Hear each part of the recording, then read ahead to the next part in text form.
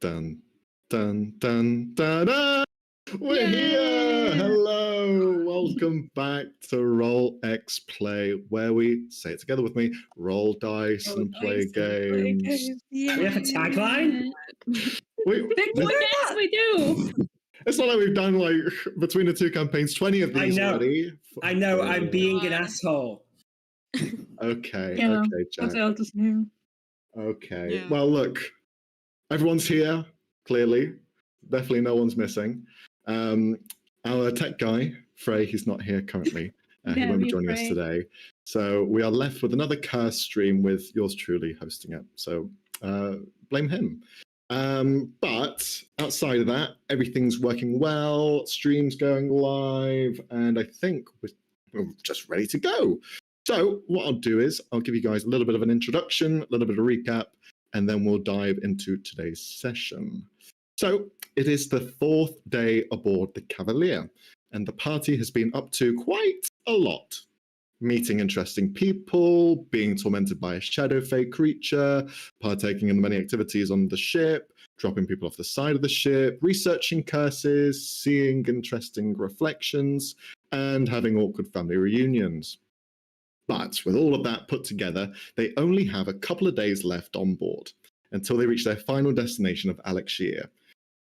Currently, the party have woken up from a long rest, nice, well-needed rest, and prepared themselves for tonight, where they'll be wining and dining in luxury aboard the ship's ball, gathering, gala, whatever you wish to call it. Party night is what we'll just describe it as. So, we're going to focus on the party. So you guys have about 5 or so hours until the actual party begins, and you have to head over to the main saloon gala area.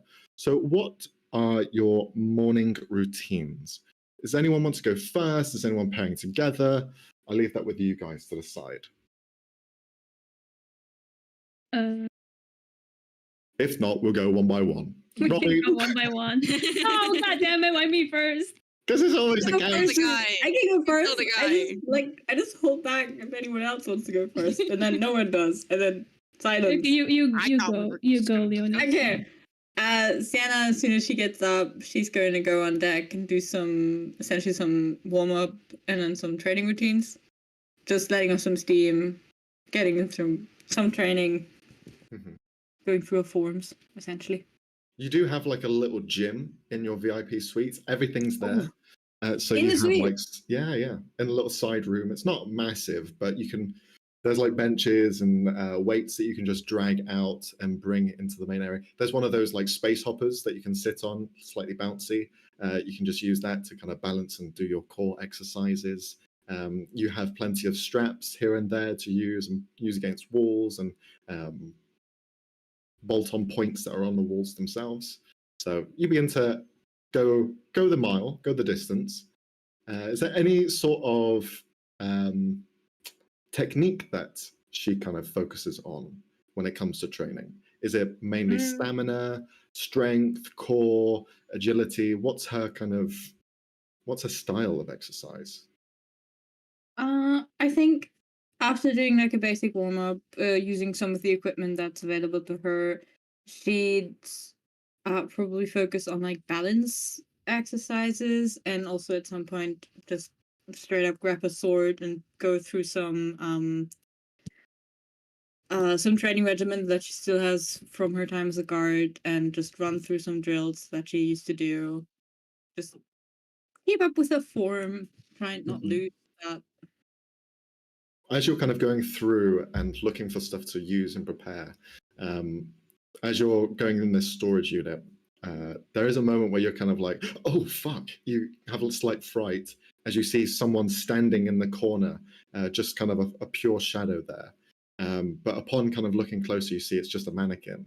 One of those full-body mannequins, kind of ready for training, perfect. Soft enough to punch and not break your hand or hurt yourself. But you can see kind of a full lifelike chiseled chin, looking like Arnold Schwarzenegger, just completely kind of the ripped epitome of male masculinity. And you can beat the shit out of it. Perfect. should do that. Should work that out to the gym and try and using that as a partner essentially. Okay.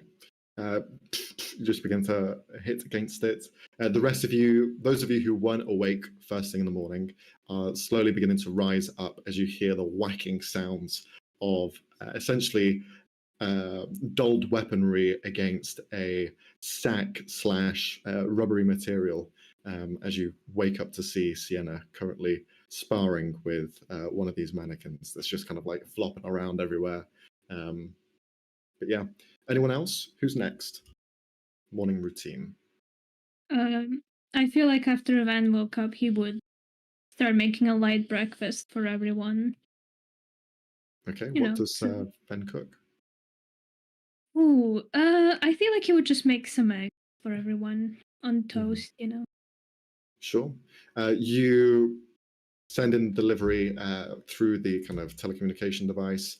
You hear a knock on the door almost straight away. Eggs are delivered fresh for you, and they're like fresh. They're like warm as well, so it's kind of They a have bit freaky. chicken on board. Different sized eggs, some chicken eggs, some smaller ones, some larger ones, some like baby tiny eggs. Just a platter of a basket we've filled with these different sized eggs, and they're brought to you. And you begin to cook with them. What sort of egg dish do you make? Like scrambled eggs, probably. Okay. On toast, you know, maybe some veggies on the side. Very He's good. trying not to make anything too strong because he doesn't know everyone's preference. All right. You begin to prepare a lovely meal for everyone to wake up to. As you do, some of you begin to smell from the kitchen the eggy, warm smell of food in the air. Stomachs begin to rumble as it wakes some of you up as well. Who's next for the morning routine? I don't have anything planned. Go ahead. I mean, I'm just saying. Guess, like, Foden's just gonna get up and make sure his like beard's all good and everything because there's a gala later, and get his slightly nicer version of the same outfit laid out properly. Sure, yeah. You begin to kind of prune, prep. It's a big day tomorrow, and especially since you're going to be going under the false identity of Derek Fester. Is it Feist or Fester? Feist. Since you'll be going under that kind of pseudonym, you kind of almost put more effort in than you normally would, just to kind of get that role to perfection. You trim everything, prepare everything, ready to go.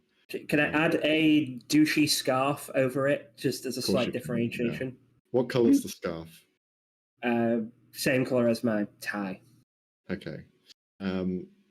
Okay, so you just kind of prepare this ensemble, ready yourself, put the scarf on, start flexing in the mirror, just kind of like trying to see how it works. You're practicing like the flick over the shoulder move. He is Sans hat. Oh, so, wow. Yeah. Does what is Fodane's hair situation? Like almost a crew cut, like very like short, orderly uniform. Okay, cool. So almost kind of military-like then? Not quite, but or like adjacent, if that makes sense. Okay, yeah. So kind of form function sort of. Yeah. Haircut. Okay, cool. Nice. So you begin to prepare all that. Thorn, what's Thorn doing in the morning? I think she's honestly just like staring at herself in the mirror while she has the papers next to her face in the mirror, and she's like, there's only like two things written on there, which is the town they decided on and just the name Thorn. And she's just looking at herself and trying to think like what who am I, essentially. Yeah. As you're kind of pondering who this next persona will be, you kind of see those those books that you'd collected from the Mischievous Marauding Martets, the little storage unit in the back, you took a few books from there, as well as like a fresh journal for you to write in. As you begin to see those there, you look at them momentarily because you're finding some struggle, some need for inspiration. One of the books that you had picked up was a book filled with fables and tales, different creatures, fables, fae and otherwise, just kind of sprinkled around, and the boogeyman stories and Hansel and Gretel, all of those sorts of stories melded into this book as a font of perhaps inspiration for Thorn. But as well, there was another one that you'd picked up, which was one that delved into the psyche, into self-reflection and trying to figure out who you are through your experiences. So you can see those two there. So they are available to you if you wanted to find some fonts of inspiration from them. I think she flips through both of them. More so the Fables one, because the I bet the Psyche one has a lot bigger words she doesn't understand or can't read. But she's flipping through them and getting a little bit frustrated because she can't think of anything that fits. And then I think she opens the journal where she's been pressing the flowers, trying to look for inspiration. Yeah. And I think she lands on the rose page. She looks at it. And then she grabs the paper, and behind her name, she writes Roseclaw. Thorn Roseclaw. And I think she honestly takes the fairy tale book and sees what she can meld together to make a viable story for herself. Okay. You begin to look through the fables and history of the world. Just roll a investigation check for me as you're scouring through the book to see what comes up. Oh.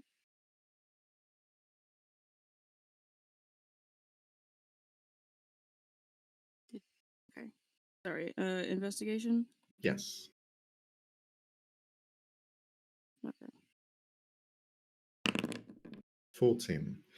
There's a few names that kind of 14. appear through the book. You see titles, names, people, references from mainly descriptive narrative, but there is names here and there. You see names such as the Courtly Knight, and you read that this knight is cursed to seek vengeance on a princess. Sorry, you read, I had to join again. My I couldn't hear anything. I thought I was glitching. Can you repeat all of that? I'm so no sorry. worries. It's My not just bad. me, is it, guys? It's everyone else can hear me, No, right? no, you're fine for us. I think it's Cool. Cassie's. It did that last session too. I had to leave for a second. Okay. No worries, that's good fine. now. I Just might have to double-checking. do that during the session. I really don't know if it keeps up like that. So my bad. You let us know.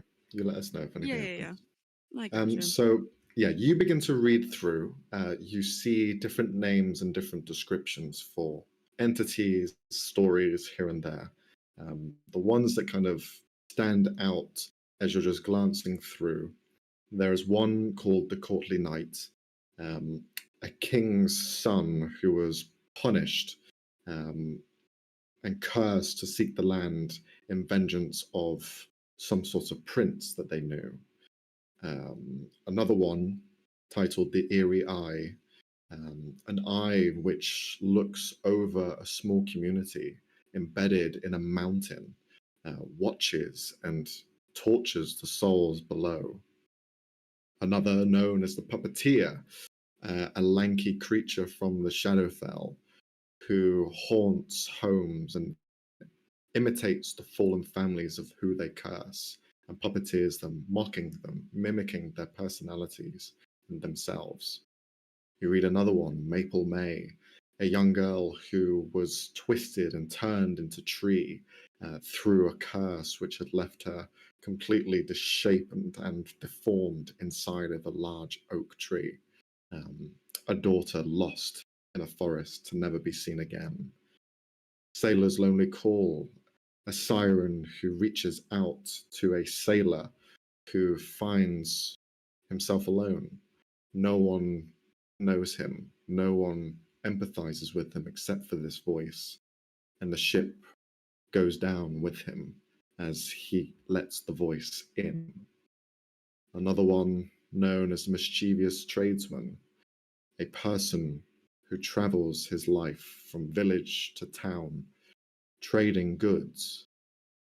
But whenever he trades, whenever he passes these stories and items that he's procured, each one of these people suffer a wicked fate. Something happens to them, most of them turning into either the item they'd received or being afflicted by said item. These stories that you read are very in line with a darker theming, a darker path, and there are many facets to them. But upon glancing through, you don't learn of any moral benefit from them. You just read the darker notions that they describe. Stories to keep the kids awake at night, to keep them from being out of control. I think Thorne's like reading through this fairy tale book, and she's like, "Who the fuck's who writes this stuff?" And she, after not finding anything noteworthy to take after, she just tosses it aside. And the one thing that did stick with her was the traveler. So she'll contemplating if she just writes traveler on the paper or something else. But she'll probably walk out of the room, you know, like with the paper in hand, looking at it and just thinking. Okay. So you all reconvene outside in the main saloon, doing your morning activities. Breakfast is being had, an enjoyable, fresh food cooked by Ven. And I will say that the plates are served as it looks like a giant smiley face. Like you would for a kid's plate. Oh, that's so sweet. Thank you. Thank you. Well, I just hope it's good. They gave me a wide variety of eggs, and I'm not sure that they're all supposed to be made the same way. Let's dig in and find out. So, any plans for preparing for the gala and stuff? Are we all going? I hope so. I'm going. Didn't buy You that think suit you'll for be? nothing. You think you'll be all right, Thorn? Oh, I'll be fine. And you, Sadain? Fede just gestures at the fact that he's changed outfit. I'll take that as a yes then. Nice scarf. Yeah, it is nice. I still don't understand why I have to change clothes for this party, but This is a chance to dress fancy. We don't get that very often.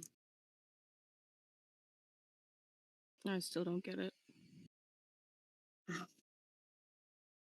Did you ever have your nails painted? Oh, yes, we could do that. She looks at her dangerously sharp claws. Why would I do that? Because it looks pretty.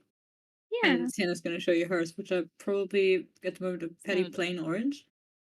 See? Men's are like black nail polish. And you can do little designs on them too. I I have some very tiny brushes that we could do that with. Okay. Want to try? Sure. We could go Yeah. green to fit your outfit, or we could go a Mm. complementary color.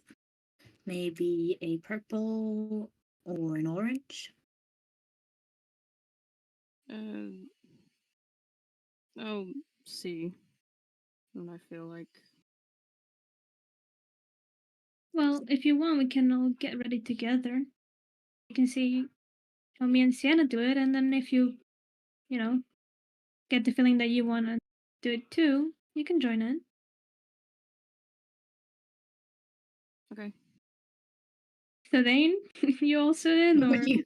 are you not the nail polish type? Yeah, I think I'm gonna pass. If I'm being honest. Makes sense.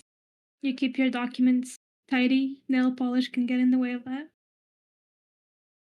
Yeah, I just don't go in for it at all, regardless of if I'm working with documents. Fair enough. That's a shame. Not your cup of tea. More coffee in your case. No, tea. Oh, you prefer tea? Yeah. Like, What's the difference? one Mm, tastes like shit and the other doesn't, generally. Well, that just means you've never had a good cup of coffee. Well, I also don't like bitter things too much. But you can sweeten it. You can put milk in it, sugar in it, caramel. So it's only good if you drastically change what it is. No, black coffee's also tasty, but there's variants. It's not that there's not just one kind of coffee. There's also not just one kind of tea. Like I once had one of those green teas, and that was disgusting. But I like other teas. You don't like mint tea? I'm not sure if it was mint. Oh, I have no idea. It looked green. we'll never know, I guess. But I'll note that down that you guys prefer tea then. What about you, Thorn? I drink whatever Sienna makes for us on the road. Really. But didn't you prefer either of it? Like I've made both, so the tea is the clear stuff, the coffee is the black stuff. Tastes the same. It does not. all right. I have an idea for while we're getting ready. We could order like different kinds of coffee and different kinds of tea and have Thorn try them, like little sips. Ooh, we could rank them all. Out of character Yes. idea. That sounds like an awful idea. Yeah, No, because like that. let's have a known diuretic before a party. Let's do that. Yeah, let's do that. That sounds like too much coffee, too much tea, too much coffee. Yeah, we'll end up You being wanna kill her? hyperactive by the time You wanna it's kill her? without Yeah. coffee. You want her more paranoid? Like, You're just bouncing mean- off the walls. Like I'm gonna kill at You're least gonna- 5. vibrating. I was going gonna on bec- 1. You guys are gonna make me kill 5. she's gonna become like that Kinger meme from the Digital Circus where he's just like glitching out of existence. Vibrating. Oh god. No. Okay, Okay, maybe no some other conversation then. time when we don't have the gala waiting for us in the evening. Yeah. Don't want to get anything stained in the process. Good point. Plus, I don't know what we'll do with so many cups and things here. Well, I guess they would clean it for us. For Mhm. VIP and all. Feels bad, though. Yeah, it kind of does, doesn't it? None of this feels right. Especially because we didn't pay for it. Yeah. I don't Maybe like one it. day we can come back and actually... We could leave them like a really large tip. You have that money? No. Then we can't leave them a really large tip. Yeah. Next time, Next time. He's gonna just tighten the drawstring on his money pouch. I ain't paying for this. No, I bought everyone outfits. I'm not paying the tip. You don't want to tip these poor people for that. I got you all clothes. You know what? Touche. Well, But- I guess after that, we start getting ready. Makeup Sure. takes time, damn it. 5 Okay. hours time? Hey, Prevent I've seen my friend take longer, so don't. Longer than 5? No, okay, I'm not questioning that. What color does Thorn go for her nails?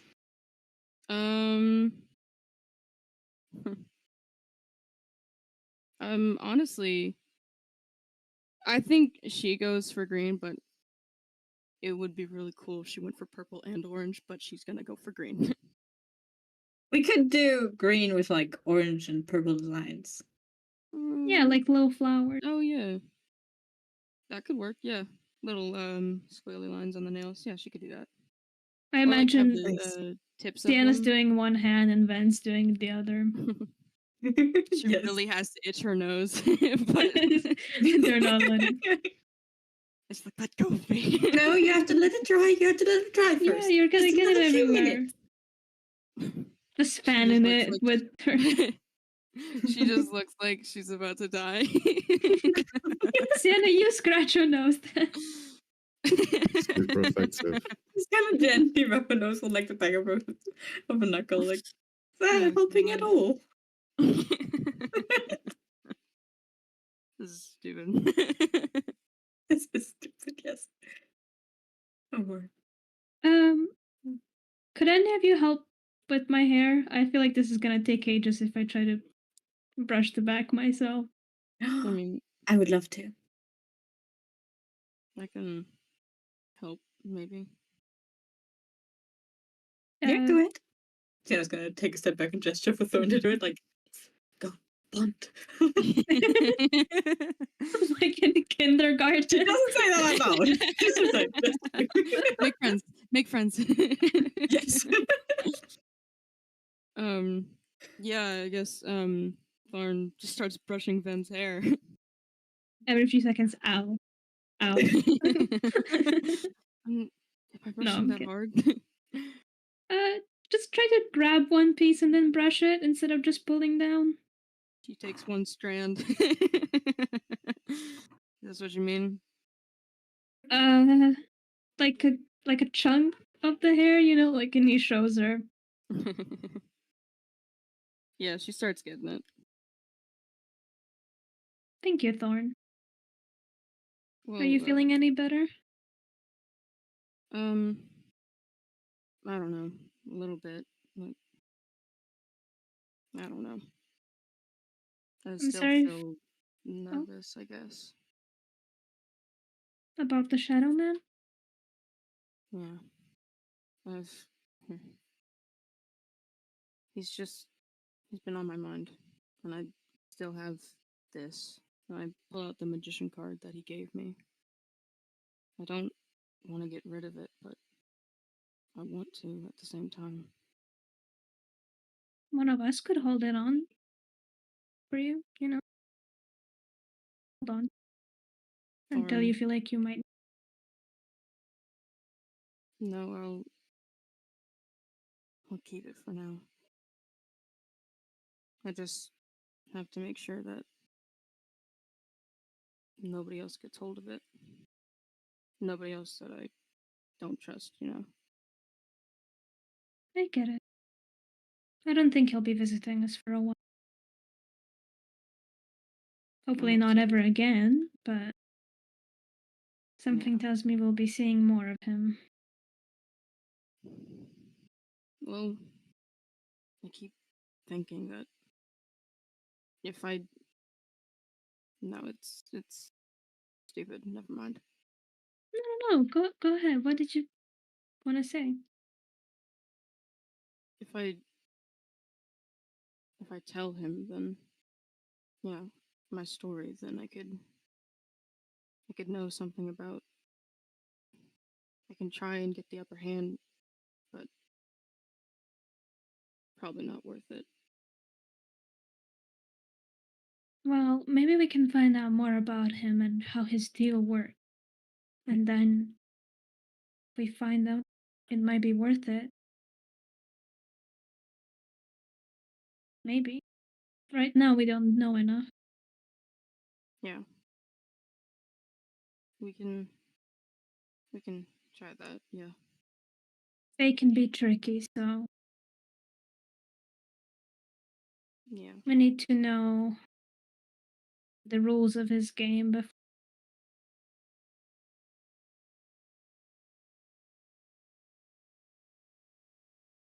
But yeah, I'm sure, Todane's great, and he'll be able to dig up some information on that guy better than whatever that Shadow Man has on him. Yeah. Just try not to worry about him tonight, and let's have fun. Take your mind. Okay. Yeah. I'll try to have fun. Well, me and Sienna will make sure you do. Sorry, Yeah. that sounded a bit ominous. I did not mean it that. Yeah, it was kind of ominous, but I know Sienna. I'll have fun. Yeah. She's quite nice, turns to Sienna. So it's just been on the other side of the room pretending to not be listening, like, huh? Just like turning every few seconds to see what they're talking about. I was just saying you're nice. Oh, thank you. You're quite nice too. Oh, you're too sweet. But, what time would be on the Max, you good? Max, you're the Yeah. DM. Sorry. I was just paying attention to the whole conversation. I was quite enjoying just being sat here. You still have about 3 hours left, 2 hours left until the actual gala. So it's up to you what you guys want to do. I'm leaving it up to you guys to describe your lead up to the ball. Okay. Well, I'm gonna go get dressed. And we can meet back up in the lounge? Yeah. Yeah. Sounds like an idea.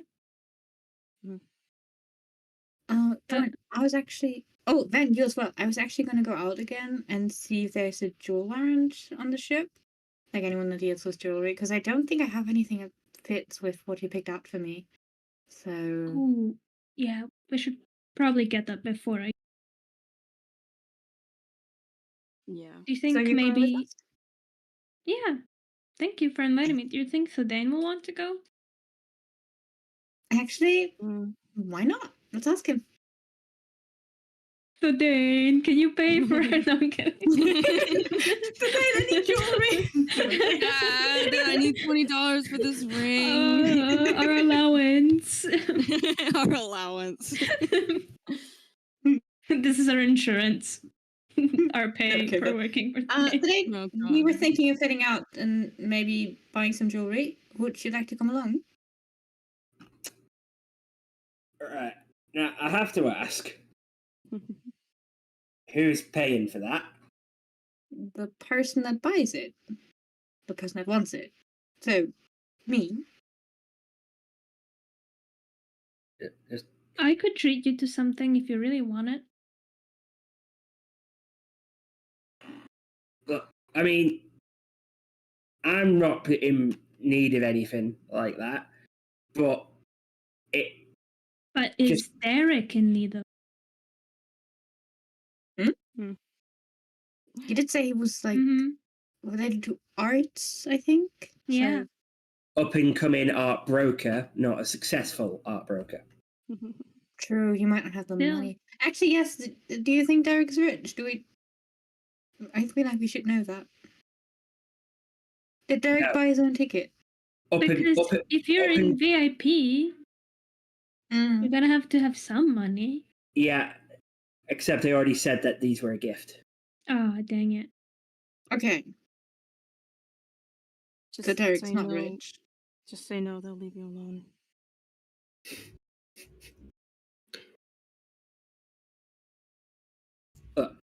I'm not going to overdo it. The whole point is getting information, so I don't want to stand out too much. If I can blend in a bit, that's better. Got it. Yep. All right. Well, let's see if we can find something. Also, How are we ruling Finale? He's in a By the wheelchair. way. For fuck's sake. He's in the wheelchair of imminent amnesia. Wheelchairs He's had deployed. too much milk yesterday. Now he's stuck in the toilet. Why? Why did you? The eggs didn't Wheelchair was agree with better. him. You can't give me had any the shit project. for going too far when you make a diarrhea joke. That's my excuse every time a player is not there. They just have explosive. Okay. So you guys are so fucking gross. Wait, Why? It doesn't even have to be Is That's just explosive. but Robbie. Robbie decides for it to be Can we explosive. just not? Can we just not talk about this? Sienna turns to the ship's AI. Beige, Oh, is there a God. jewelry shop on board? Beige, Lord. Bing bong. Hello, good Yes. morning. Good morning. There is a jewelry shop on board, that is correct. There are many in Lovely. different floors, different levels. You can look at the shopping center if you wish to go and peruse for the day. The shop will be open until the afternoon, but then will be closed for the ball. All services and amenities will be closed during this period, as we expect everyone to be at the ball. Mm-hmm. Do you have a recommendation for what shop to go to? Well, there's always the Fine Jewelers, which is on the second floor. It is one of the more well-rounded establishments. Mm-hmm. Something a bit affordable, maybe? If you're looking for more affordable items, there is an area which is used as a procurement of different shells and seashells, if that is what you're looking for. Whenever the ship goes in places, there is a shop that collects the fruits of the surroundings. That is on the third floor, located just beyond the aquarium, just across the way. You'll be able to find it just on the left. There is no name. It is just ran by a small little fella known by Icky. They look after the place. All right. Thank you. I'll be sure to check out both. No worries. Have a lovely day. Ding dong. So here's the thing. Do you want actual jewelry, or do you just want to complete an outfit? I want actual jewelry. I mean, fair enough. I just and he's gonna grab his disguise kit, which definitely has fake jewelry in it. Yeah, very much like a theater kid's little treasure chest. It is filled with just random knickknacks, jewels, but it's all made out of like wood and designed to look like they're expensive, but not really. None of them the metals are precious. All of them are quite soft and easy to break. Yeah, it's all fake. Also, hair/beard dyes, because yeah. Yes. There's also a few wigs in there. Yes. Just Have if you you ever want needed to use these? Yeah, frequently. Right. Interesting. Helps to get into places, especially if you don't want someone to recognize you. Just you can save yourself a bit of cash if there's anything in here that catches your eye. As you're looking in that little treasure chest that Thordane has, you also see that there is almost like a net in there, which seems to be like some sort of mouth covering.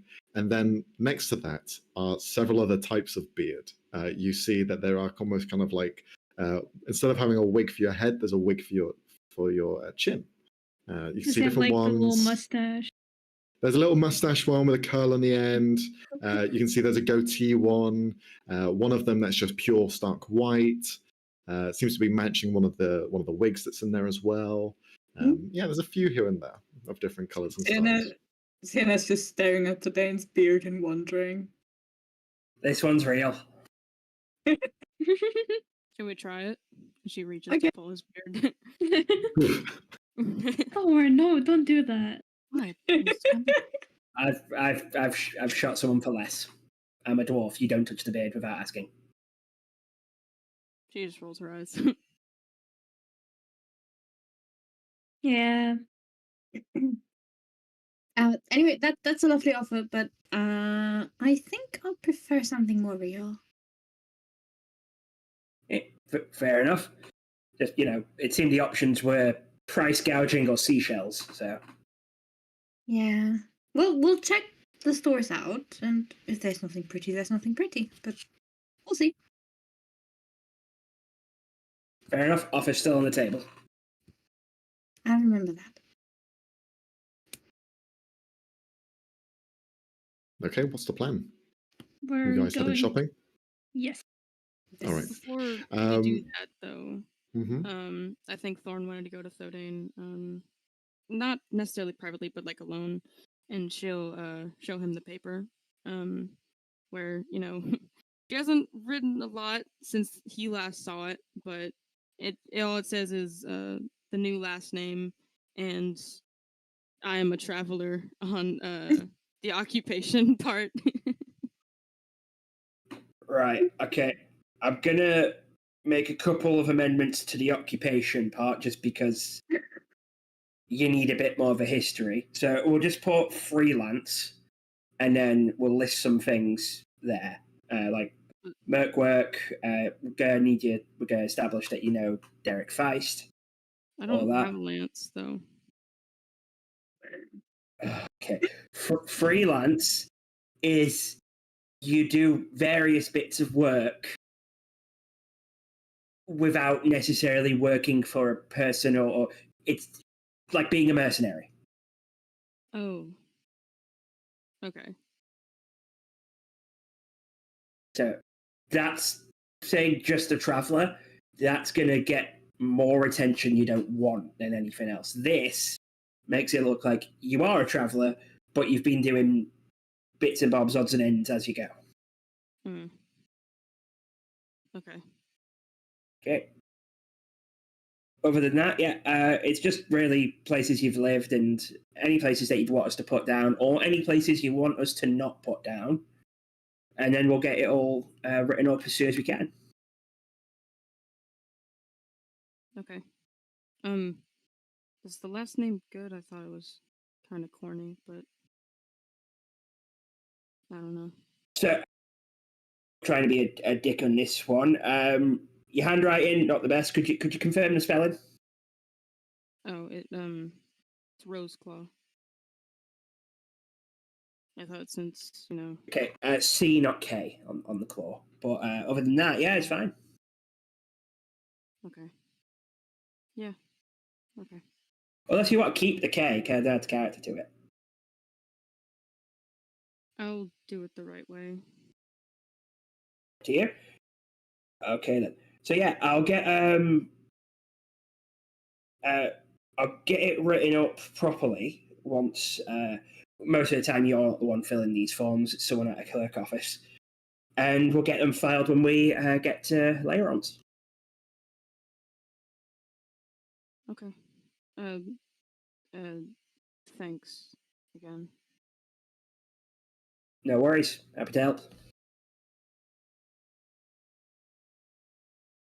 Okay, so the rest of you begin to head out for the shops. Are you heading?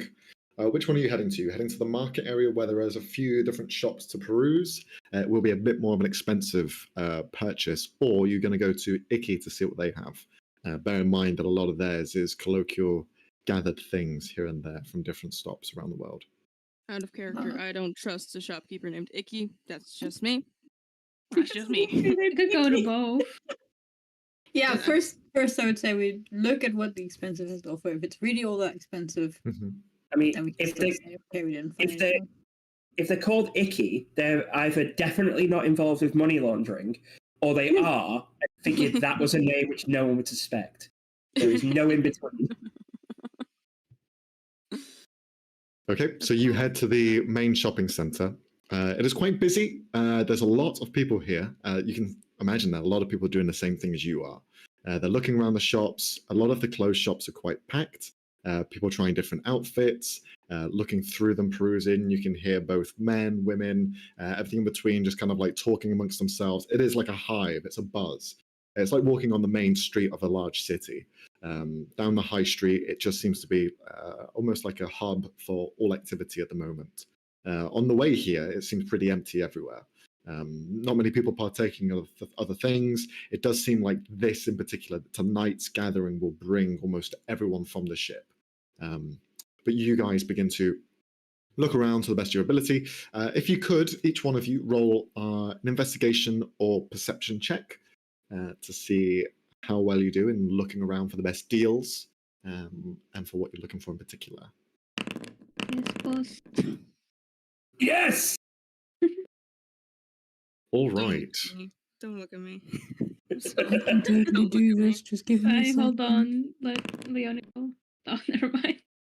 Oh, So, having looked through the shops, seeing what you can find, you find like the odd bits in here. Nothing like standout pieces that really match your ensemble, but you do find a few things here and there, bits of like accent jewelry, bits of cloth and material that you were missing and thought you could add to the clothing.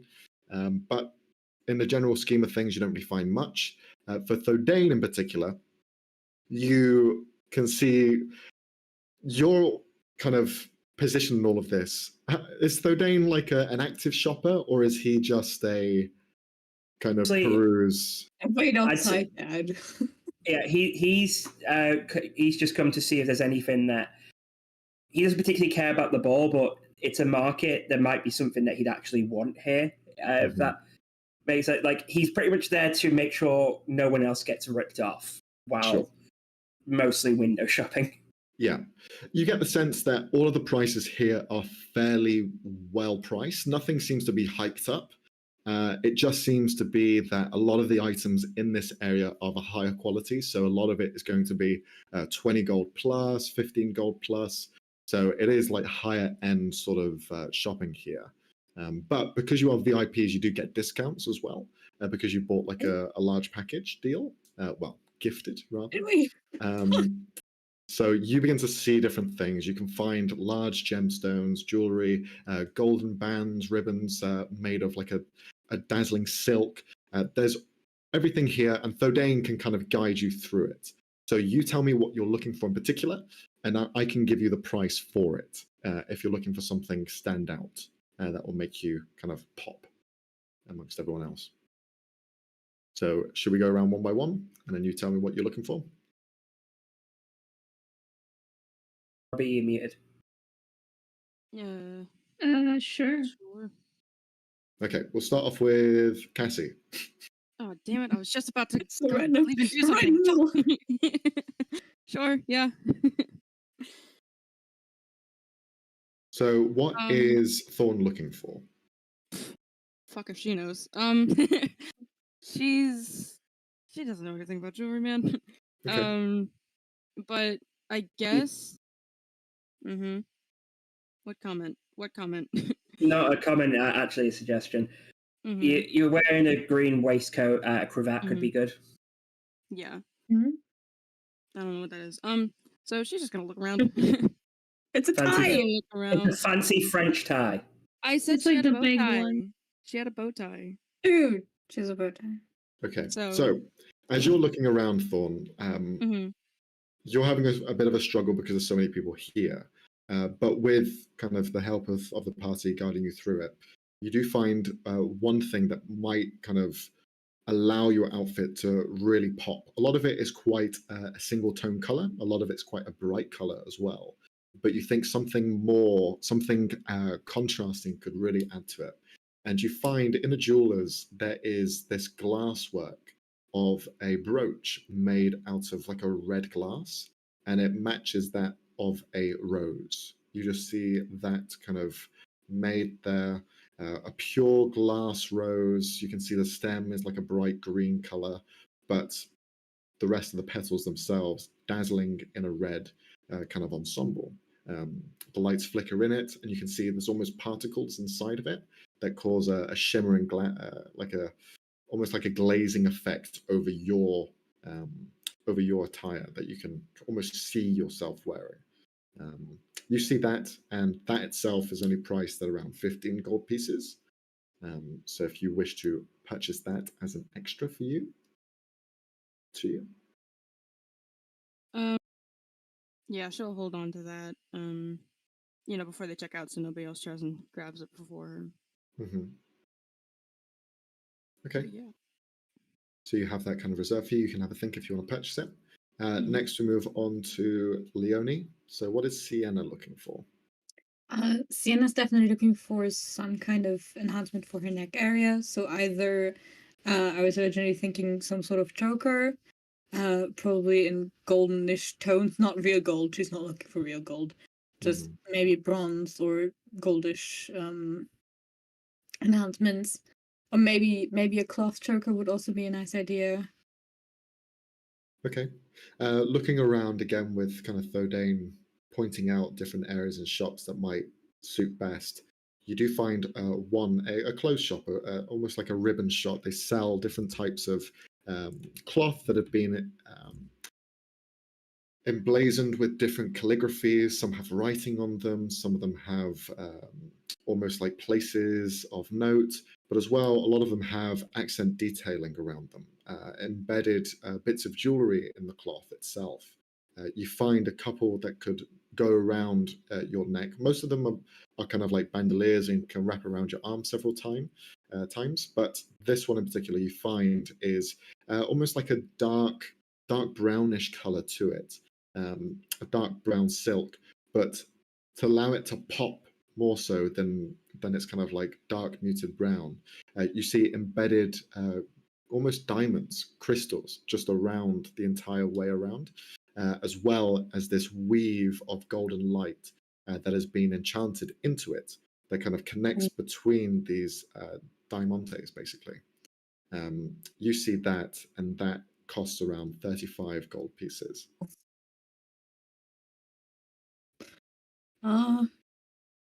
Damn. With or percentages off, or without our percentages off? You see that is with the percentage already. The discount's already been added. As you kind of look at it, you find this human woman walk up to you. Oh, so you're interested in the silk band, are you?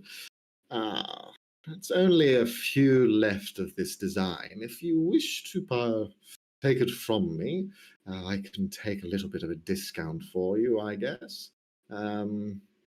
If you want to try and roll a persuasion check to try and get the price down lower, you can give it a shot. I can sure try. 30-20? Yeah. You kind of talk back and forth, show your admiration for it, and you see the price begin to drop down, and she'll go, all right, well, you seem like quite a lovely woman. This would be nice in your hands and definitely go well with the attire that you've described. I will let it go for 20 gold pieces. Really? Oh my god, that is so nice of you. And yeah, Sienna immediately hands over the gold before she thinks otherwise. Okay. You're very welcome. If you wish to return it after the ball, like many do, I can give you back half your gold pieces. What? No, I would never. I would cherish this. Probably forever. This is lovely. Her eyes kind of light up hearing that. Oh, well, that is lovely to hear. Well, I hope you enjoy it. I will greatly. Thank you again. Have a nice evening. Welcome. You purchase that. We'll move over to Ven now. So, Robbie, what is Ven looking for? Probably similarly to Sienna, he was looking for some kind of choker, but more like a white lace type. As well as maybe some gold joy. It doesn't have to be actual gold, just the color of it. Could be, You find something in the same shop that Sienna was looking through. You go to an area where there are several wedding dresses that are kind of in that same style, that same theme that you're looking for. You find in a subsection where there is different sorts of veils and tiaras, there is an area where there are silk bands, and you find a few of them on display, some in a similar description as what you're looking for, a white silk with a kind of gold inlay around it. There's two different versions. There's one with this almost kind of very stark and contrasting zigzag that goes across and all the way around and connects back to itself. And there is another one which is just kind of faint lines here and there.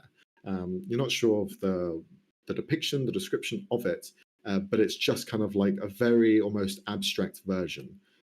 There's two on display. Both of those are priced at 10 gold pieces. They aren't enchanted. They're just a regular silk band. Is there no lace?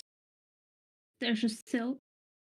If you're looking for lace in particular, you can look further and there will be one that is available, but it is slightly more expensive. How much is it? It's only double the cost, so 20 gold pieces. Okay. But this one, instead of having that kind of gold stitching, it's rather almost etched in melted bits of gold. So it has a bit of almost a rigidness to it in some places. You'll get that one then, and maybe some very, very simple golden necklace or bracelet. Yeah, sure. You begin to pocket all of these, change some of your coin over in exchange for some goods. Thodane, is there anything that you're looking for? You've kind of helped everyone out in their missions. Is there anything that you would like for your attire tonight? Not particularly.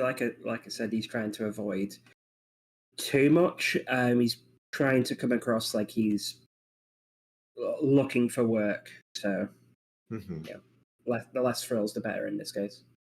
As you are kind of looking around, it is a hub of people at the moment, and just because you have kind of that awareness around you and you're kind of keeping an eye out, you do see a couple of like different faces here and there that seem to be buying very opulent clothing, very kind of high-end clothing, and you imagine that they're going to be very prominent in the ball tonight. You see several different individuals.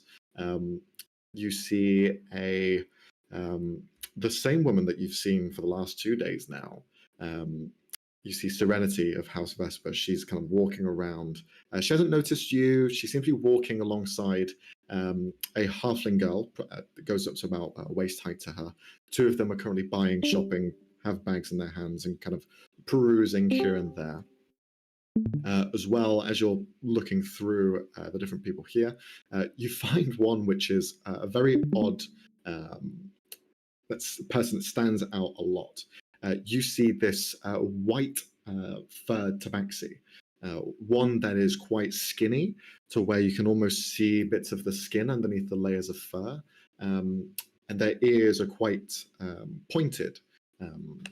They wear a long cloak, and you can see there's piercings at different areas throughout their face, as well as down their arms. And their arms are exposed, and you can see that where their hands are, the claws are almost extended further, and you can almost see that there are holes in the claws themselves. And with your keen eye, you can see that in one of the claws, there's still a bit of thread that's being tied inside, almost like this person is some sort of seamstress of sorts. They walk along with another individual by their side, an amalgam, someone who is composed of a half-orc sort of one side of their face, and then there are 3 layers of different humanoid skin that is attached on the other. You see that the two of them kind of walk side by side. The person with them seems to be some sort of entourage, some sort of guard, as she holds herself quite in high esteem. As well, looking around, you see someone who also kind of stands out from this crowd is an individual who wears mostly black, a black suit, black scarf, as well as black trim. The entire outfit is just layers of different shades of black, going from like a lighter gray to a dark gray to just the darkest of blacks. Gloves going up all the way. You can't see what sort of race they could be, but the only thing that you notice is in the light that shines against them, that their entire face around the ear with this metallic sheen, as if they are almost wearing a complete metallic mask. But they move and express. You see, they smile and they discuss with this group of other people.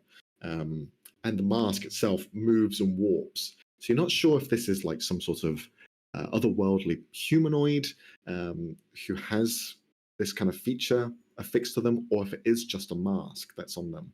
But they kind of walk around with a group of people. Yeah, you see a few other people as well, just kind of dressed nice and fine. But these kind of stand out to you a little bit more than the average do. Yeah, I'm gonna clock them and like make a mental note to keep an eye out for each of them, as they seem like you said, they're like definitely coming from means. So might be a good place to start when trying to get information. Okay, cool. You gather your shopping bags. You kind of ready yourselves as you begin to head off. You only have a couple of hours left to kind of get ready, finish up, and put on your new attire. So you head back to the VIP room, begin to dress up, and yeah.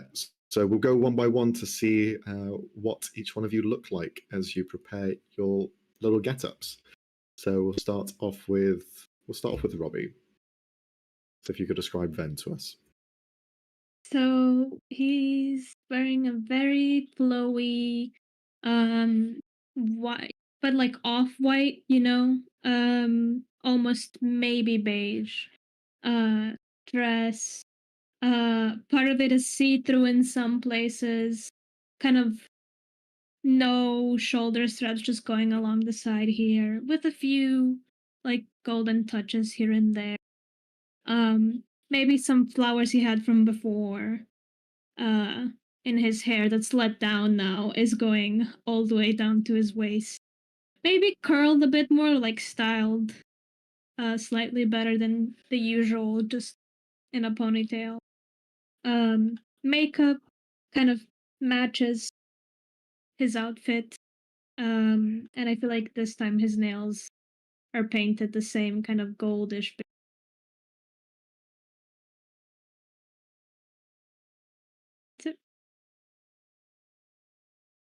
Okay, excellent. We'll move on to Sienna. Sienna's wearing a sort of combination. She's wearing this white, rather tight blouse with some ruffles over the arms and how's her wrists. And that is tucked into this floor-length skirt that is in a light orange going towards brownish.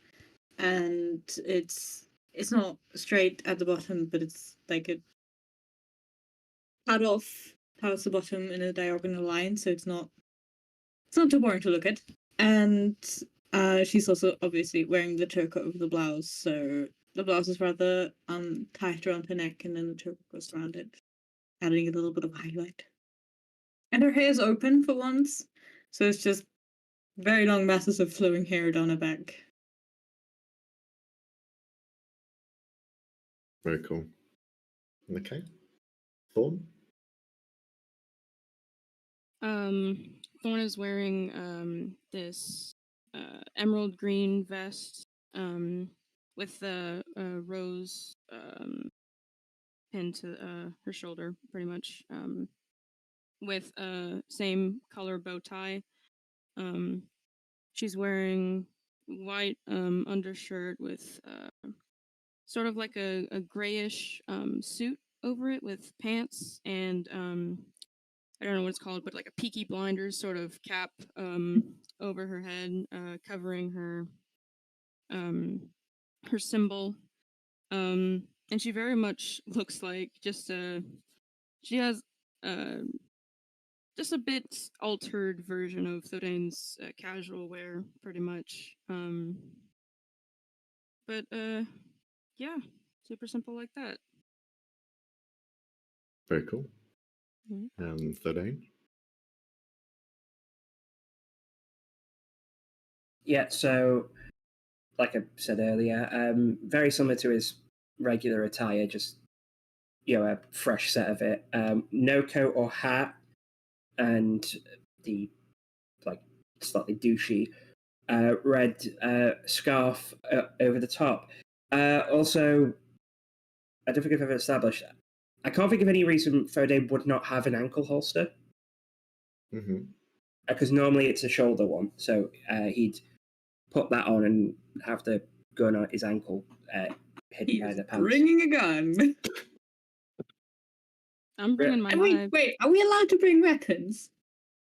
You haven't asked. We are VIPs. Are we I allowed to don't bring know. weapons? I don't know until we find out. Beige, a quick question. Ding dong. Hello. Hello.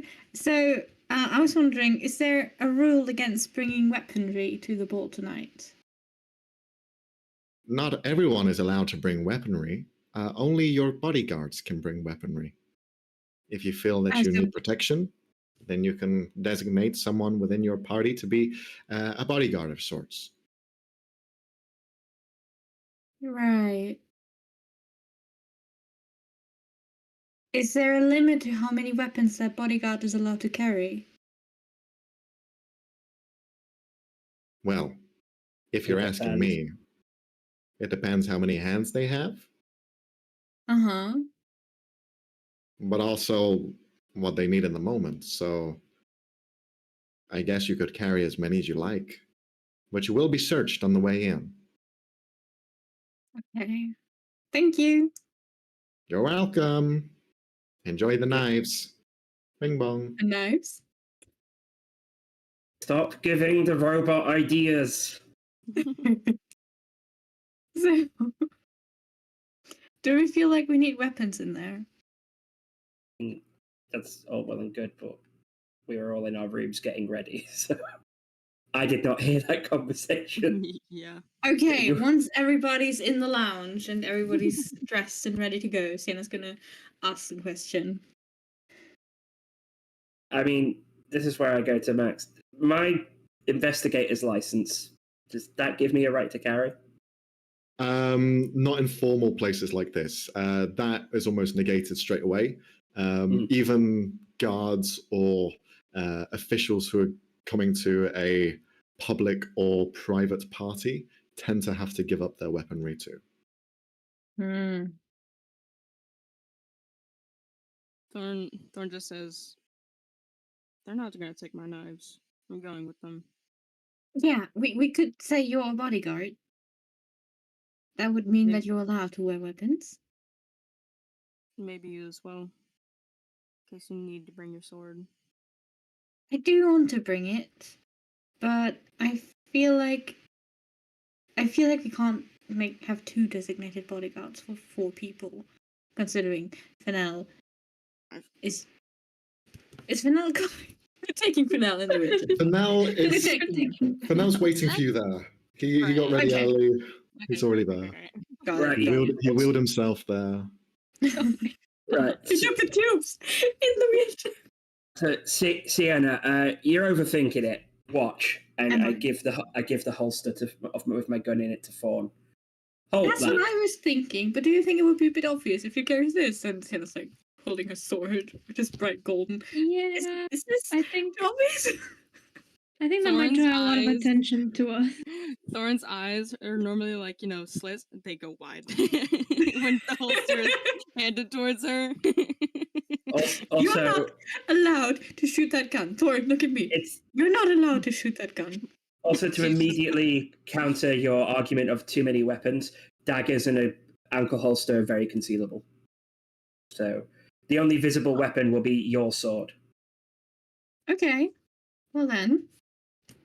And she hands it over to Thorn. You can put it on your back like this.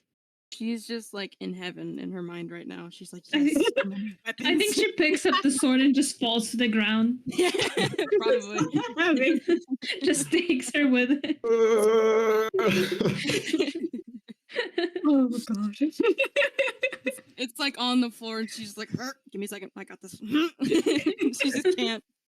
So Thorn is looking like some sort of post-apocalyptic fighter. He's like wearing straps with all weaponry imaginable. whilst the rest of you are quite nicely dressed. I think He just has one sword, a gun, and all the knives. That's not that much.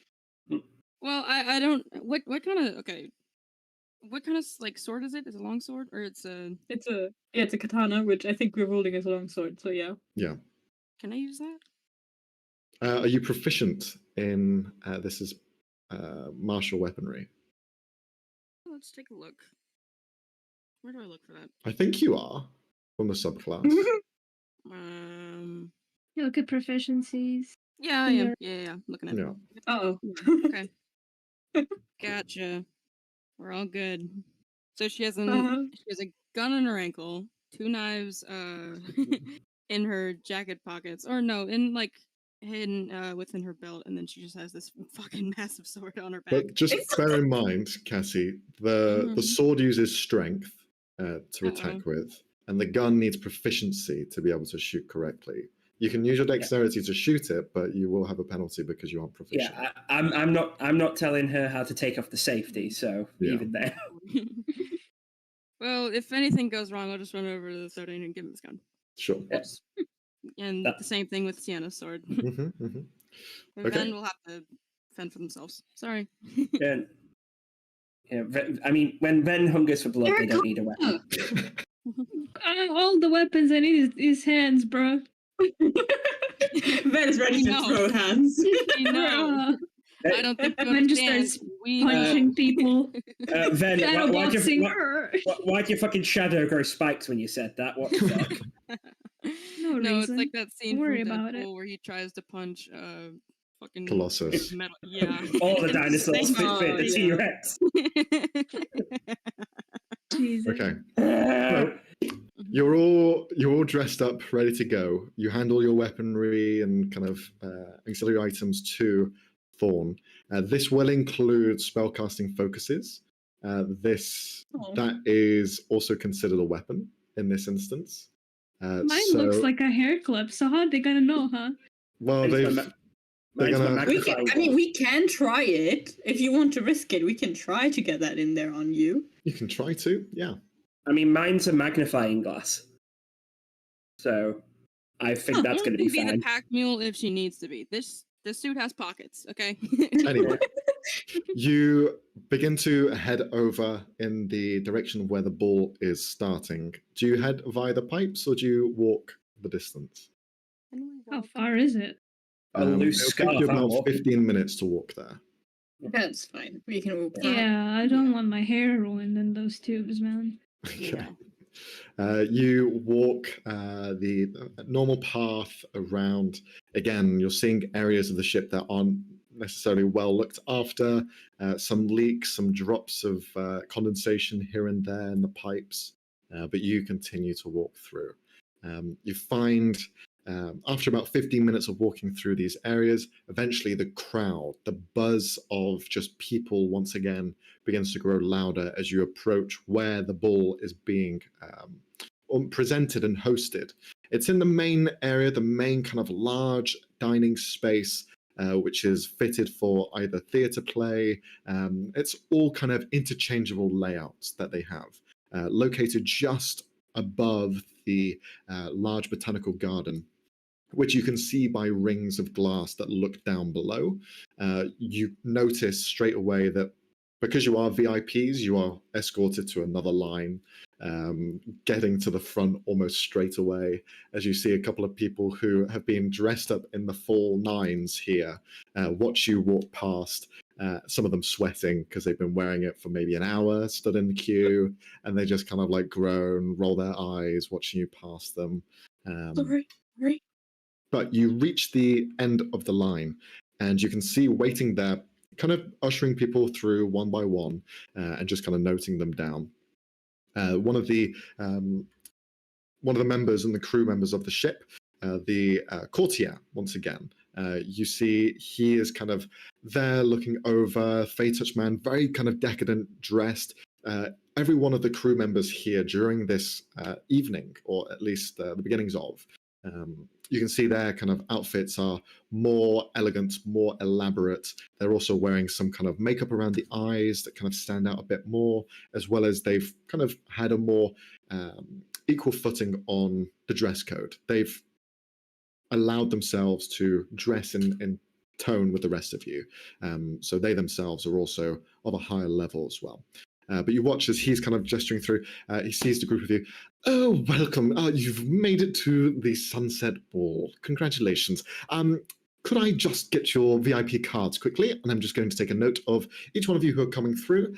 When you do leave, I will need to be informed of it. There is only one entrance and exit that is here. In case of emergencies, there are exits on either side, but we will be using this as the kind of main coming and going.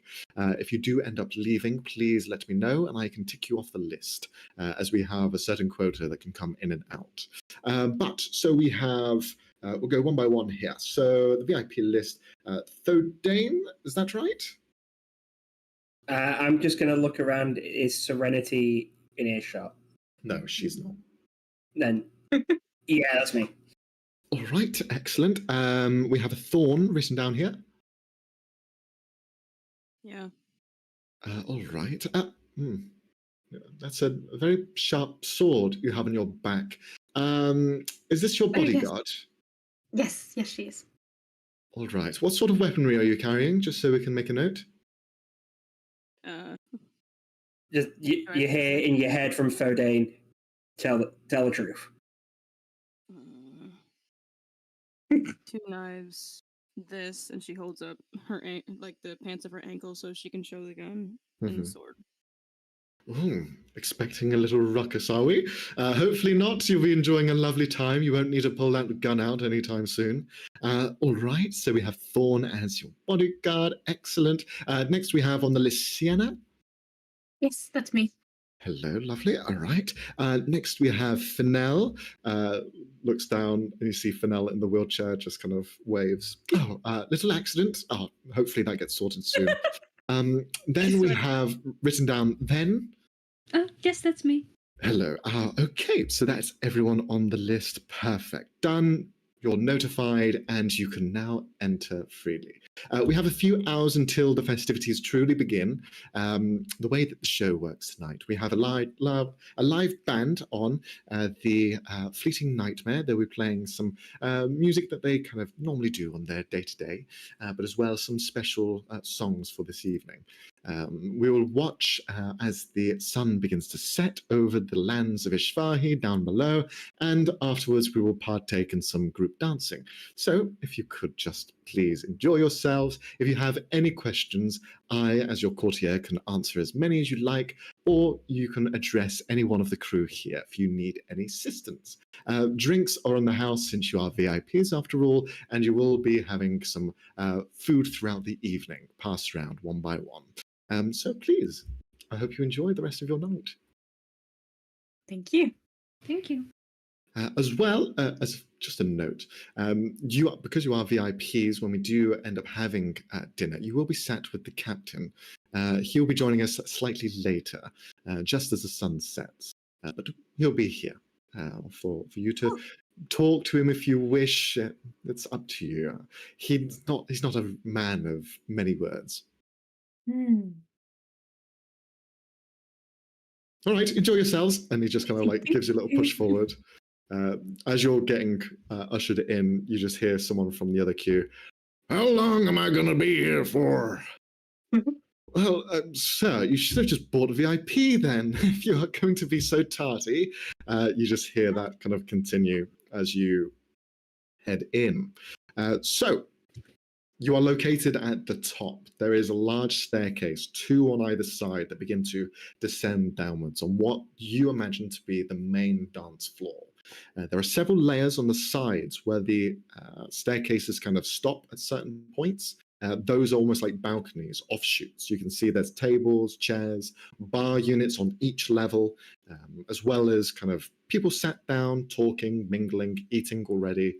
But most of them are stood leaning over the balcony and looking down onto the main dance floor. You can see as the 3 layers of these different balconies that kind of look outwards. The bottom floor, there is the large glass that you can look down below. And as you begin to step down, you can see those rings of glass that look down below into the large botanical garden that both Thorn, well, all of you had been in for a short period of time, but Thorn and Fennell had reacquainted themselves the day before. You can see there aren't many activity, there's not many people down below, but it does add that extra bit of color to the rest of this very gold, bronze surroundings. Very lavish, very kind of ostentatious in how it's been presented.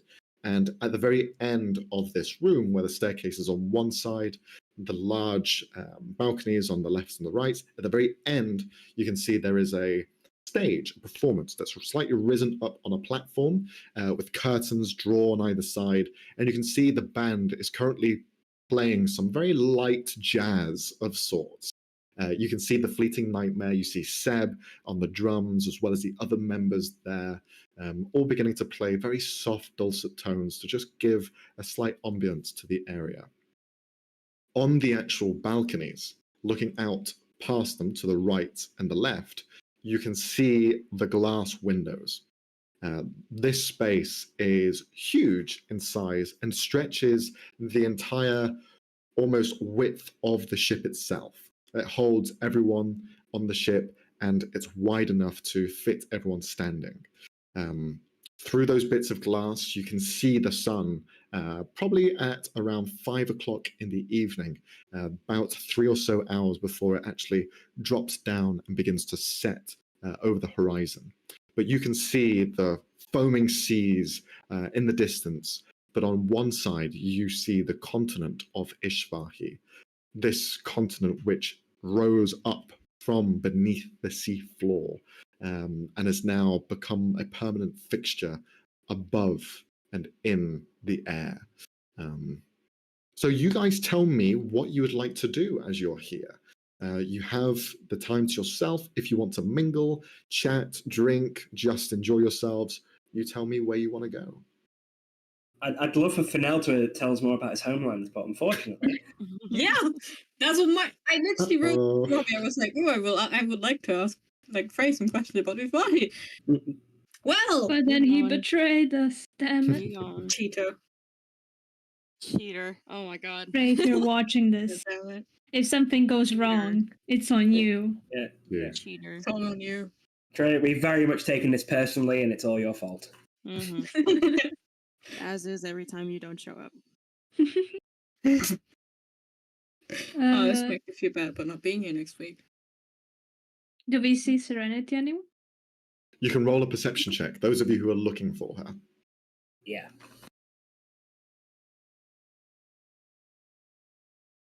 Or can I just roll in general, not for her specifically, but if I see anyone else interesting? Sure, go for Yeah, it. true. Yeah. Can I do that as well? Yeah. Although Thorn's gonna be more. Oh, god damn it! I don't see shit. Yeah. I see crew members. Thorn's gonna be more towards like the edges of the room, keeping tabs and everything. Great. Max, I have a question about two things working together. I've got message and I've got telepathy. Yeah. Do those mix? You'll have to tell me what telepathy does once again, because I think it's an action to activate. No, telepathy. That's to activate detect thoughts, but I can send a message to somebody as if I'm speaking. It's just talking. If you want, I'll allow you to, because it is you talk. The way that sending message works is you're speaking into your hand. That is the kind of spell. That's how it's described. So you can talk to someone and try and have the mental capacity to speak in your mind as well. It will take some kind of arithmetic and a bit of attempting to, but it is possible. Okay, cool. You might get like the wires crossed if you kind of like roll bad or something, but because I was asking because telepathy, the feet is one way, but message it can respond. So sweet, excellent. In that case, I'm just gonna telepathy to everyone. Stay close. I can only do this up to a certain range. Man, you need to give us like a ding dong every time you do that. I get spooked. Sienna just gives him a thumbs up, like. So because I didn't use message there, I didn't hear that. No, I'm telling you out loud. Okay. Look, if you want to be able to answer back, I can't say ding dong without having to then cut the message short. Okay. Look, I'm not yelling, it's conversational volume. Okay, so we're going to go one by one with your roles just to see what specifically is interesting for you. So, Thodane, you're looking for Serenity, correct? Yes. Okay. Looking around, you can see that she is here. She herself, a humanoid individual. She has this very kind of long, elegant blue dress that kind of goes down with kind of almost like a golden inlay on the kind of shoulder pads, as well as kind of going down the silky flow of the rest of her clothing. Her hair itself is kind of tied up nicely in a bun at the back, and it does have that kind of like scarlet red highlights throughout, very kind of brunettish sort of attire. She herself is kind of lightly skinned, but you can see red lipstick kind of put on, as well as kind of like a smoky eyeliner as well. She is currently located on one of the balconies, leaning over and talking with the two other individuals, not the people that you've seen her with before.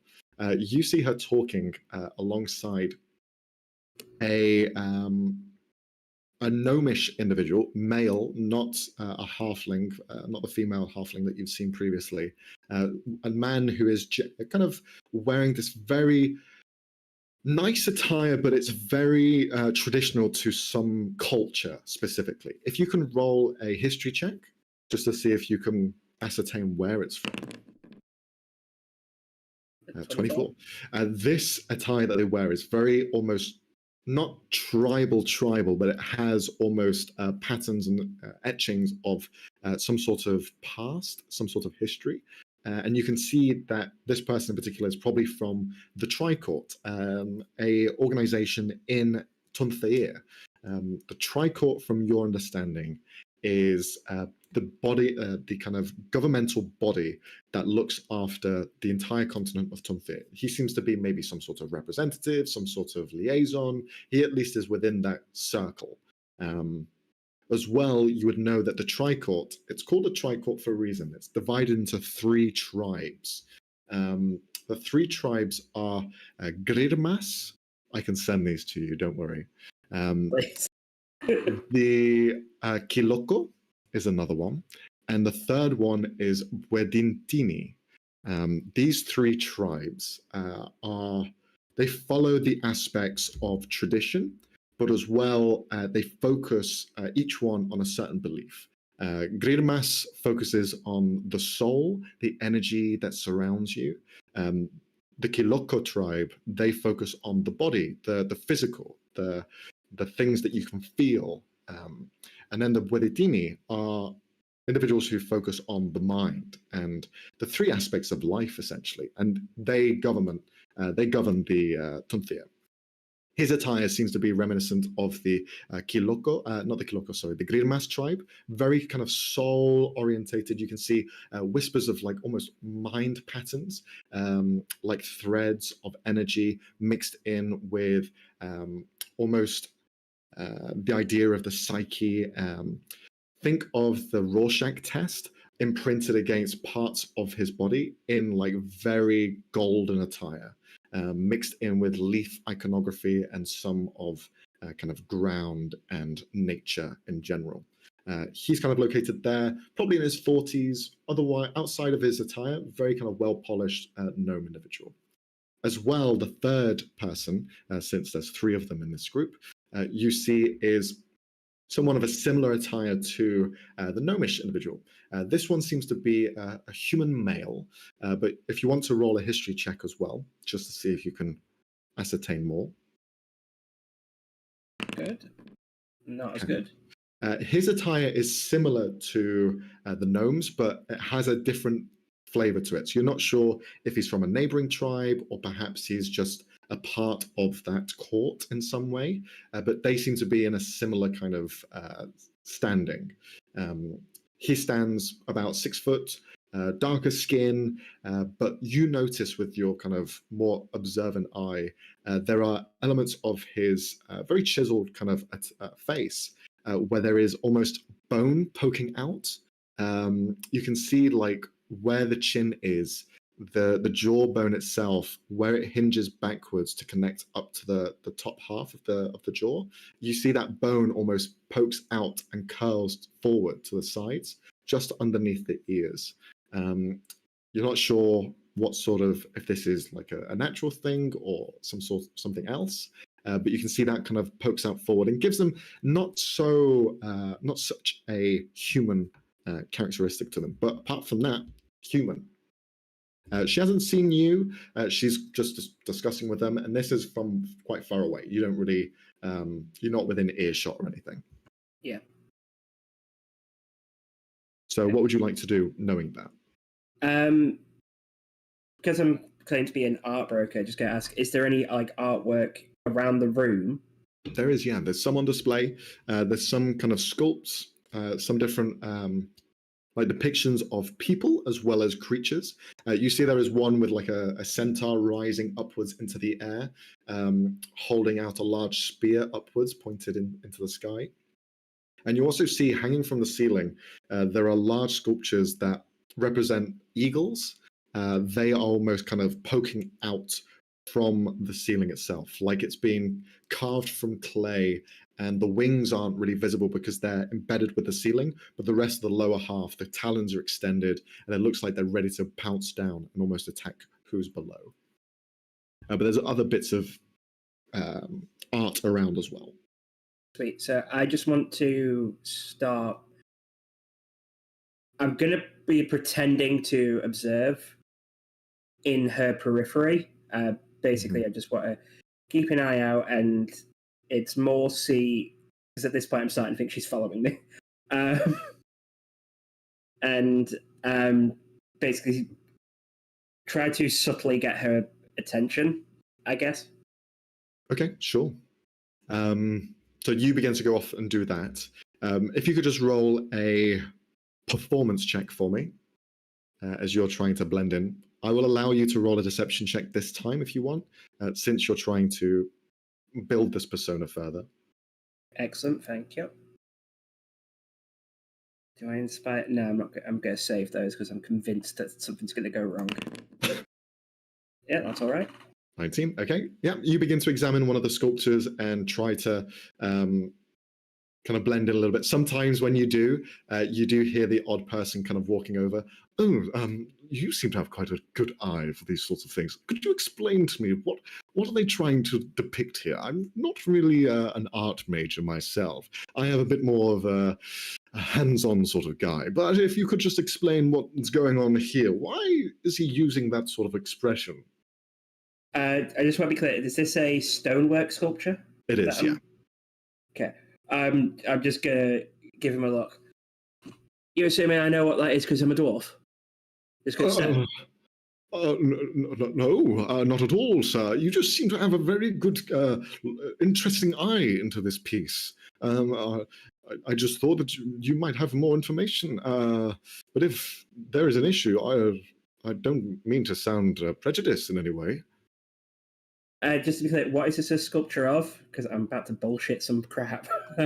You see a sculpture of a halfling individual reading a book. Okay, so is it the halfling doing the thinker by any chance? Is it just that? Kind of. More so, kind of with a slight half grin, and kind of looking at the book with an eyebrow raised as well. Okay. Oh wait, I just remembered that's because I immediately thought of the halfling trickery god, but that's not in this setting. Wait, has there ever been a figure like that in this world? Like what sort? Halfling trickster hero legend kind of thing, because I know that's. You can roll a religion check if you want. Yeah. What do you mean, man? We've met them. Don't you fucking dare. Just a 10. Nothing comes to mind. Yeah. But you can bullshit your way if you want. Yeah, I'm going to try and bullshit my way. Well, I think this is harkening back to some of the roots of the halflings. Maybe aware of some of the less than savoury connotations of them. I imagine you're very aware of that. But sometimes they're known as rogues, tricksters, willing to look on the brighter side of life, even when it's a not so fun activity, such as the pursuit of study here. I believe it's just a halfling. It's the expression of the halfling's desire to, in this case, not the race, the individual, to better themselves while still remembering their roots. Oh, very insightful. I knew you had a brilliant eye for this sort of thing. Excellent. Would you mind if I just brought a few others with me to hear this story? Just psychically to the group, first of all, bing bong. Fuck! Bing bong. Everyone just turns around. Definitely turn towards him and see if he needs help. Camilla, come over here. This individual, what is your name, sir? Derek Feist. Derek Feist. He can explain to us all of the beautiful sculpts that are here today. Please, bring the others as well. Can I insight check him? I hear that, she's just joining the crowd, just standing there like, oh, really? Can you now? I want to insight check him to see if he's honestly clueless about art. Sure, roll an insight check. As an artist, this is literally the type of shit we did in high school. Fuck. 9. You see, there is an awkward energy. He's rosy faced. He's probably in his 70s or so. He was asking a very kind of sincere question, but then as soon as you hit him with the racism, he was like, oh, he got like red face straight away. And since you kind of like shown some sort of capability, he's now brought his friends over. You don't know if he's knowledgeable in art, but he's just kind of now bringing in more people who might have an idea of art. Hey, right. This is going to be fun for me because I'm not into art. Can I cast message to Thadane of like, do you want me to get you out of there? I just go reply back like gritted teeth. No, I need to see how well I can play this. I think The man's gonna watch. Thorn's already walking up, about to play the bodyguard card, but she's just. I think she's just standing behind Thadane with her arms crossed. These guys bothering you? Just getting. Well, it feels like I'm working. Fine. Much appreciated, though. She walks away to observe the crowd more. Okay. As you're kind of capturing this crowd now, Thadane, you can see a small group of about 20 odd people have now begun to slowly surround you. You're going from like statue to statue. This guy you've been talking to has kind of like brought more people in. Oh, Derek Feist is going to give us some more information on this one over here. Please. Everyone over here. They all just begin to follow you now, going from statues to statues. You bullshit your way through them. Whilst that's going on, we'll see what everyone else is up to. So with the perception checks before, we will see. So Sienna, what are you looking for in particular? What would Sienna find interesting to kind of capture her eye? Probably people that look like they have military rank. So anyone that's wearing like medals or something, that's running a uniform. Okay.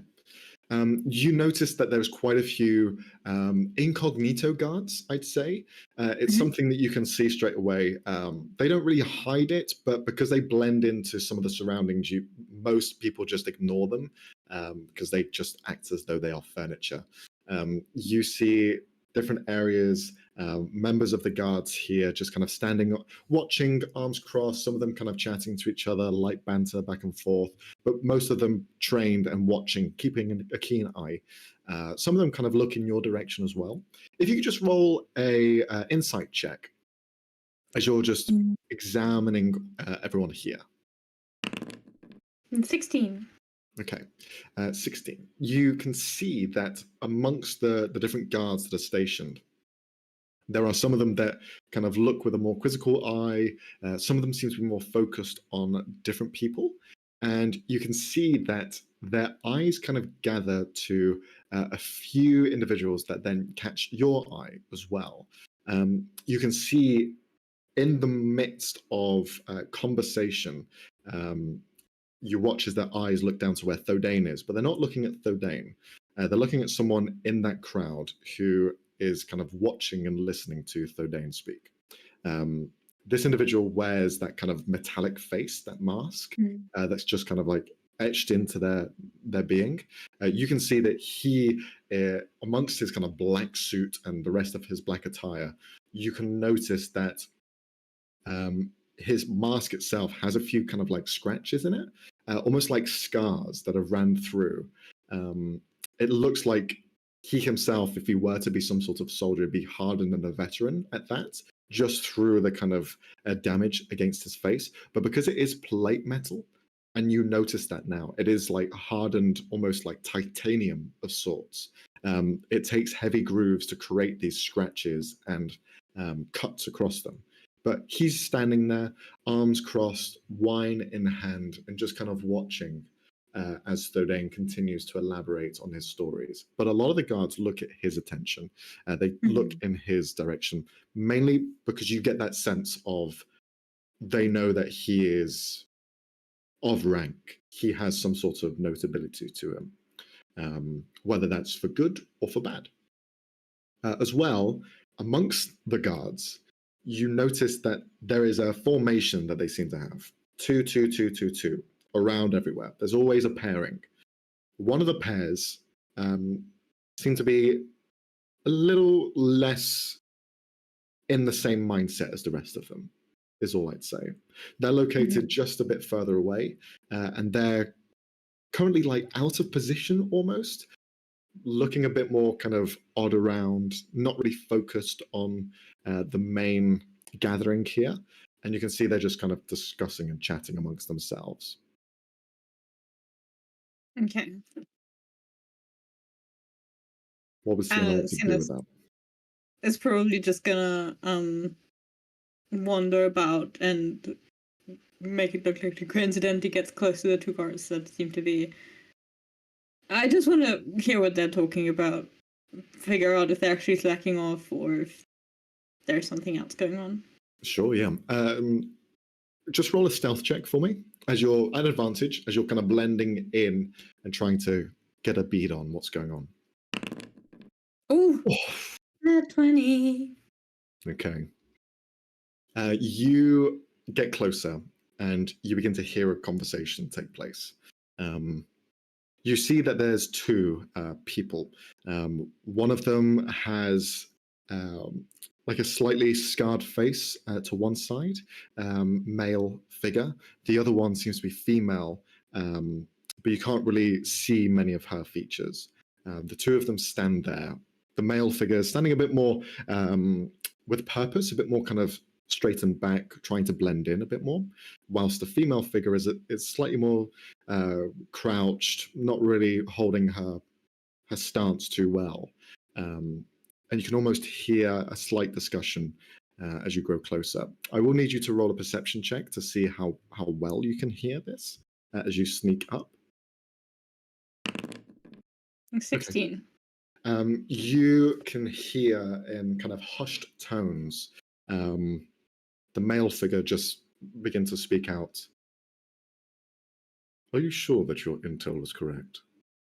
That they're going to be here tonight? Because as far as I'm aware, I've not heard or seen anyone. If we're looking for her, it won't be in a place like this. She's not interested in this sort of establishment. And why are you just sat down? Stand up, blend in a bit more. You're going to fuck it all up. You just hear slight shuffling, and then standing up from the slouched position. Well, we don't truly know if there's anyone of that caliber here. We've only got what we've researched and heard, so it's mainly just a waiting game. But I know something's going to happen, because it just has to. Places like this, there's always something going on. You know that better than anyone else. All right, relax. We don't know what... Look, I agree. Something's going to happen.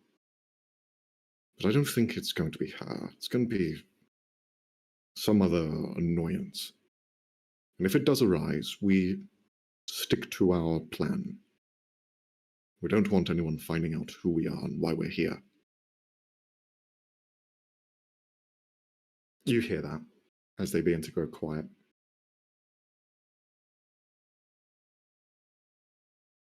Tina's going to walk over to them.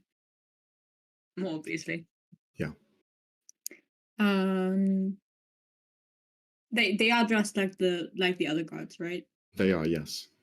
Okay, perfect. Yes, he's gonna go up to them and just go, excuse me, could I ask a quick question?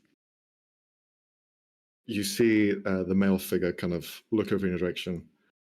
Why, certainly. How could I be of assistance, madam?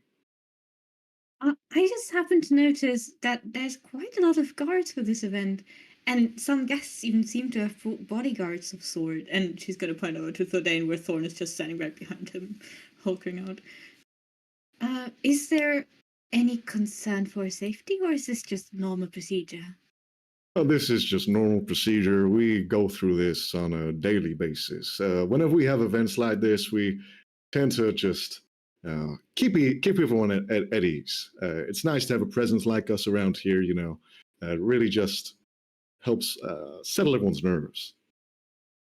Yes, that's true. I would be very concerned if they weren't guards, even though, well, this seems to be a bit much.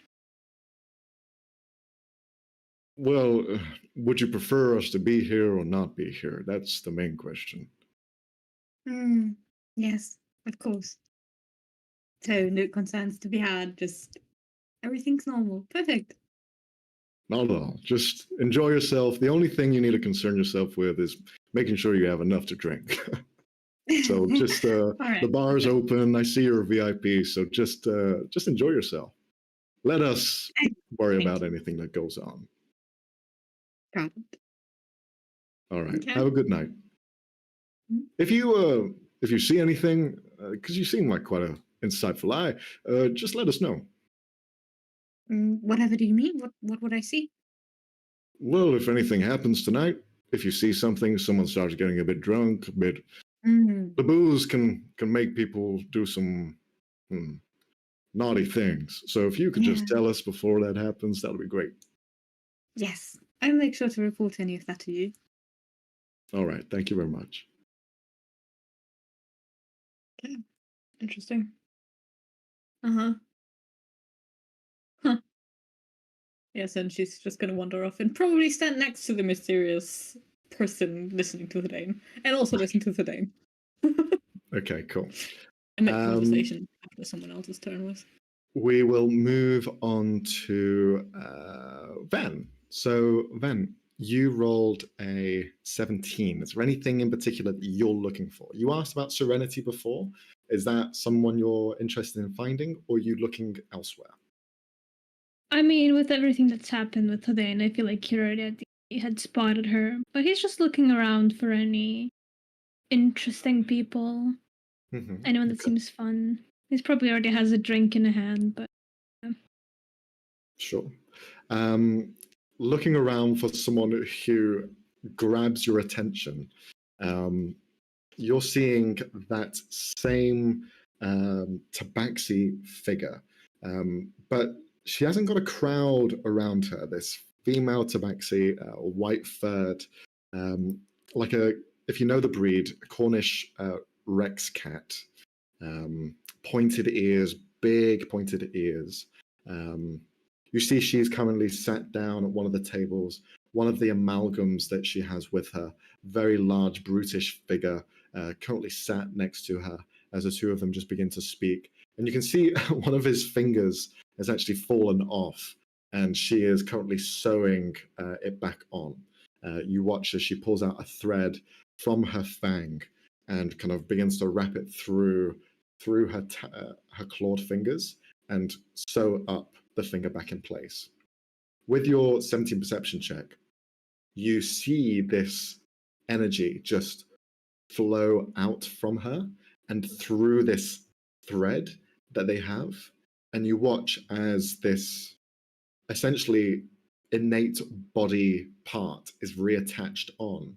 You watch as life begins to pump into it once again, and you see that he kind of like gestures with it, nods, and continues to kind of look around. Outside of that, yeah, go on.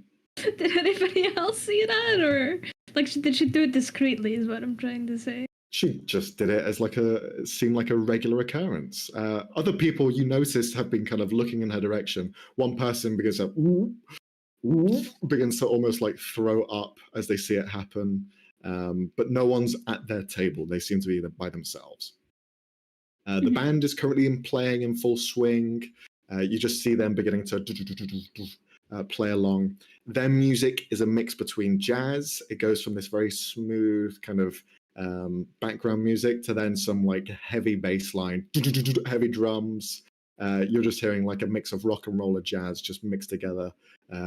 Two things that never usually work, but seem to work in this instance for some. But yeah.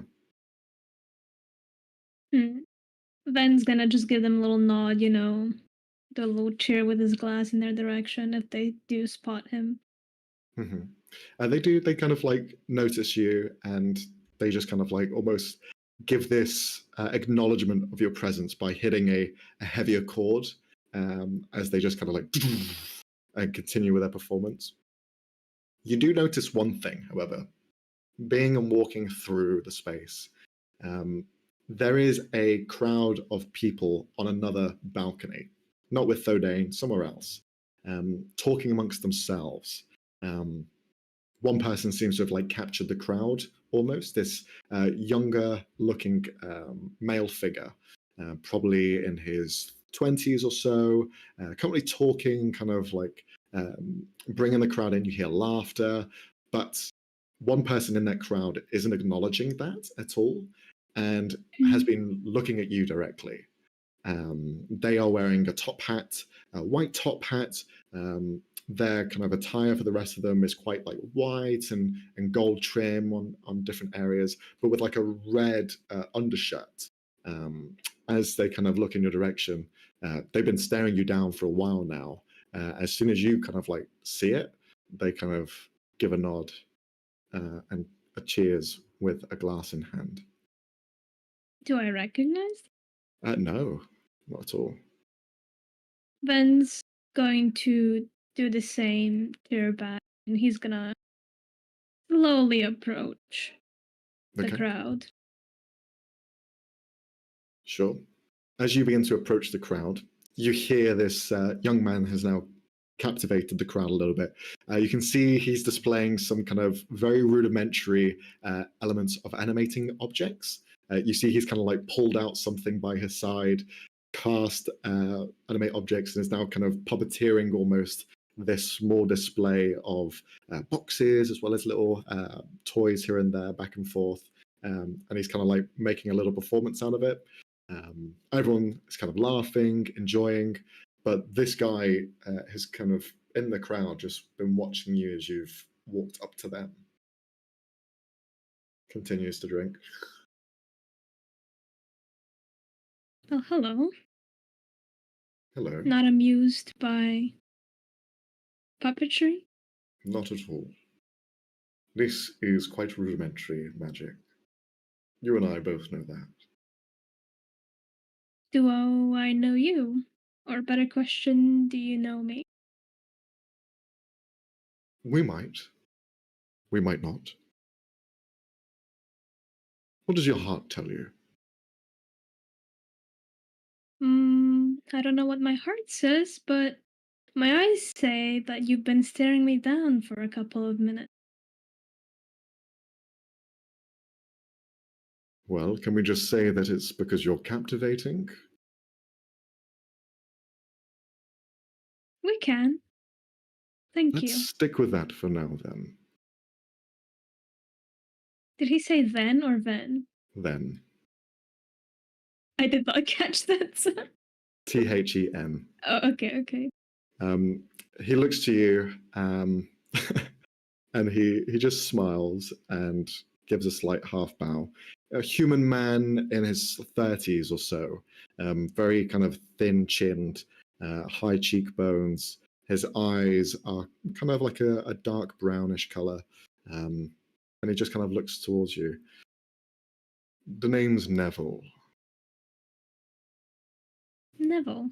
Yes. Pleasure to meet you. Ben. Then, would you care for a little sit and chat? I don't honestly have anything better to do, so that would be nice. Oh, well, don't have to put it that way, do you? As if I'm your last escape from this place. Oh, I did not mean it that way. Just not my usual scene. I don't know if you can tell, but I'm a bit nervous. I can tell. It's quite prominent, but I think everyone's a little bit nervous here. He brings you over to a small table and pulls out the chair, allowing you to sit first. And then he sits on the other side. So what is your normal place? What do you like to do? Bit of a performer myself. Not as famous. The band we have tonight, but you know. Singing, playing the lute. Currently accompanying some people on travel. Very interesting. And that But aura that surrounds you, that power, you have a gift, I can see. And you yes, some carry arcane many talent.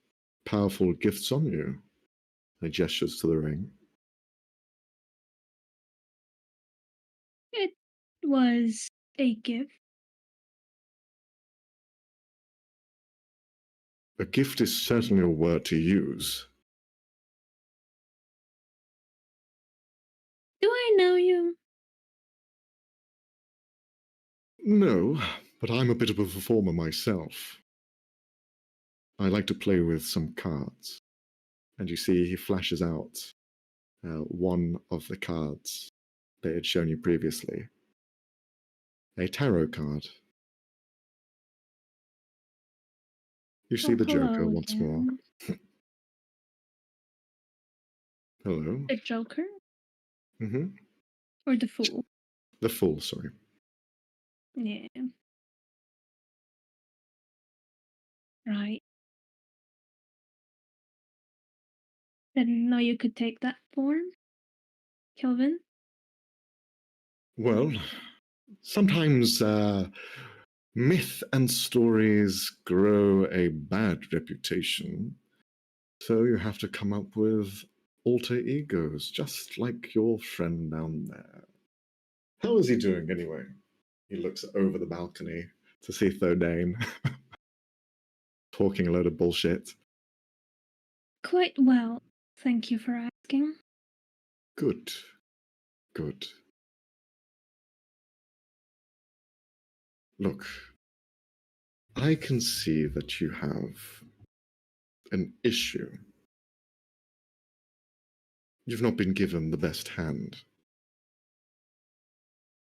I can see glimpses of what you've been through, Ven. And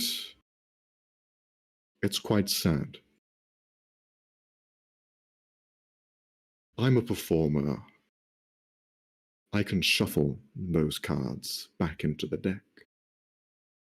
and give you a hand that's more fitting. That, and he gestures to your ring, that little hiccup in your life,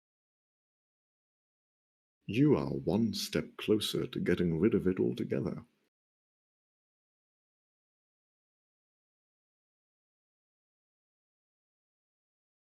Right. Ben's gonna lean a bit closer. Look, do not take me for a fool, Kilvin. I know you play a certain game, and I already have friends who are willing to help without asking for secrets in return. So tell me, why should I tell you anything or accept your help? Especially after your interesting introduction a few days ago.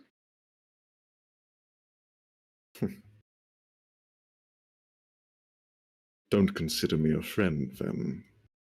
That would be very foolish. I am a helper. Friend is a very strong word.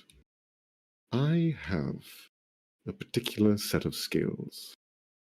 Granted, cursed, whatever you want to call it. But I use it to my advantage. And I help people who I think need it. And you need it. Because as much as you like to think that you know everything about your past, I can see there are two sides of you. A place that I call home, and a place that is not anywhere at all. And I want to know what that is. I want to know the secrets of your past, the past that you don't even are even aware of. You have so many layers, and I want to just open them up.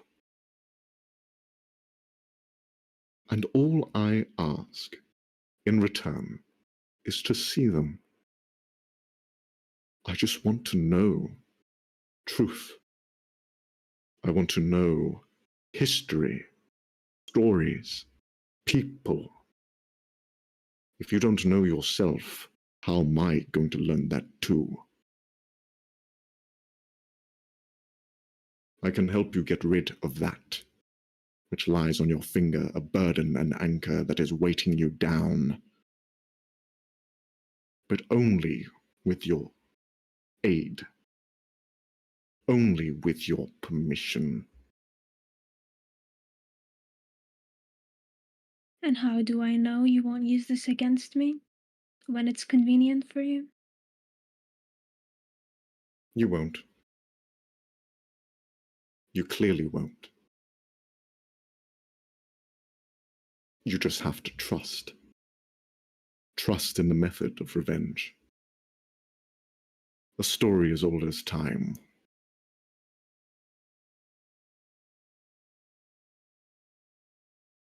Think about it. I'll be here for the rest of your stay on the ship, and then I'll be leaving. So you have some time to think about it. And also, I'll be listening to Thordain yap on.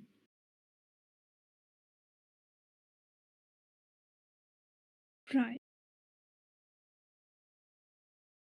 Well, I'll think about it. I cannot say I trust you, not after whatever you did to Thorn. See, he chuckles himself.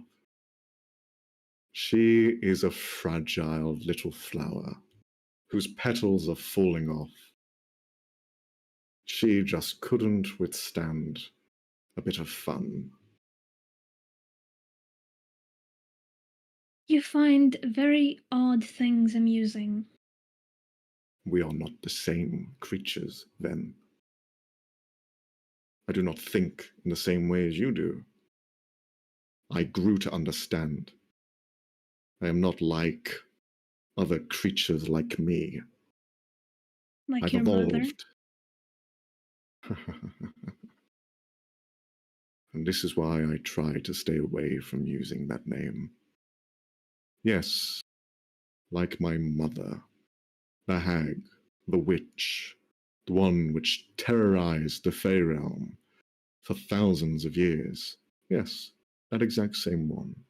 The one who cursed myself and my siblings to eternal damnation, but I am the only one that crawled out from it. The same one, and I'm giving you the same option. Because for me, I was given a shining light to escape, and I'm offering that to you too. Take my hand, or deal in your own self-loathing. I'll grant you this ladder once.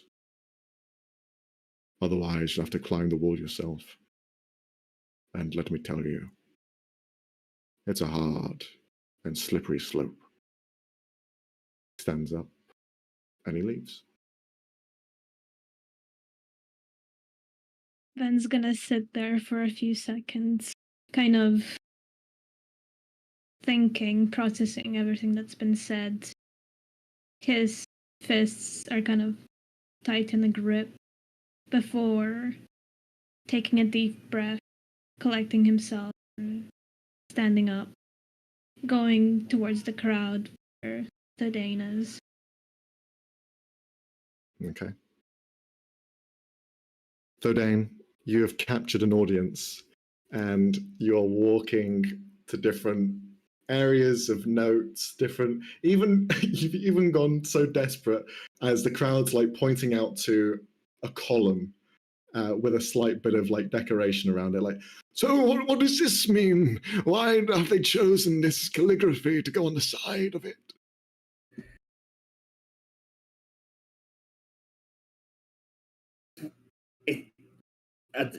It's a column.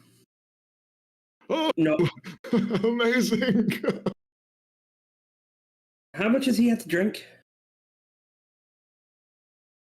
You hear someone just say, I think you've all had enough of Derek for this evening. Derek, would you like to have a chat? You see Serenity looking over through the crowd. I don't think he's going to try and hide the desperation when he goes, yeah, that'd be quite nice, actually. Thank you all for your time. Have a good evening. Maybe have some water. Oh, thank you, Derek. Thank you. You see they all begin to like bow in your direction, half bow, a slight wave as you leave. The guy with the metallic face, you see he just kind of like looks around and just begins to shake his head and walk off to a different point, listening to all of that. Serenity just kind of continues to walk with you, taking you to kind of one of the other areas away from this crowd. Interesting to see you here as well. What is it you are trying to do? Are you networking, showing off your skills? Networking was the plan, and that just kind of happened. Not quite sure why that man decided, let's draw a big crowd because I asked this one person about a sculpture. But if I get a couple of sales out of it, not the end of the world. So what is it you sell then? I'm a broker. So I find artists who are looking to get their work either into collections or galleries. And, well, I get people in touch. Okay, so we're somewhat in the same field then. My speciality is painting, and I teach as well. House Vesper is known for their sculpts as well as different bits of art. Now, where was it you were based again? Because it's surprising that I've not heard you before. Well, I'm not I've not been doing this for that long, I'll be honest. Based out of the Hourglass, I personally specialise in traditional dwarven stonework. So it's a bit of a niche market, but there's some good pieces out there. More pieces that have sadly been lost to time, but that's just how it goes sometimes. And are you of faith at all? Because most of the time, a lot of the families that I know located in the Hourglass specifically, as well as others around Cal's area, they are following the path of Moradin, tend to be a tradition and sculptor. Is that of your belief as well, or is this something more esoteric, more of your passion? So because I was raised with Bahamut, how much do I actually know about Moradin? Can I do a religion check? You can do a religion check if you wish. Religion. Yeah, not much. You know the base stuff that he is father of creation, and all who delve in craft typically follow his religion. Typically. Well, in that case, I'm going to go with the truth, not a lie. Well, actually, I was raised followers of Bahamut, but I just, found a fondness for it. It's a bit of the heritage, and it just went from there. A friend of mine growing up was a sculptor, but they weren't the best with words and deals and the like. So I stepped in to help them out, and it just took off from there. Very interesting. Funny enough that you mentioned Bahamut. Have you heard the news of what's been going on in Trasvalar? I want to basically. I want to insight that for. Is this just conversation, or are they fishing? Sure, yeah, go for it. 13 seems to be general conversation. You're not too sure though. Yeah, I've heard the gist of it. Some higher up got into a real spot of trouble. Details are a bit. I've heard some saying, cultists. Some saying like an assassination. I don't know what the actual facts are, I'm afraid. Oh, sorry, I wasn't referring to that. Yes, that's also quite a bad thing that's going on. I heard that she's also now in the care of Leronce, but no, I was referring to more in the art world. There's been a collection of sculpts as well as encrusted jewelry that has been taken away from one of the major houses there. The place was stolen, and a lot of their items were taken away. I'm not sure where.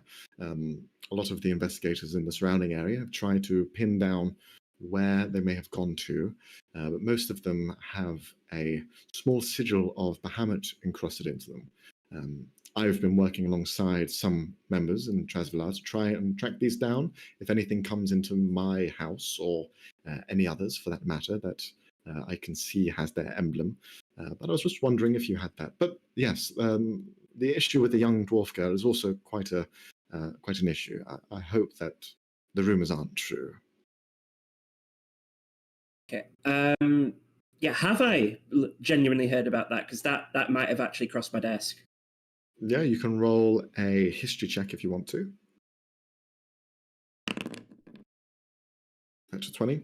Yeah, You've heard of something, but it hasn't passed your desk because you're located in Leronce, and this seems to be something that's happened recently. This has probably been your time on the road. This has taken place, so it's not something you've known of, but you've heard of it being mentioned. It was something that happened in Trasvalar, perhaps a couple of days before the actual ship went off. Yeah, I heard the tail end of that, not being approached by anybody specifically, but that is a crying shame. That well, all the best luck of you in your investigation of that. Well, I won't be doing any investigating directly, but I'm working with several official bodies. There's actually one of them on here at the moment, the Reserve.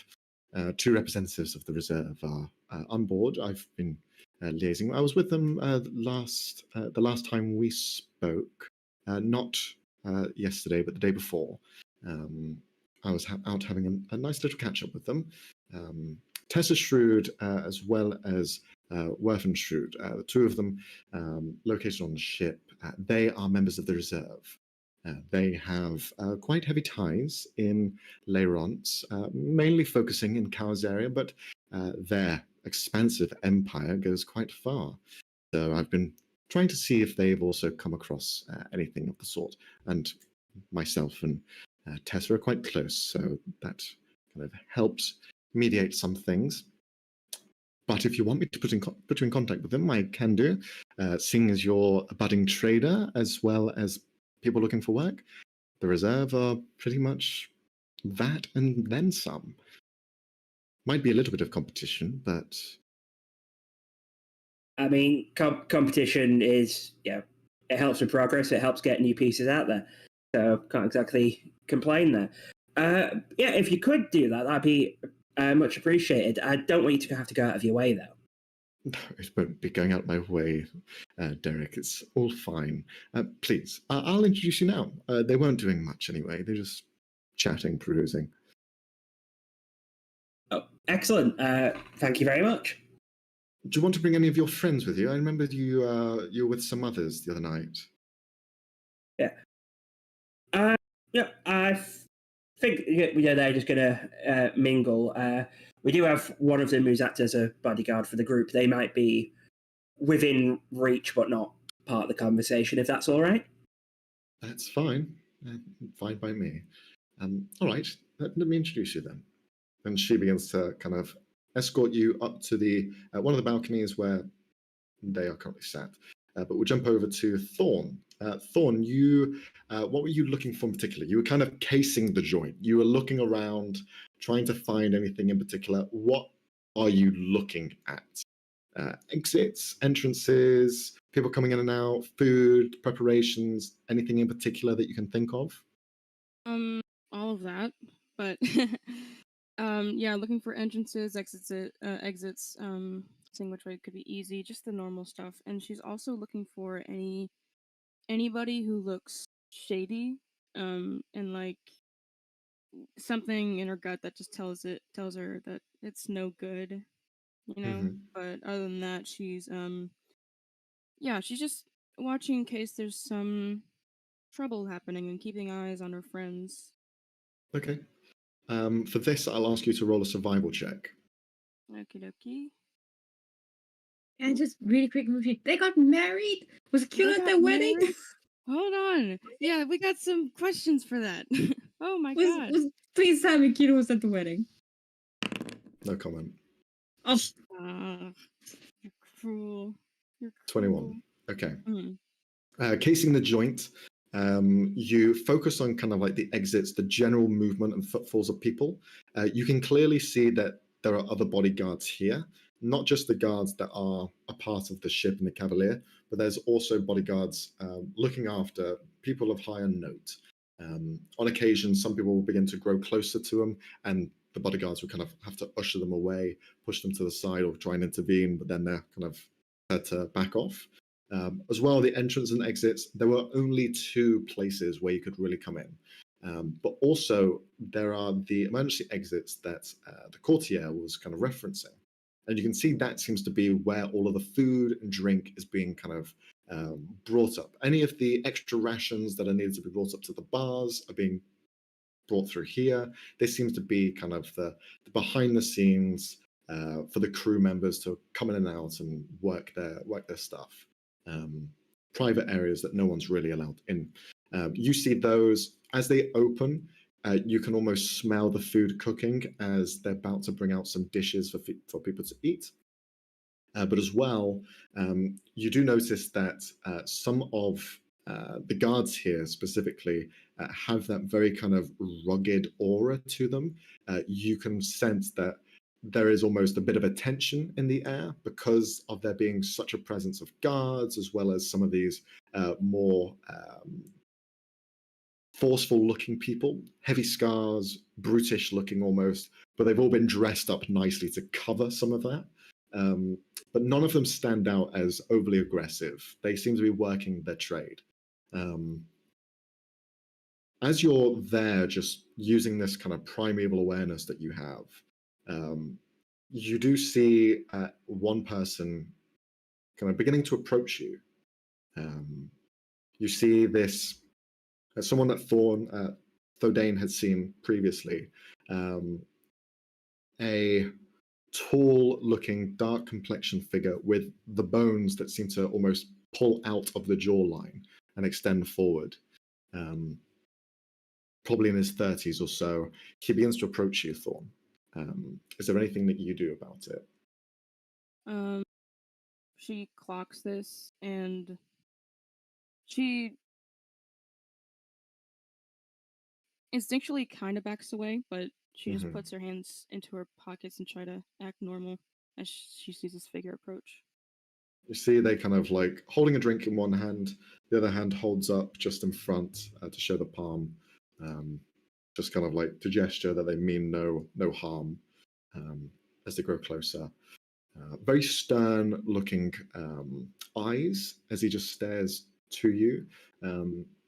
The demeanor that he has isn't soft, it's just very hard, rugged almost. Wearing this very elaborate gown attire to him, bright colors, some that have elements of nature in them. You can see vines wrapped around the cloth itself, as well as some actual bits of flora around him. You can see there is bits of growth of vine that rise out from underneath the collar and has small bits of like flowers that bloom outwards. And as he approaches you, he just kind of stares in your direction.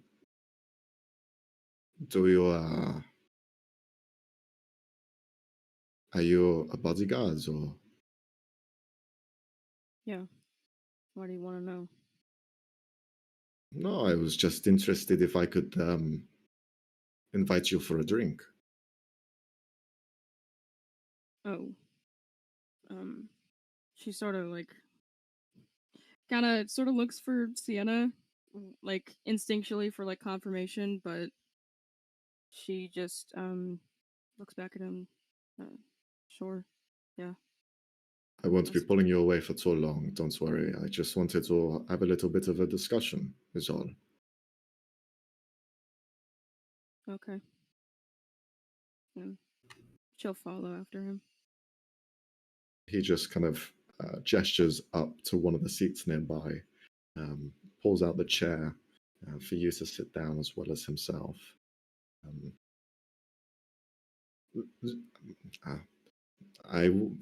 I'm not the best when it comes to discussion and dialogue, but I just wanted to say that your presence that you have is very strong. I can feel there's something that you have, something quite unique. It is very reminiscent of my homeland. My name is Sika Thidak. I am a member of the Tricourt. My tribe specifically deals in the mind. And I can see through elements of the mind itself. Yours is quite a powerful one.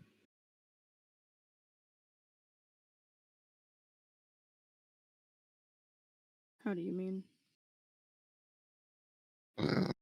Your presence is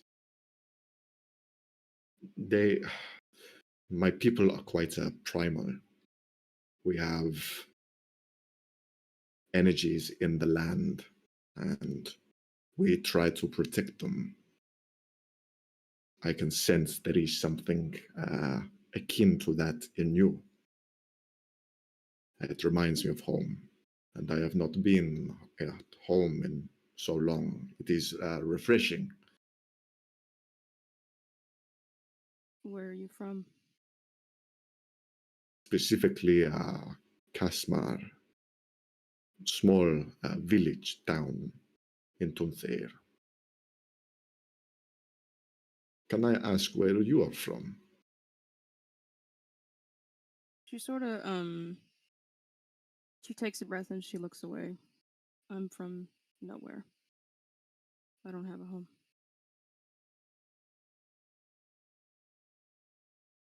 You see, he takes a moment and he's about to say something, but then stops. Well, we are all a part of this world, no?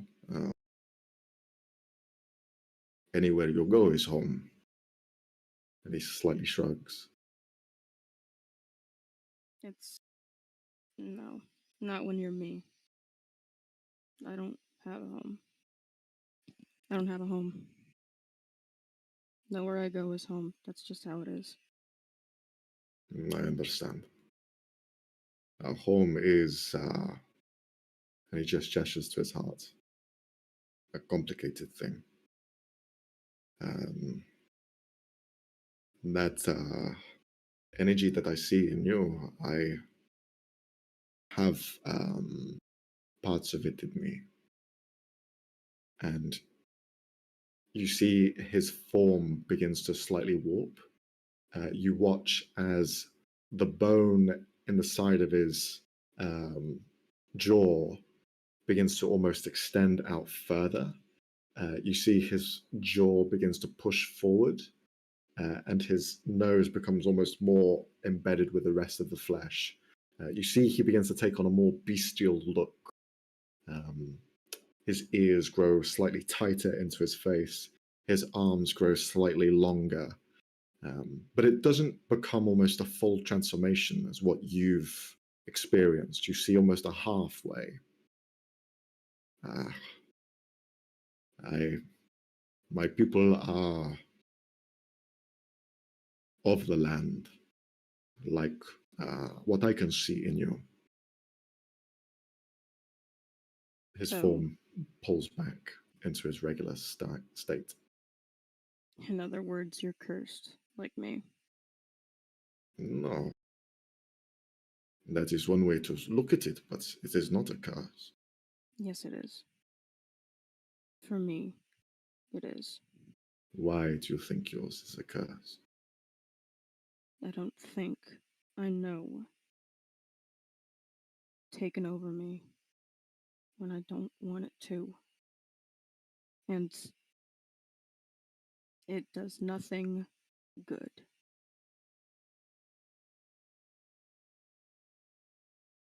Can I ask, what is a feeling that you have when this sensation takes over? Anger and fear.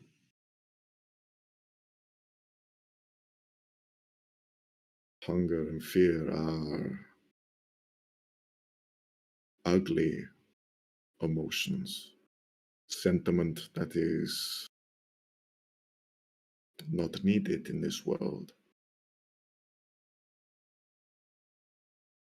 The hunger you speak of is greed. The fear you speak of is hate.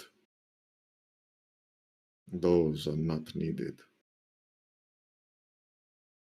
I can understand why you have this curse in mind.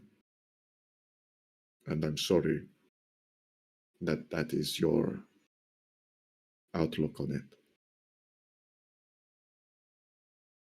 The mind is a powerful thing.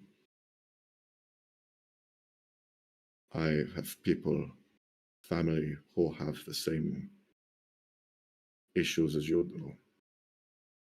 Struggle or want to be something else. But it is in understanding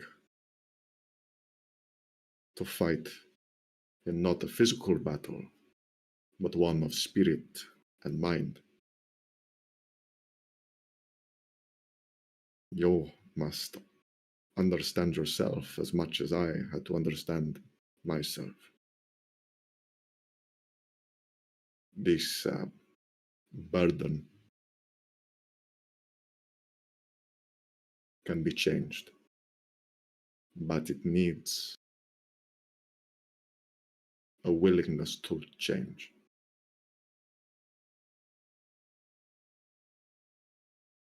Did you ever have a voice in your head that told you to kill your friends in order to protect them? Did you ever hear that? Did it tell you that you have to stop running even though you can't do anything else? Did it tell you to stay and fight and kill yourself over something that was so small? Because that's what it tells me. It hurts me. It says it's looking out for me, but it is a lie. It only cares about itself. It wants blood all the time. I'm fighting the urge to kill you right now. Do you ever get that? He shakes his head. Yeah, so it is a curse. I am cursed with this. It is not an outlook. It's not a mindset. This thing wants to hurt me and hurt others. Sometimes I can't stop it.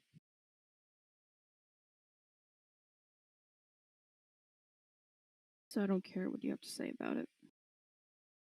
Sorry, but I don't. It's not the same. We are not the same.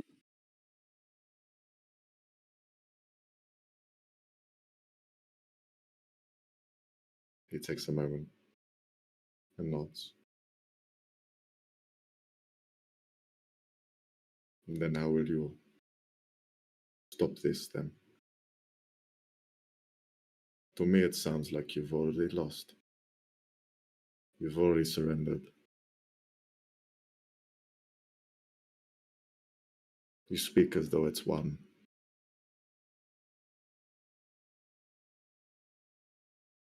Why not just let it loose? How are you fighting back now? Huh? You tell me. I think it's because you are stronger than you think. That mindset, what you speak of, is a lie. This is stronger than anything else. You're here now. You're not in the woods. You're not a beast. You are a person. Huh?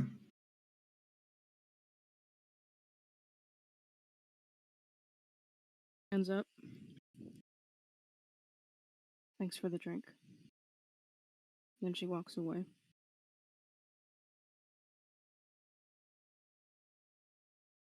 He just sits there and just continues to shake his head.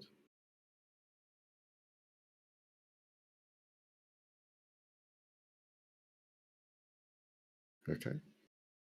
So, as the evening continues, the sun continuing to set, the hues of color are no longer those bright blues, but instead a lighter tinge of orange as the sun is now shining directly through the windows, the port side specifically. But this will be the starboard side, actually. You see as people are beginning to take their seats, find themselves, as food is beginning brought out table to table. And we're going to focus quickly on Ven. Oh no. You are Okay. still sat at the table, or have you left at this point? He's left, probably had another 2 drinks to calm down. Okay. As you are there having your drink, you look to your left and you just hear these 2 people say, "Who the hell left a goldfish here?" Oh my And God. you see on the table, on one of these tables where people are beginning to kind of sit down and prepare themselves, you see a a large orb with a small, tiny goldfish inside. Give it a side eye, knowing its owner. Toss it off the edge. No! Give it the same. Yeah, that would be subtle. Just The yell, fish "Dungeon didn't do Master." anything. As you're kind of seeing that, you see one of the crew members. "Oh, don't worry. We'll dispose of this." They pick up the goldfish. "Is this anyone's pet?" Begin to look around. Does Sienna see this? Yes. Because she knows. Okay, then she would speak up. I think I saw one of your crew members with it. A gentleman named Dricker. Oh yes, he did have. Okay. Strange that a crew member would leave it here. True. I haven't seen him the entire evening. But I think it is.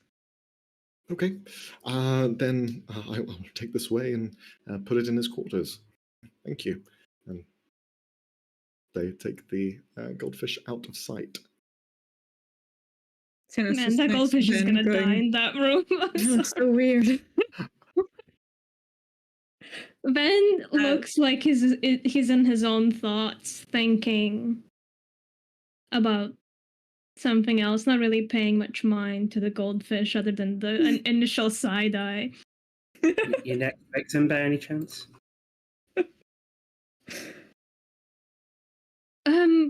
What did you say, Sienna? Sorry. I'm just saying it's kind of odd that someone would take their pet goldfish to a ball that they're working at.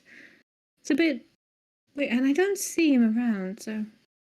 Maybe it was misplaced. What do you misplace a goldfish? I don't know.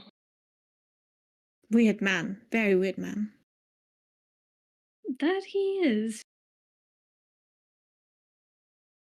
I almost said was. I know. I would have we were all listening. We were all listening. Yeah. Fucking leaning in like, are they gonna say it? How is your evening so far? Any fun? No, but something I should maybe share with Thadane. On the other hand, I don't want him to work tonight, so maybe not. Like, he's supposed to be relaxing, right? Anything urgent? No, just some guards behaving a bit weirdly. It almost seemed like they weren't guards, but rather like the investigative type looking for someone. But they're looking all right now. And Sienna just stares at the 2 of them. Are they still Okay, Ben like turns behaving around unlike like other guards? maybe not. So as bluntly, dear, as he kind of gives a quick glance in their direction. You look over in the direction and you can see the male figure who's like looking around. The female's no longer there. The woman who's with him is no longer with him. But he's just currently stood there, standing very kind of presentary like. Roll a stealth check as you try and discreetly look over. You rolled a nat 20 last time. Can I help with my... I She's swear not to trying to be God. discreet in any way. 18. Okay, good. Okay. You you begin to look around to find where the guard was. You only see him. He's currently talking to someone, and you look over in his direction. You point him out to Ven as like the two of you stare in that direction. You see as he's talking to some other partakers in the party, some invitees. They're just currently chatting and asking some questions as well. Doesn't look over in your direction, but you see him. Yeah, him and another one. They were behaving a bit weirdly, but nothing I think we should be too concerned with. There's enough gods present that I think we can just relax. Yeah, and considering Thorn is carrying a whole literally, Yes. I don't even know, back there, I think we're gonna be fully nothing that concerns us. Hopefully. Too much chaos in the past few days. And What? your evening? Have you met anyone interesting? I saw you talk to a few people.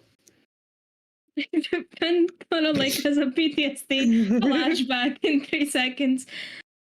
No, really, just some random people trying to see if there's anyone fun, but these people are a different class from me, I guess. Hard to find things to relate to, I think.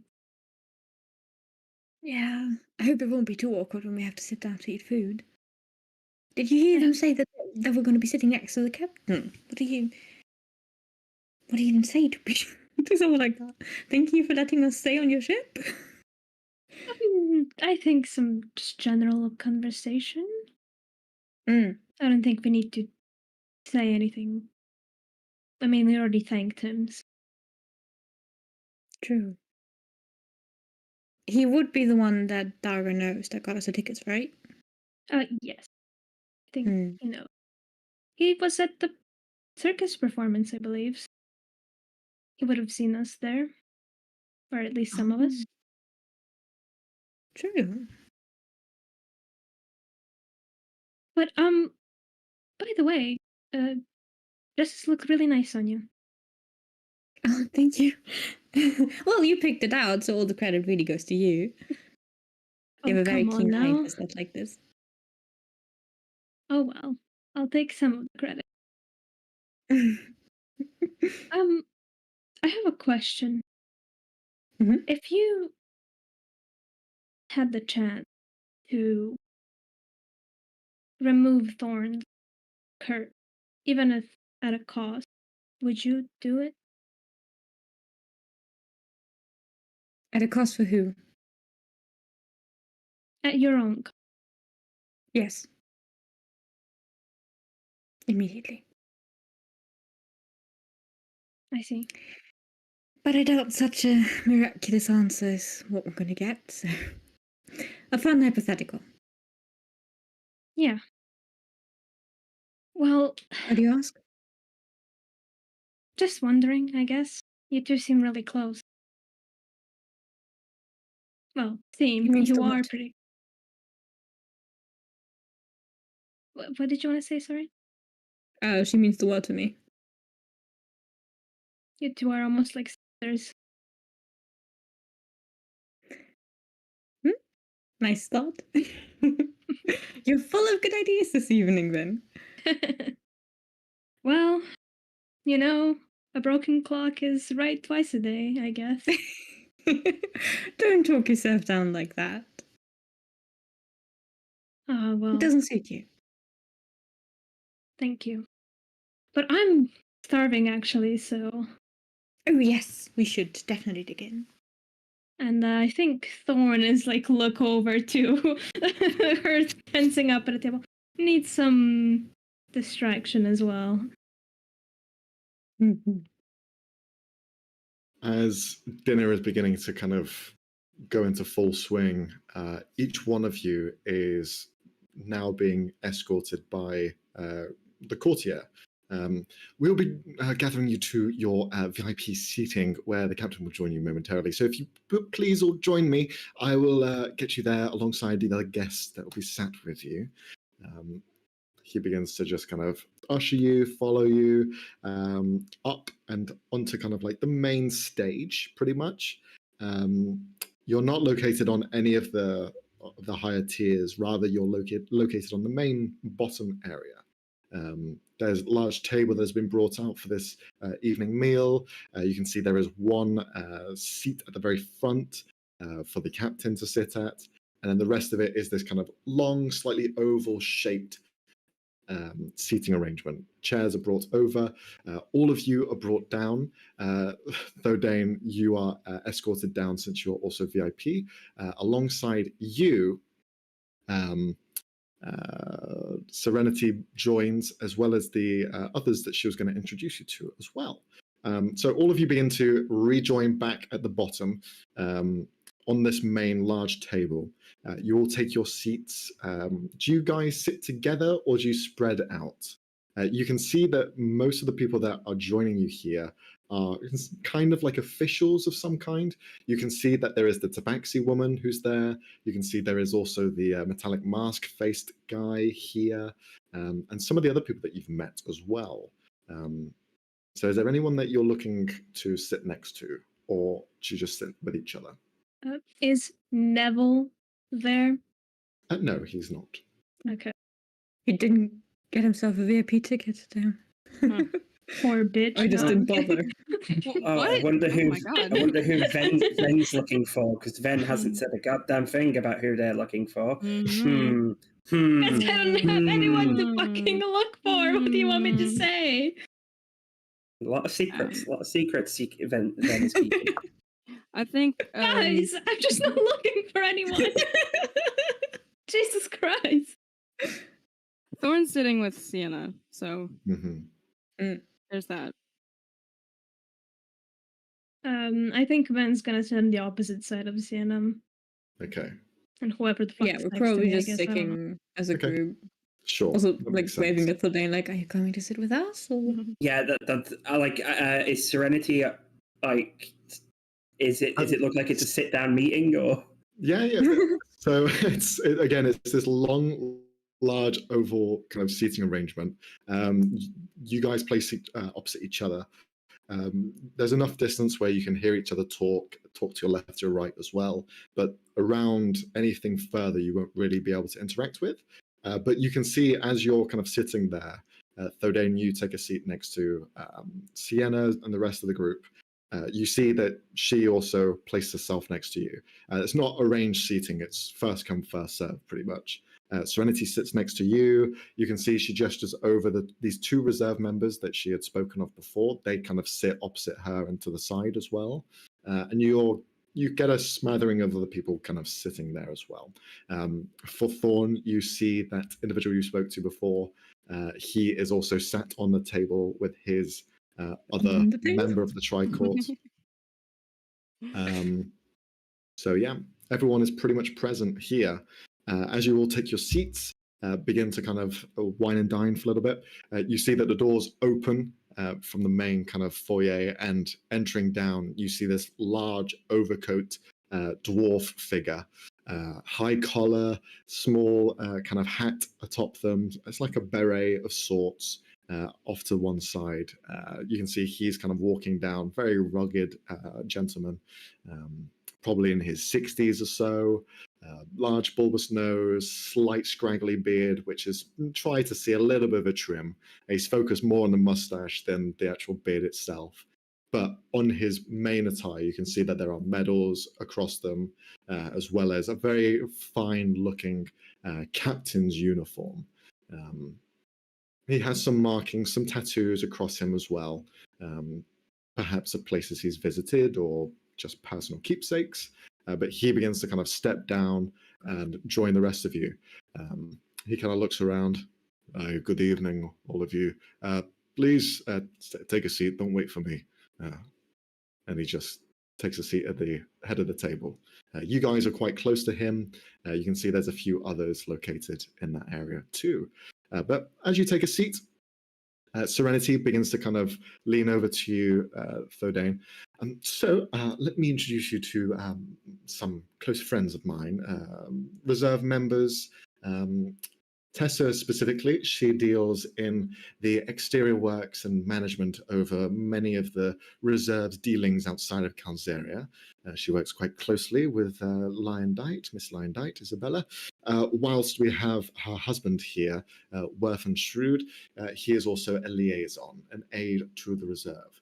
You can see that Tessa, halfling woman, in her 50s or so.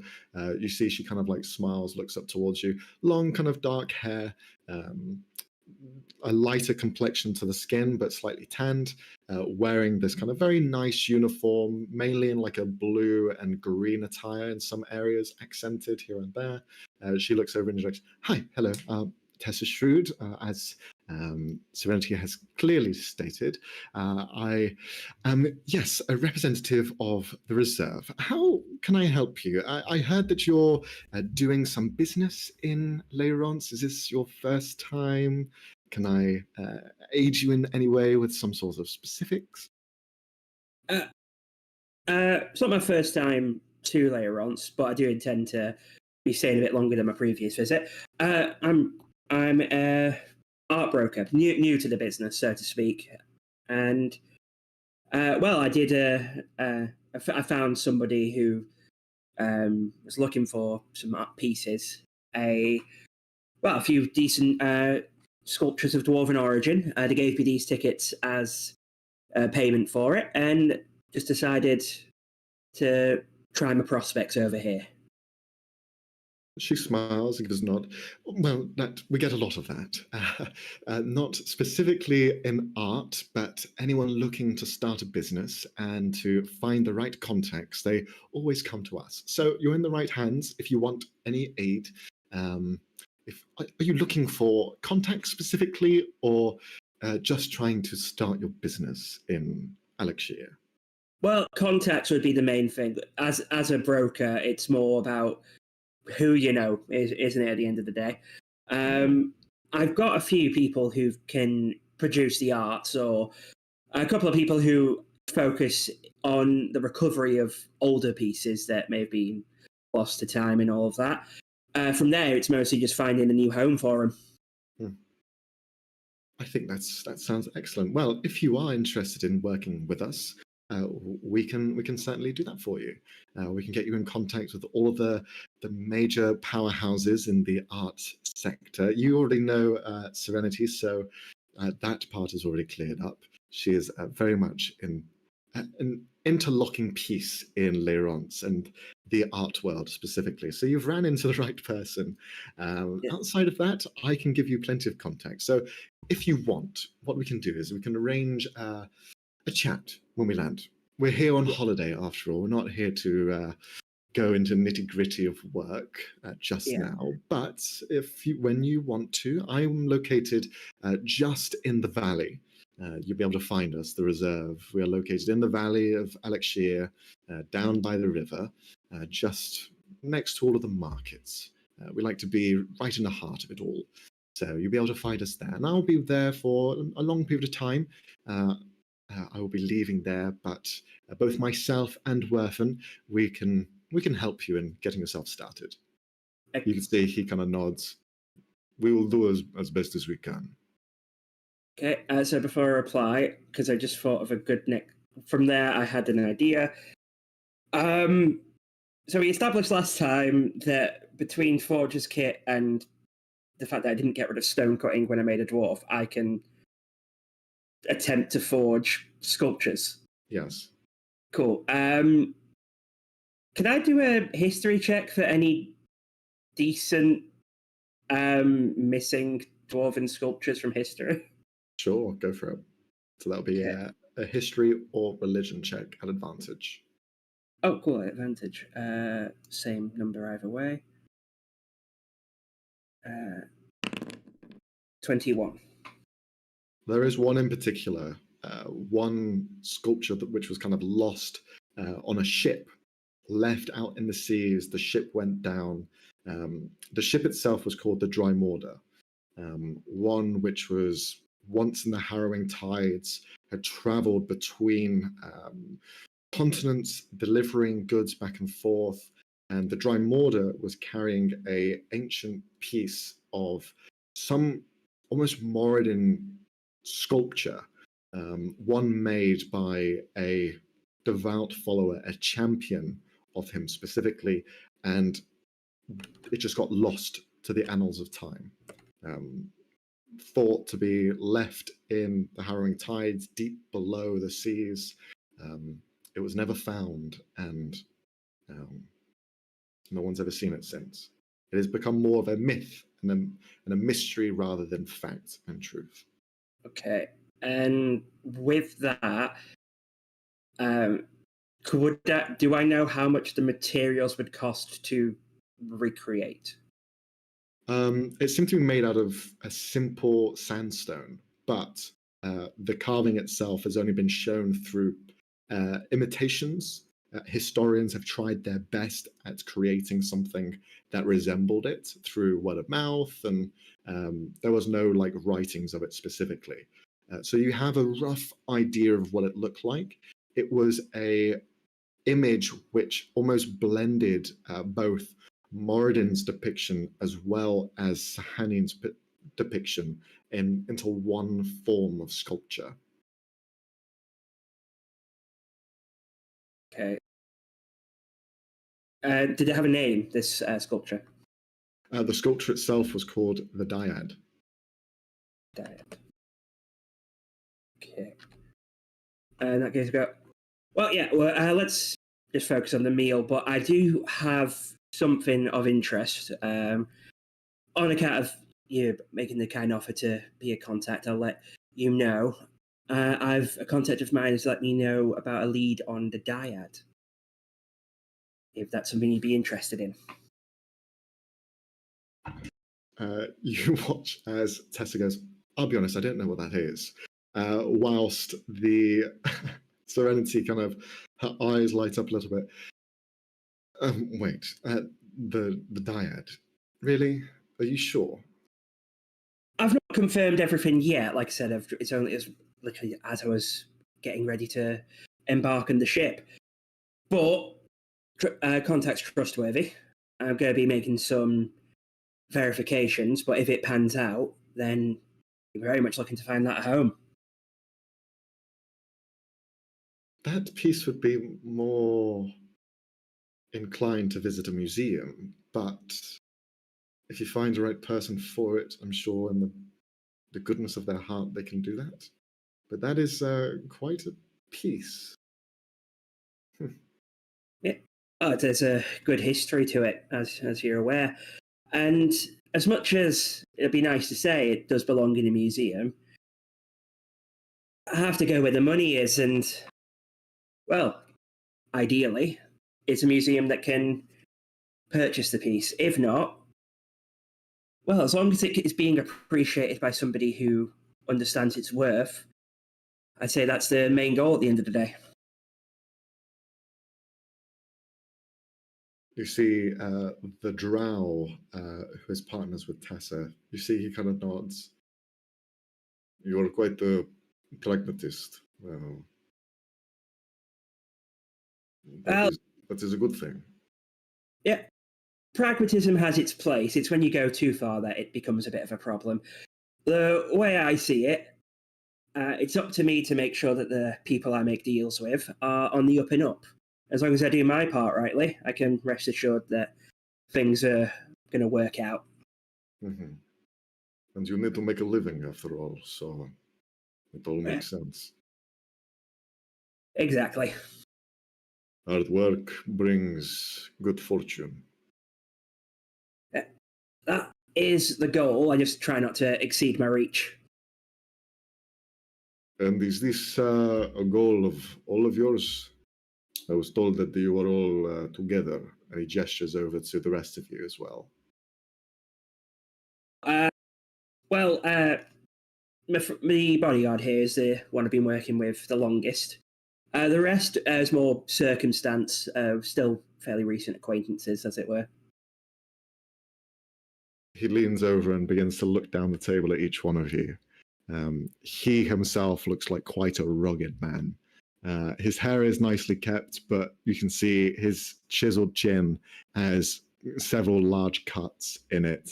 His eyes, as he stares into each one of you, it's like he's analyzing not who you are, but rather who you think you are. And he is just kind of watching each one of you, giving like a slight nod. I'd like each one of you just to roll a performance check. Oh, fuck. Performing! Use me. Inspiring the hell out of myself. Roll to mask. 22! Performance, performing? right? Yeah. Fuck me, bro. Oh my god. Oh, And Cassie just leaves. Vince had too many Cassie drinks. has left the chat. Fuck yeah! Whoa. Oh my god. Sorry, my thing keeps fucking crapping out on me. What was it? Performance? You have to roll performance. Dude, I don't I got know. a 30. I'm so chuffed with that. Ooh. Fuck's sake. Okay, we've got too good, too bad. That's okay.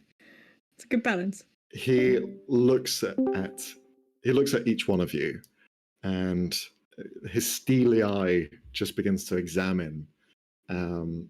He looks at you, Sienna, sees there is kind of a fighter there, but he sees what you're trying to portray, and he kind of like acknowledges. Then his glance kind of turns over past Thodane. Thodane, he doesn't seem to be like acknowledging at all. He just kind of like looks over, kind of takes it in. Tessa seems to be dealing with you more so, because you just kind of give off this aura of knowing what you're doing. Then his eye turns to the rest of you. As he stares at you, Ven, he kind of leans over and he just you hear like an acknowledgement of sorts. His frown lessens and he just kind of nods. Then he looks over to Thorn and does the same.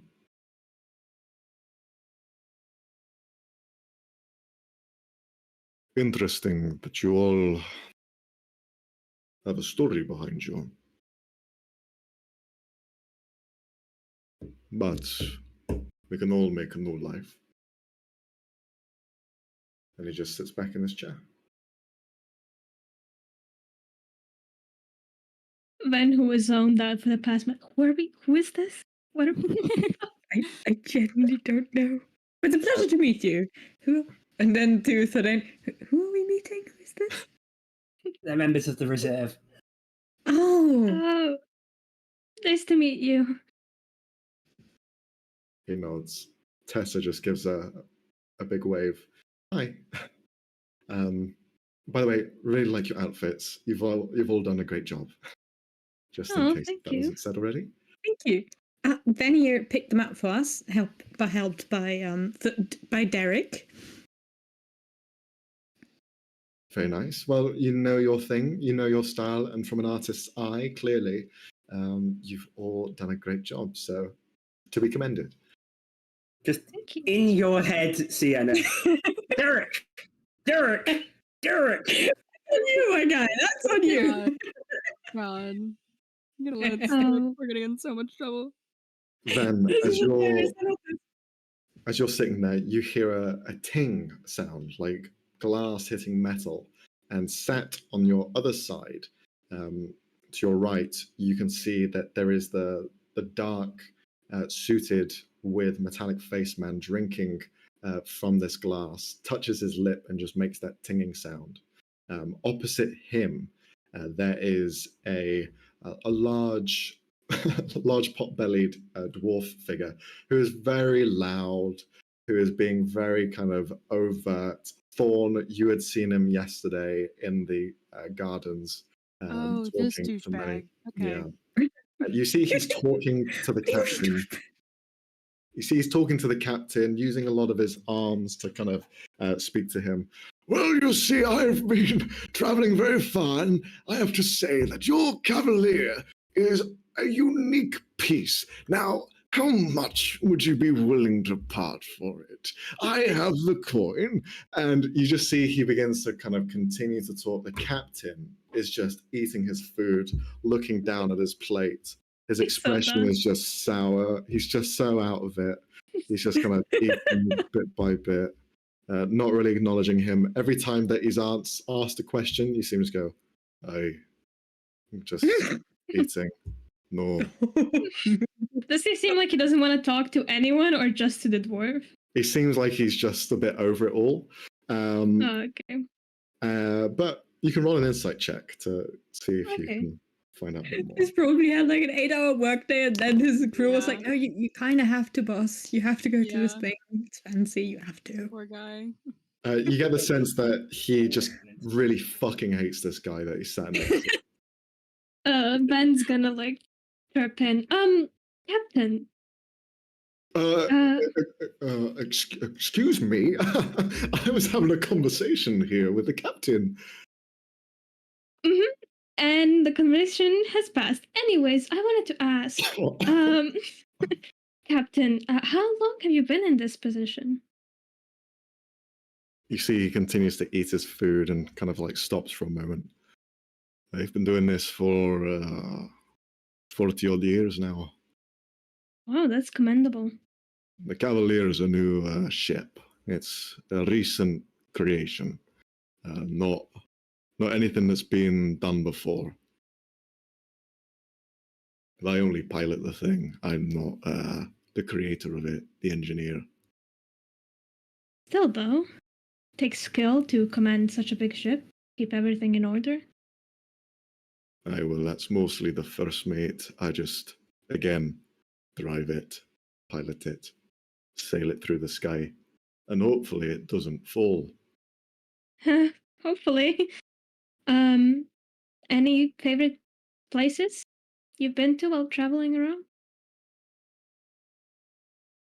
You see, he kind of leans back, and the other dwarf begins to speak up. Well, actually, I've been traveling very far and wide. Tunthir is a very interesting place. Caspar, Oh no, I don't think I should be casting spells, but no, you should. I'm gonna try suggestion of just if you could give a couple of minutes or hours for the captain to speak, just what's the saving throw? I believe it's a wisdom save. Okay. Let me check that. Yes. Oh my god. All right. I just need to check what my thingy is. I forget where you check that. Where is spellcasting? It's in the spell book, and then your DC should be 15, I think. Yes, it is at the bottom. Okay, you rolled a 14, so it's one off. Yes. You say that, and he just goes, "Well,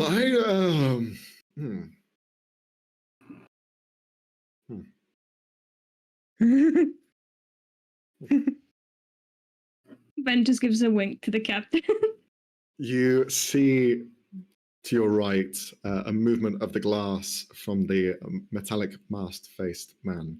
And he just kind of salutes you and just continues to watch.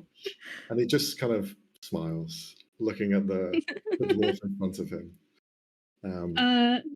I believe that lasts for 8 hours.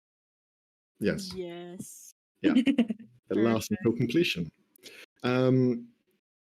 The captain will just reply, well, I've been around a lot of different places. Before I was a captain on this airship, I was a captain on the seas, traveled on my own little boat. No affiliations. I wasn't a part of any armada or anything like that. Just traveling by myself with my dog. Went to different places, saw different strange areas. Place that I liked in particular Ember Peaks was quite an interesting one. Dunavere, it was a bit too much. But I've not explored much of Ishvari, if I'm honest. Too chaotic at the moment. Try and stay away from it if I can. Makes sense with the current situation. It's not the best, and even flying over it is a bit of a questionable thing to do, but what can they do? They're in the sea, we're in the sky. So it looks over at Finel that's at the table probably too. Just a few chairs away. He's just sitting there sipping his wine like, Well, so no place in particular like the best, just a big collection of them, I guess. He takes a moment to think. Well, I've always wanted to visit the different planes, but I've never really had the chance. That could be of interest. But places I've been to, one, it's a bit of a strange one. There's a place in Gavert. It's called the Smile Isle. It's they call it that because the islands represent a smiling face from looking from above. Apart from that, it's not really much to smile at. Place that's a bit odd, quirky. Some of the trees, they don't actually grow up, they grow down. So you don't really see much on the surface. It's all deep inside. So you have to do a lot of spelunking to see what it can truly provide for you. Oh, interesting. Yeah, it's a place filled with different strange creatures. They've all grown underground, and there's parts of it that begin to delve into the Underdark, and spend some time there. Bit of a shithole. I prefer being in the sky, if I'm honest. But everyone has their opinions. So, how about you? Have you been on a ship before? This is your first time. Of this kind? No, I haven't been. And how are you finding it? Quite nice. Quite big, honestly. Can be a little bit overwhelming, but lots of things to do. Fun. Yeah, for me, it's a little bit too commercial. Not really into the whole commercial side of it. Prefer just enjoying the time in the air or on the sea. But everyone needs some stimulating, don't they? So I guess so. Everyone has their own preferences. Some people go on vacation to be adventurous and explore. Some people just want to relax. yeah, and the people who want to relax, it's just poor them. Am I right? He just has a swig of his drink. To live a sheltered life in some sort of town, no thanks. Prefer to lose all my limbs. Ben's not gonna agree, but he's like, yep. Well, I'll leave you to it. I kind of get the sense you don't get much time to just enjoy the evening. Glances at the dwarf. He kind of looks at the dwarf. He's not going to really like that. But to be honest, don't give a fuck. So just keep him in that state. Thumbs up. Yeah. Wessler's, he's fucking harmless, but he's got a mouth like a fucking faucet. Just keeps going, yapping left, right, and centre. Is he saying that in front of him? He is, yeah. He's just looking at him up and down as he's saying it. It'll wear off in a few hours. Do you know what he does as a business? No. What he tells people is he's an adventurer. He goes out exploring different places. What he is actually a relic hunter. He steals stuff and takes it and puts it in a museum or tries to sell it on. Oh, really? Does he? I'm looking at the name. I feel like everyone gives a small glance to the name.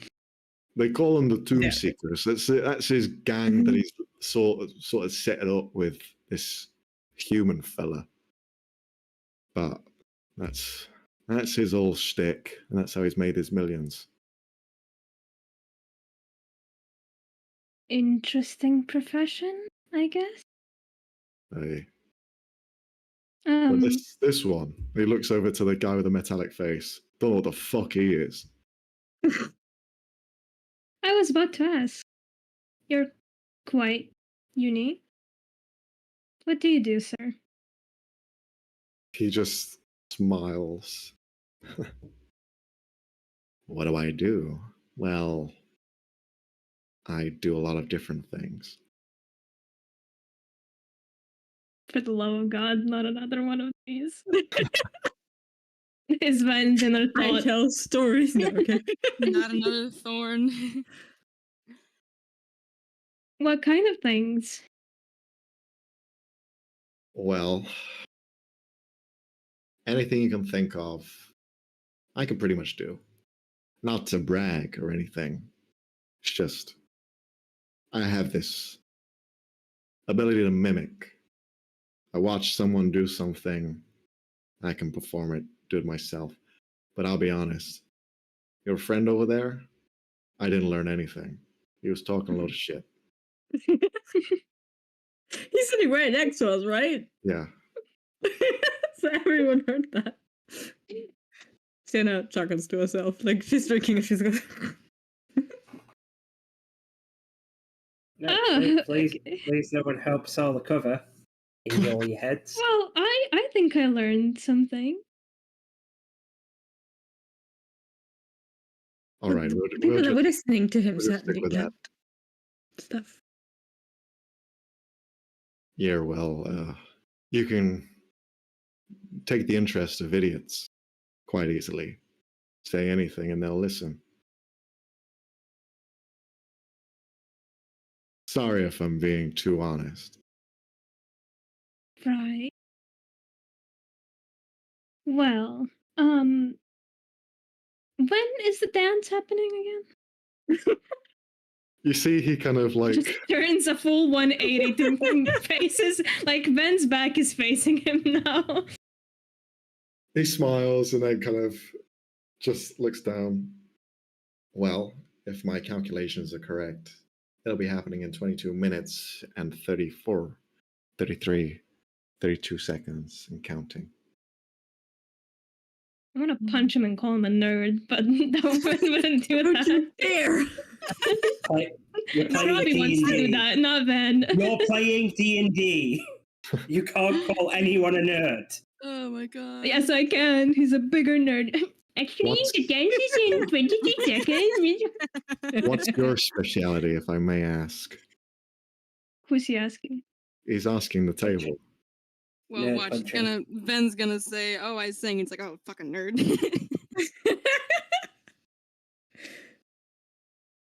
Yeah. I would call myself a protector. I like to. The only thing I'm really good at is fighting, so I use it to protect those around me. I guess. I can see there's definitely a protectiveness inside you. Yeah, I can see that. You seem like quite a matronly figure too. That's good. Thanks. What sort of fighting style do you have? She glances at the sword that Thorn still has and decides against saying that and just says, "Oh, I've done a lot of I've tried lots of different things. I was with the guard in Orderland for a while, one of the Cavalier towns, in case you aren't familiar. And you learn a lot of the basics. I'm not really specialized, I would say. Huh. That's nice. It's good to have a bit of a trick in everything. Similar to me. I've been a guard as well. I've been at different places. Sellsword, I guess you could say mercenary in some instance, but all good things. Just like you. Different fighting styles. That's lovely. Do you have any allegiance? Or because almost everyone I see at this table seems to be very clearly sorted into some sort of category. What about you? Not at all. And he leans back in his chair. Couldn't give a fuck about politics. Ah, that's lovely. Me too. Stayed very far away from that. Definitely. Don't want to get anywhere near that. Messy, messy, messy. But my party trick, and he grabs his mask and he pulls it like a foil or cloth, and you watch as it becomes slightly watery and like oozy in a way. And he almost pulls it off completely. And in his hand, there is this floating, almost anti-gravity liquid that just begins to float in the air. His mask that he pulled against, you can see, is still there. It just seems like he's almost extracted something from it, but never really removing the mask. His eyes, you can't see. They're completely blank, like the rest of him. Even when he smiles and opens his mouth, you can see his teeth are the same as the mask, but inside it is just null. You don't see a tongue, you don't see like a uvula, anything at all. As he pulls it, this liquid begins to warp down his arm, and he holds it out and almost pulls a fist, and you see a large blade pulls out and forms in front of it. And then he wraps it around his arm, and you see this almost plate of armor form itself. I've been able to find a living metal, imbued it into me, and now wherever I go, I can create whatever I want. And it helps that I can copy what people can do. That's absolutely fascinating. Is it magic or is it really alive when you say living metal? Well, as alive as I am. Would you like one?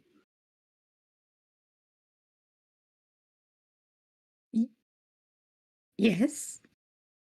Where did you find it? Well, I can hand you this. And he has this globule of liquid. If you want it, you can have it. Is it? You're gonna need it. Is it? Oh. What? Is it dangerous? Only if you don't know what to do with it. Well, it forms to whatever you think. What do I think? If you want to build a shield, and he just thinks for a moment, no effort, you see is that metal arm just turns into a large shield. Then you have it. If you want a glass, and you see it just form into this large wine glass, he grabs one of the bottles and pours it in. You can do that as well, and drinks it. That is unbelievable. And you say you would give it to me. Does it come with a price? Not at all. We're protectors, you and I, and see it as a gift. Doesn't hurt me giving it away, but you seem like you're a good character, so why not? I don't mean to be rude, but this seems too good to be true. I am really tempted to accept. This is a really gracious offer. I can't help but think that there are strings attached. There's no strings at all. And that's me being honest. No strings. The only thing that this does is you need to become one with it. To become one means it has to affix itself to your person. But you can have that be wherever you like. I chose this because I wasn't happy with what was there before. And I made the face that I prefer. What I want to look like. Is it permanent? The mask?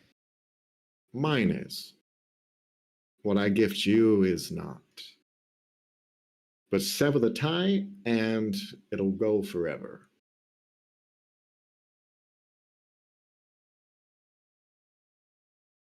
Okay, I am going to make an insight check. Just to see if he Sure. has some sort of ulterior Fucking motive. finally! I you know, like, I'm really tempted to just fucking take this. 7! Okay, I'm fucking taking it. Okay. God damn it! We're all like yelling 7. at each other in chat, like fucking inside I don't check. care. Sorry, I don't no, care, there's I a don't care. difference between I'm not failing really an getting inside that check good and idea. being a fucking idiot. Oh, what the I'm hell? not being an Not idiot. an idiot. She's just good-hearted with dumb of ass. Oh, let her. It's fine. What's a little symbiote? Shut up, murderer. Yeah, Ben, exactly. Fuck up. Ben, shut the fuck up. Shut up, murderer. Wow. It can't be worse Okay. than the symbiotes we already have. Yeah. He, holding it out in his hand, he brings it out back into this, essentially like a metallic ball. Becomes solid, and he just hands it over to you. His hands are completely black. The entire of him just has no real shadow or wrinkle, and he just kind of holds it out to you. You just see this silver ball presented. There you go. I take it. You pick it up. It feels hard, but there is almost like a rubbery texture to it. Huh. She's just gonna try something right away. I imagine this needs attunement, but in character, she's gonna try it right away and imagine that it just wraps around her wrist like a bracelet. Roll a Arcana check. Oh, that's not good. Let's see. 11. 11. You hold the ball in your hand and you focus on it and try and manipulate it. You see it does kind of like slightly warble, but he just kind of looks to you. You're going to have to spend a bit more time just locking it in. It takes a while, but with time, you'll get it eventually. Okay, thank you. It's I'm all right. And excited again, to see where this goes. you can use this for whatever you like. I have no affiliations. You're not going to offend me. That worried me, but okay. It's not. You make a lot of weird statements. Well, I'm a weird guy. That checks out. I am a few hundred years old, you know. Oh. Fascinating. Yeah. And human. Very strange. An odd combination, indeed. Mm. Can I see if he's bullshitting about that part? Sure, yeah, go for it. Insight. Yeah, since Sienna failed to check, can we all just insight this guy? Yeah, that's when you chip Never in. mind. We don't have to. We don't have 20? to. You see, he's talking with honesty. He hasn't lied a single time. Girl, what the fuck is this? Can we do an inside, can we do an inside check on Max? Can we do an inside check on Max? I don't believe this. He brushes his hair apart, back, and he just kind of smiles. Well, this isn't a gift for all of you, so consider yourself lucky. And he continues to eat his food. And then Dennis pours is gonna himself pocket another the- drink. Jenna just pockets the spear. Like, yay, nothing acquired. I think Thorn Oh, just, what the fuck? just does this. Not When- saying anything, but definitely just when- like. Ugh. When the metal decides I'm going to eat you, I'm just going to say I told you so over your corpse. Just Jesus Are you Christ. saying this in character or out of character? I can't tell. that's Jack. Fodane is keeping his mouth shut. Oh my Okay. god. Although Fawn heard what the fuck in her head quite a bit. Question, DM. Yes. As I look around, not at the table, but like around, is Kelvin around? Yeah, you see him. Good to know. Good to know. You see him. You see him kind of eating, talking with some other people. Then you see him kind of like put a hand up to like excuse himself. He stands up and he begins to walk out of the place. Huh. Damn. I was gonna do something if he stayed, but never mind. As he leaves, you see the captain of the ship who sat there. You see he just kind of like reaches down, holds something against his ear. If you please, excuse me, and he just begins to leave. Noticing that, Sienna's gonna look around at the weird guard signs, the Yeah, room Lauren's that we're gonna in. look at the cards as well. Make a perception check to see if you can find him. Got it. Definitely in the same boat because something's Hmm. wrong there. Okay. Fodane, you're too busy still talking with the reserve members, still trying to schmooze them with your fake persona, whilst Thorn, all of you notice now that the sun is kind of almost setting completely. You can see half of the sunlight now just at the edge of the horizon. It is a very warm orange color that begins to light up the sky. And Thorn, you try and look for those guards, and you can see that they're not there. Both of them are not present. The male figure has now disappeared completely. They aren't standing at that post that you found them before. For then, you look around the table. What are you looking for in particular? I think he was mostly looking for what was the expression on Mhm. Kelvin's face. Was it like, mischievous, or was it like deadpan? You Anything, see, any insight? you could only gather from so far away, Kilvin's expression was one of just very plain, no emotion, it seemed. His facade, where he walked past people, you see he kind of like smiled and kind of nodded, seeing like some sort of familiarity with some people aboard the ship. But the expression behind it, just kind of plain, as he just continued to walk through.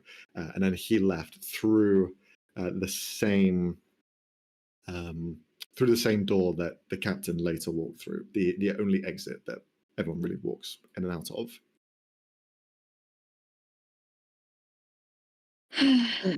Okay. Ben's gonna lean over to Sienna. Okay. I didn't want to say this because I didn't want to worry you. But remember, that shadow guy with the cards? You mentioned. Yeah. Yeah. He's here. Again. What do you mean? And she immediately scooches closer to Thorn. Well, Where? I think Thorn, whenever she saw the missing guards, she immediately stands up. It's like, going to the bathroom, be right back. And then she walks off in the Do you want direction me where Okay. she last saw And them. she's gone. Are you like? Let us know. Wait, did Sienna even mention them to Thorn? I don't think she Yeah. mentioned them to Thorn. Well, Yeah. Okay, hold on. Okay, question then. So, are all the guards still there? Like all of them? Or are they all gone? Or is it just those two that are gone? It's just those two that seem to have disappeared. Okay. She wants to check it out, so. Would she know? You would just know that 2 cards are gone. You Okay, hold on. Let me finish the conversation with Sienna, guys, please. Fine, fuck off. Okay. Anyways, he was disguised as someone else, and he walked out literally 5 seconds before the captain did. I don't know if it's a coincidence or not, but maybe worth checking out. So you want to follow the captain or the shadow guy? The shadow guy, preferably. Okay, we could split up. Or do you all want to go to the shadow guy? I think that might arouse suspicion. Alright. Look, he already wants something from me, so I could pretend. I mean, if you think it's safe, I'm not sure you should be going anywhere alone. On the ship. Damn you, Fina, why are you not here? I mean, you could come along, but I don't know if Thorn would want to be alone. How about you take the Dane? Right, looks towards the Dane that's surrounded by people. Talking Okay, to I 3 will people. try. I think. So Dane, I'm sorry, I'm not feeling. Sorry, right? No. Derek. I'm not really feeling well. Could you take me back to my room? So I just have to ask, Max, is that slip gonna be The cannon? I did Yeah. say that I was not feeling well, so I don't know. They don't know. For this, I will ask Robbie to roll a deception check at advantage. Okie dokie. I'm sorry. Okay, well. Okay. Oh, that's really good. That's really Oh, good. thank God. Oh, he's rolling counter inside checks. Oh, Oh, God. No. Okay. look at his smile. He's gonna. Look at his grin. Wait, I'm checking something. Because I might be able to utterly undo that. Silvery bar. You can gift of gab them, I think. Yeah, I'm Oh just no, you checking. can only do that if something you said. God Oh. damn it. I'm reading it. So 1 second, please. Shape the memory of lessons in your immediate areas within everything you said within the last. Yeah. You said. Yep. So it is groups though, which is handy to know. You correct yourself, Ven, with the slip up, but you say what you need to say. At this point, as you're kind of discussing amongst yourselves, at Thorn, you begin to notice that more of those guards, 2 more pairs have now left as well. Oh. Did they? Does it look like they're in a hurry? They seem to be quite calm. Okay. I'll try and get eye contact with Sodane from across the table and just like try and discreetly like make him notice that the guards are leaving. Mm-hmm. Okay. Do I catch that? I'd say so. If they're targeting you specifically, I'll allow it. Just in your head, what's going on? Thorn says back in her head, I don't know, but I'm going. And then I'll also do that to Ved out while verbally saying, okay, let's get you checked out. Mm-hmm. In your head, then you're hearing, what's going on? Can I reply back in my head? Yeah, I can do message. So. Oh, gotcha. But by the way, doing message, that means everyone sees you casting a spell. And you're literally talking out loud, quietly, but you're talking. No, because I mean, you we could said roll earlier today. like. So, yeah, everyone will see me cast a spell, but it's also, I'm not speaking out loud because telepathy is one of my languages. Because I got this telepathic feat. We had this conversation earlier with Max. Max, confirmed, did I? This because the spell is different from the feat itself. It's weird because they don't necessarily pair together. One is a mental, one is a physical. I will say that the message spell would have to be done as a separate thing. You need to speak into your hand as if you're talking into a walkie-talkie. Okay, good to know.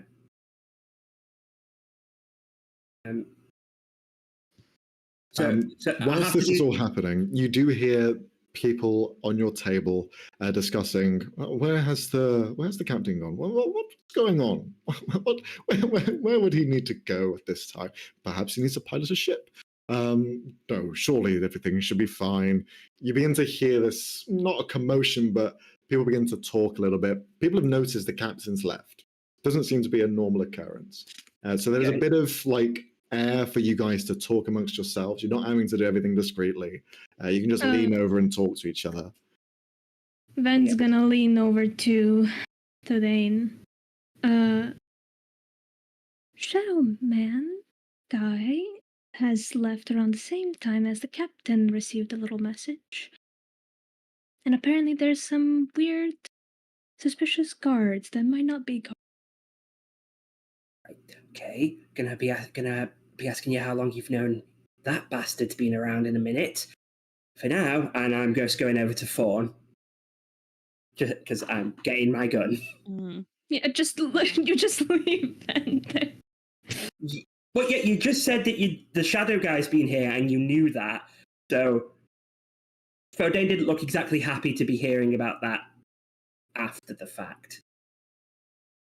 Whilst this is all happening, you hear the front of the stage. Courtier appears, the Fey-touched human. He will begin to speak out to the crowd.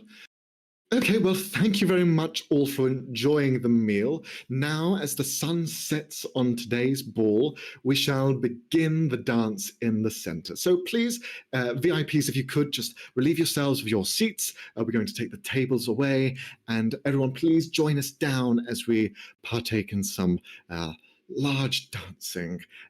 Please, if you could take it away. And he gestures over to the Fleeting Nightmare as they continue to play some music. Tables begin to usher, shift at this point. People begin to move. Where are you guys going? Let's just get out doing the commotion. Beeline to Fawn. I'm now paranoid as all hell. I want my gun. I'm gonna try and discreetly pretend I'm tying my shoe, but honestly just give him the gun holster. Try and discreetly do that. Guys, let's just leave. There's obviously something going on, and I really want to investigate. Yeah, let's go. I will allow one of you in the group to roll either a perception or survival check. One of us. Yeah, you get to choose. Foden. +5 on survival. I've got +4 perception. My observant only applies to passives, really. Yeah. I could do survival. Yeah, then. Alright, but don't blame me if this goes wrong. Yeah, we will totally. Also, does this have to do with the group going out of there? This is just general awareness that your group has. Okay. 13. It's decent. You see all the people beginning to arrive at the main floor. Some of the people, some of the other VIPs that you're with begin to say their kind of goodbyes as they kind of move out. Talk later, that sort of thing, as they begin to spread out into their own little thing, their own little circles and groups. But you can see there is an air, there is a tension almost. You're not sure where it's coming from, but there is a weariness that this party now seems to have. Where are you guys going? Fawn, you're the one. Yeah. I wanted to I wanted to follow where the guards were leaving. See if I can somehow track them. See where they're going. I'd like to follow the captain. Are we just splitting up? We're splitting up, right? That's Do you want me to stay here? to make sure. No, I would love you to follow the shadow I man. don't think that's a good idea right now. Then you go follow him, but someone should go follow him. We don't know where the captain went. Yeah, well, the longer we stand Wasn't here and there, like- argue about it, the farther he's going to get. Wasn't there one exit and one entrance? Yes, but there's also Okay. the And- crew entrances and Oh, exits. okay. I'll see. Well, the Shadow Man, whose name is Kelvin, by the way, has left through the main entrance. That later. I'm going to the guards. Something's not right. Okay. Are you going to the ones that are already here, or are you leaving, following the other guards? Following the other guards. Okay, they leave through the same exit as the captain did, as well as the Shadow Man. Mhm. But one thing you notice as well is as you're beginning to kind of head off in that direction, down in those other doors, you can hear there is movement coming more so than before. People moving through, crew members. You can see a couple of them just beginning to kind of rush through the doors. And these doors lead lower down into the ship. So there's commotion seemingly happening above as well as below. Right, we have to split up. So who wants to go up and who wants to go down? I think. Yeah. How bad is the commotion though? Is it like? Not overly so. It's just kind of like you see some of the crew members looking at each other like, what? Where's he going? What the hell? Like that sort of thing. Okay. Mm-hmm. I have one question. Sienna told Ven about the conversation she overheard. Yes, Have you and Ven told- just told you that there's weird guards. That's all you know. Okay, so we don't know that they were talking about what sounded like a plan. I Mhm. said that they sounded like suspicious guards who weren't guards at all. That's what went. Okay, that's that. I think that's enough. Right. So we've got people who might not be guards Mm-hmm. who have gone missing on a ship where we know there's a prisoner transport. Yeah, but that didn't. They sounded like they were waiting for someone to show up. They were saying like, "Is she going to be here?" and stuff like that.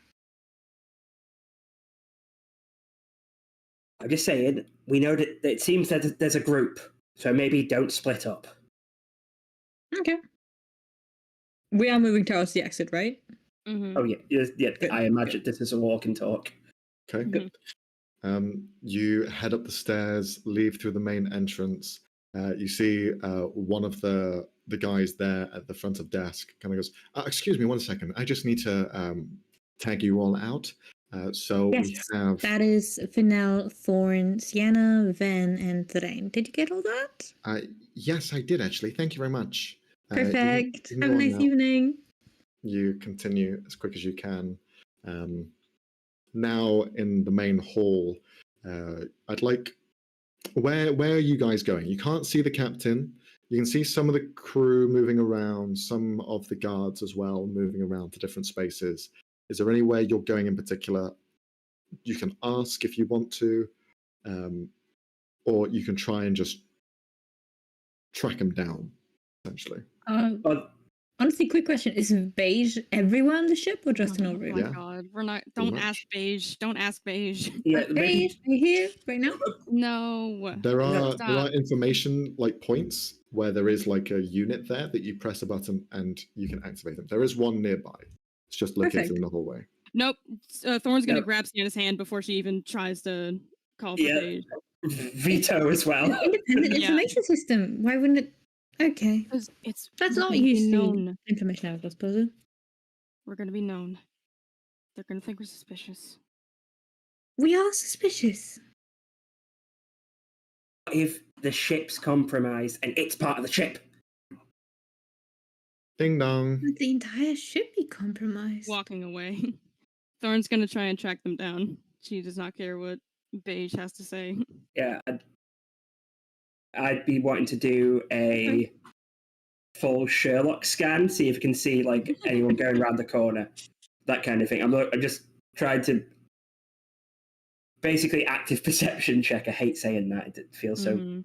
mechanical, but Okay, this will be more of an investigation check. Even better. And yeah, the paranoia are going to add a inspiration to myself. So we have Thorn and Thodane following this lead. Sienna and Ven, what are you guys doing? I mean, if I'm not allowed to talk to the ship AI, I'm going to talk to someone of the crew. I'm looking at where Kelvin is, Okay. seeing if I can find any trace of him. You begin to look around, and rather than looking for a particular shadow man, you find your shadow, and you just hear the voice. Are you looking for him? Just trying to see if he's not up to anything. Well, I can scent him from a mile away. Would you like to lead the way then? Of course. It's a little tricky, though. He seems to be in two places at once. One of them is where we'd found him last time, on the deck of the ship. The other is when we confronted him, which is in the gardens.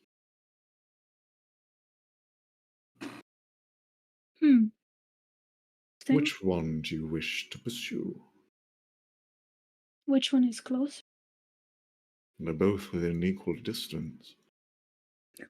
Max, I hate you, goddammit. They are. Split us up. Split us up. Max really wants us to go into separate directions, doesn't he? Choices can be made. He turns to Sienna. Okay. Two possible choices where this shadow man could be. Either top deck or the garden. We either go together to one, or we split up. Right, okay, I'm going to question later how you know that. Dane, did you hear that? So, Max, did the 21 give me... I guess if it did, the guards are going somewhere else. The guards are going in different directions. Some are heading down. You overhear the words and kind of commands of, make sure the prisoners are safe. If there is a breakout, we need to make sure that they aren't left to their own devices. You just hear that. Some people seem to be going down, and that's below. Some people are going up as well. Seeing and kind of hearing where some of the guards going up, they seem to be following in the tracks of the captain. To add to the decks? Yeah. And because I was focusing on that, did Ven, were you just saying that to Sienna about the two different directions? Okay, I don't doubt I heard that, or at least didn't take it in.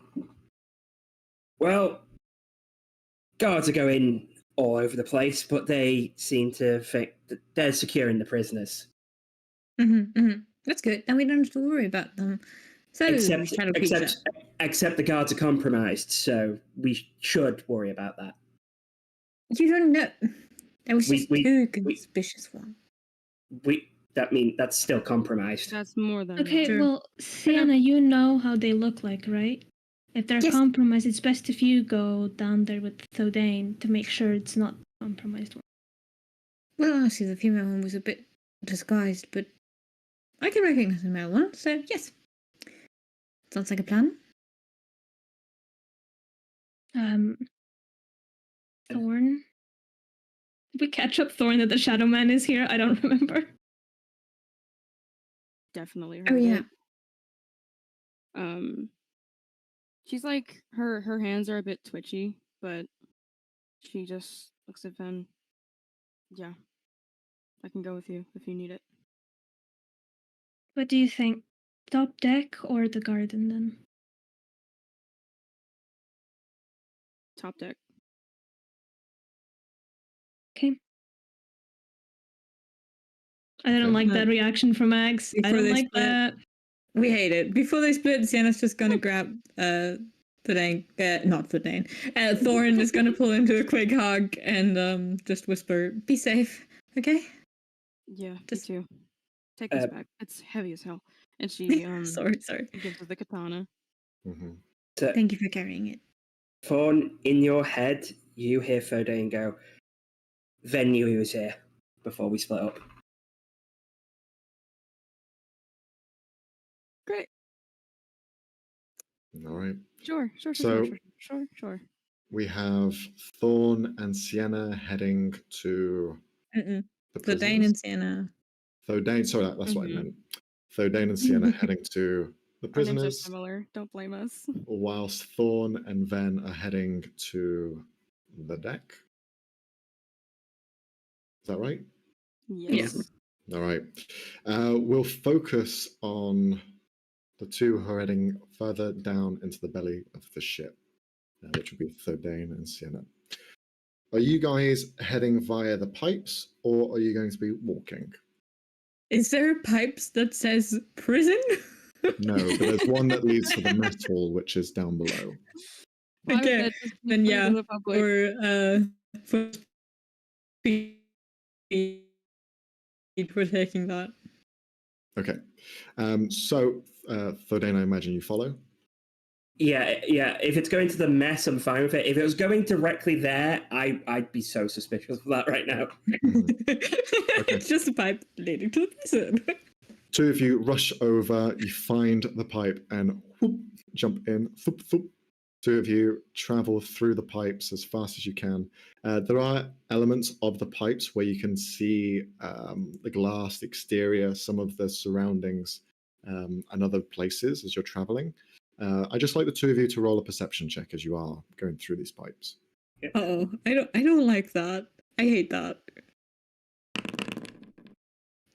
Whoa, okay, not 20. Okay.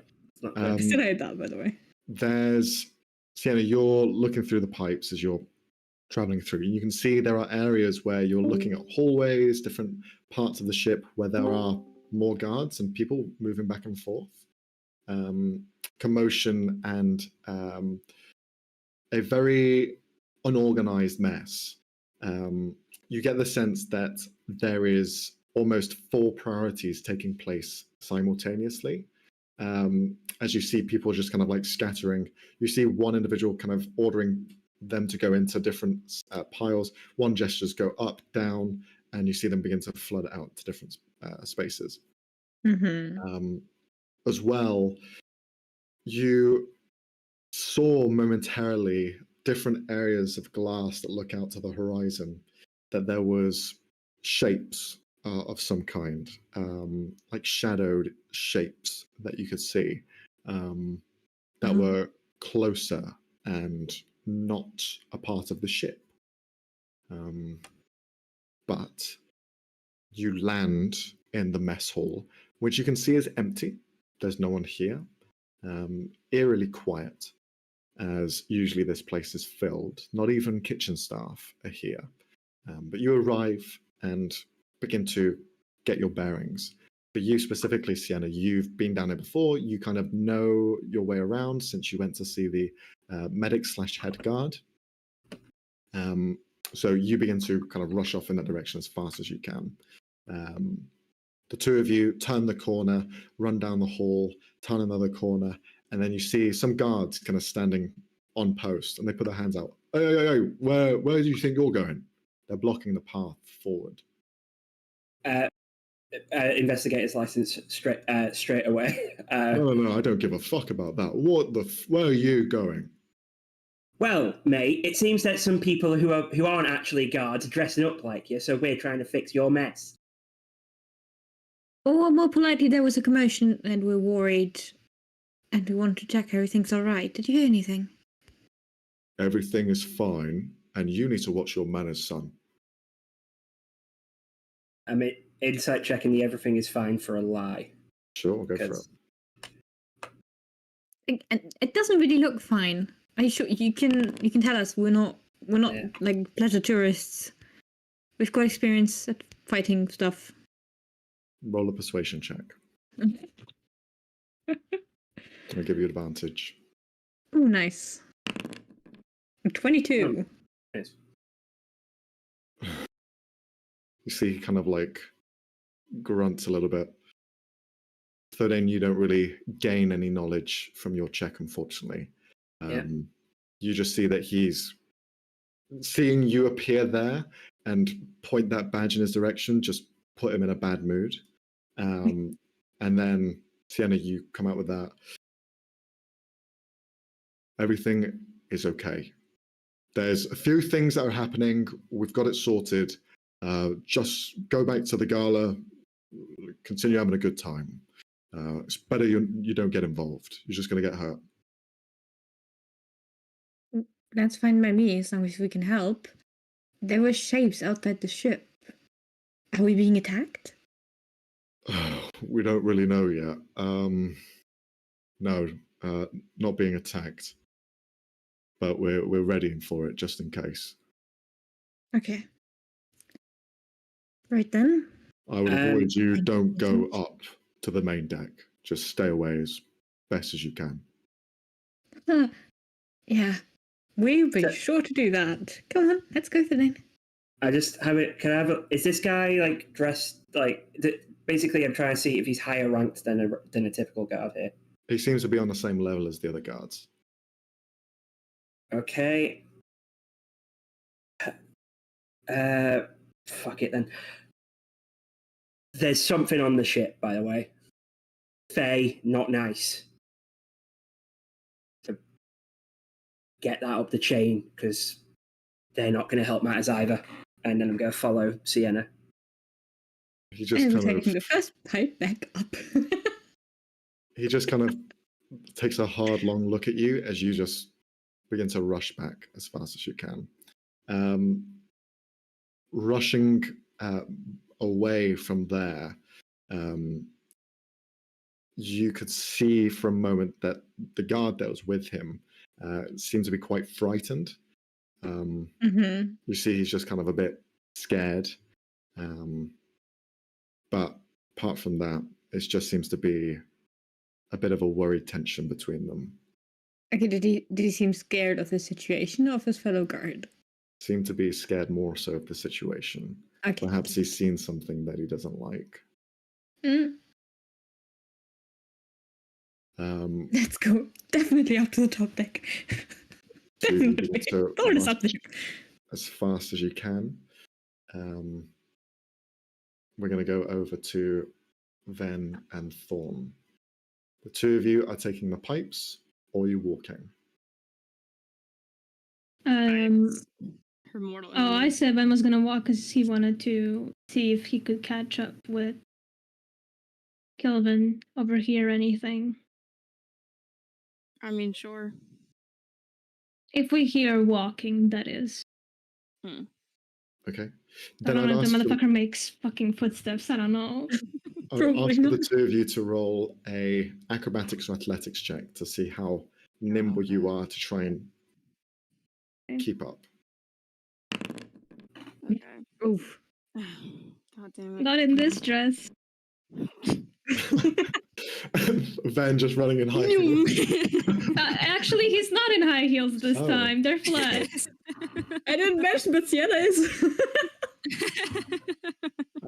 The two of you just begin to run as fast as you can. Ven, your outfit's just not practical for running, so you're just getting caught up in the moment every so often. Thorn, you're continuing slightly ahead in a more... Yeah, I think she's like really in the moment. She just like rips the suit jacket off and she's just gotten in it. No. like just looking at pulling the pieces as they're running. just catching them like, wait, stop. Single manly tear drops down his cheek. Oh shit! I just realised none of us are wearing armor. Yep. Yeah. Which armor, guys? Mine. Not mine. Got it. Now you know how it feels. My You- 18 went down to 12. The two of you run as fast as you can. Ven, you're kind of struggling a little bit. But Thorn, you catch up to not Kelvin, not the Shadow Man that you're thinking of. Instead, you catch up to the captain. You see the captains continue to stride forward. You can see more guards have kind of gone either side of him, and they're beginning to kind of like talk to him. As you appear in this kind of manic run, you see one of the guards pulls out a blade, points it to you. Speak what you're doing, young one. I think instinctually, because she wasn't expecting to run into them, and she sees a blade at her throat, she pulls out her own blade at his throat. No! No. As soon as you pull out the blade, he's going to attack you. Okay. See? It was instinct. Sorry, guys. It's going to be a 21 to hit. Oh, Hey, fuck. yay! Am I here for There's this? no way that doesn't hit. We don't have And armor. and a 16. 16 might not hit. I don't know. It's 10 plus Do you your have a dex. +6? Give me a second. 16 is my armor class. Okay. Yeah, but you don't have armor. You don't have armor. So No, you don't. from the 2 strikes, you take Hmm. 13 points of piercing damage Okay. as the blade sinks into your shoulder, and he pushes it in deep enough just to hold you off. I wouldn't put that blade anywhere closer, or mine will go through you like a kebab. I think she immediately like drops the blade. Speak. Sorry. Why did you pull your blade out? You pulled it out first. I wasn't You expecting it. were rushing. She just glares at him. I'm sorry. It was an accident. The captains continue to walk. The guard has just stopped and has kind of held you off. Do I? Then Am I you here for arrive this? now, yeah. Okay. Whoa! What's going on here? The guard looks at you as well. What are the both of you doing here?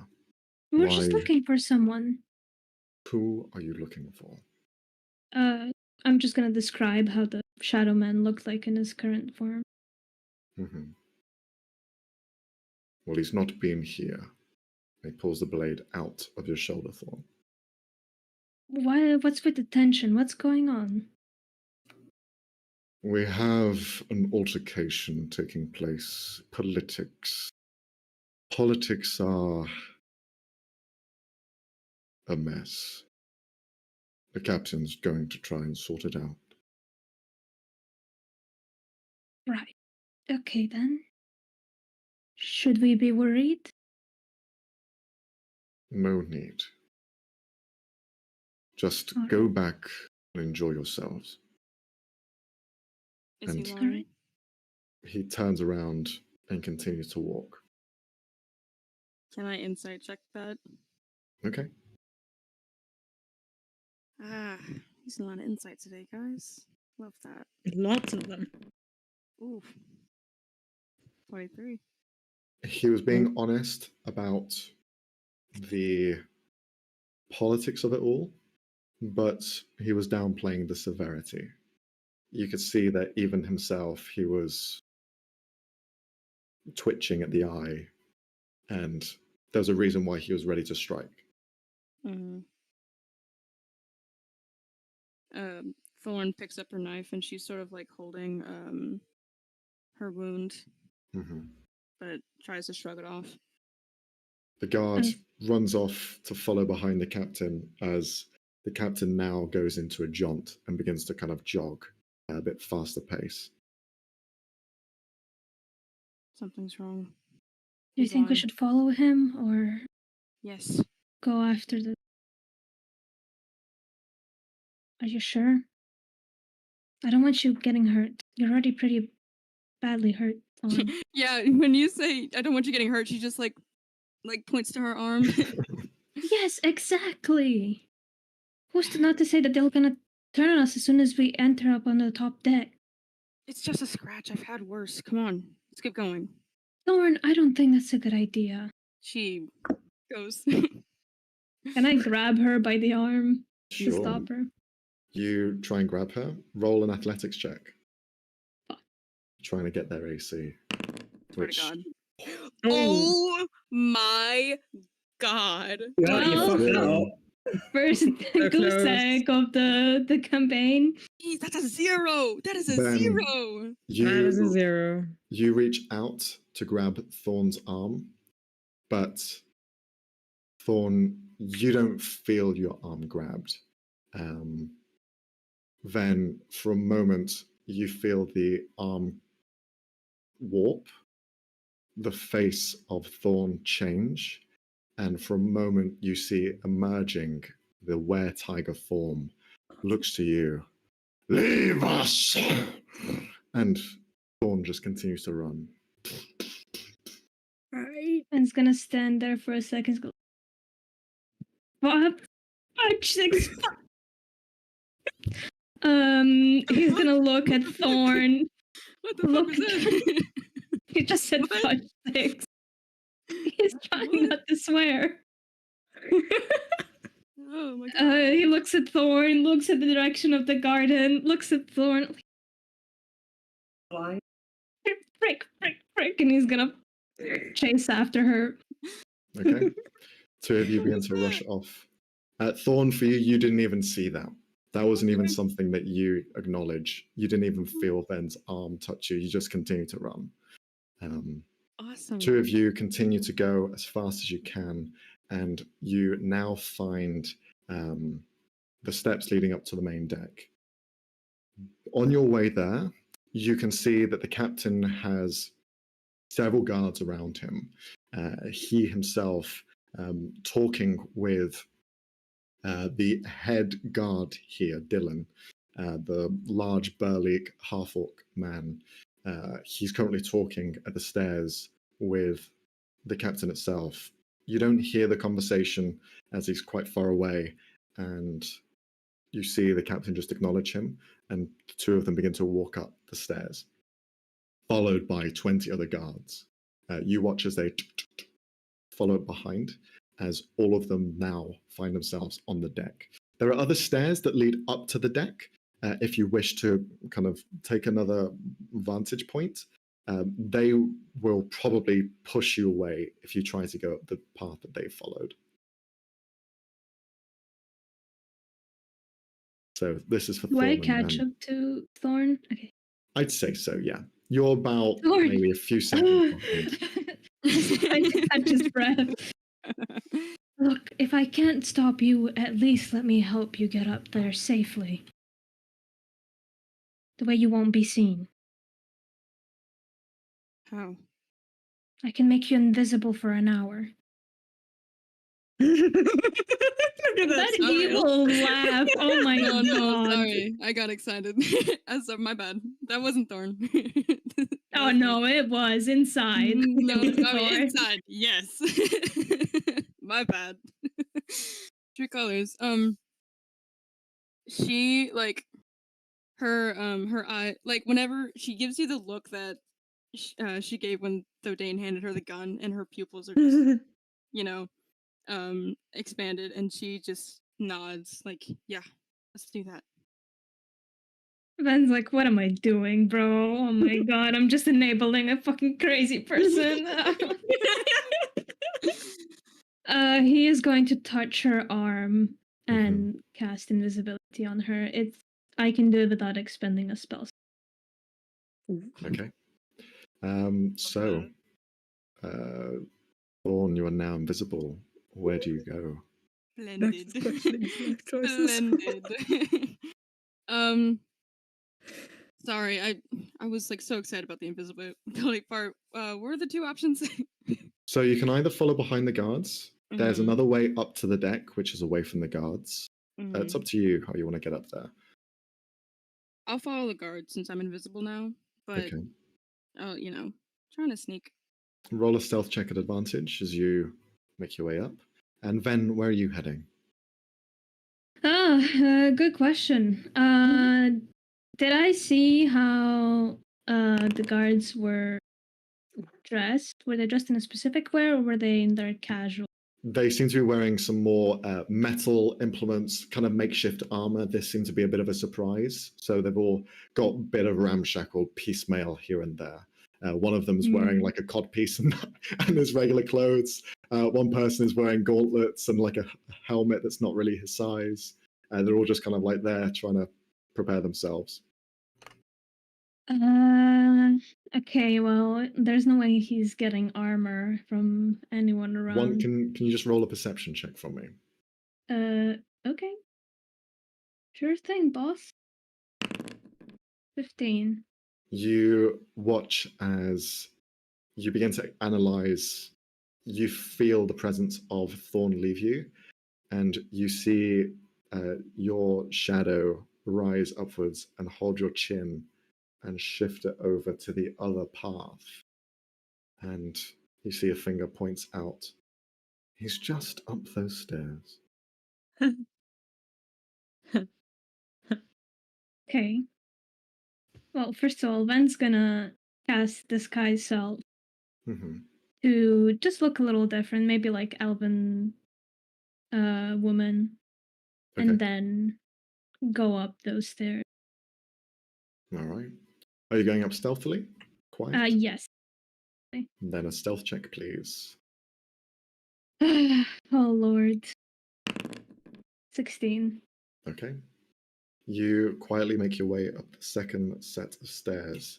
The two of you rise up in different areas. Ven, you find yourself on the starboard side of the ship.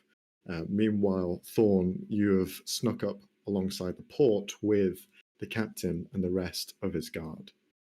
The guards haven't seemed to have heard you, don't seem to realize you're there.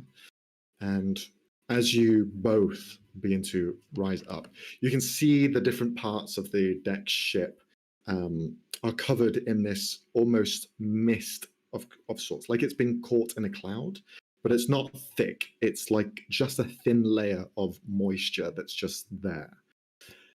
As you are looking off, there are shadows in this mist that are thicker than what you've expect to see there.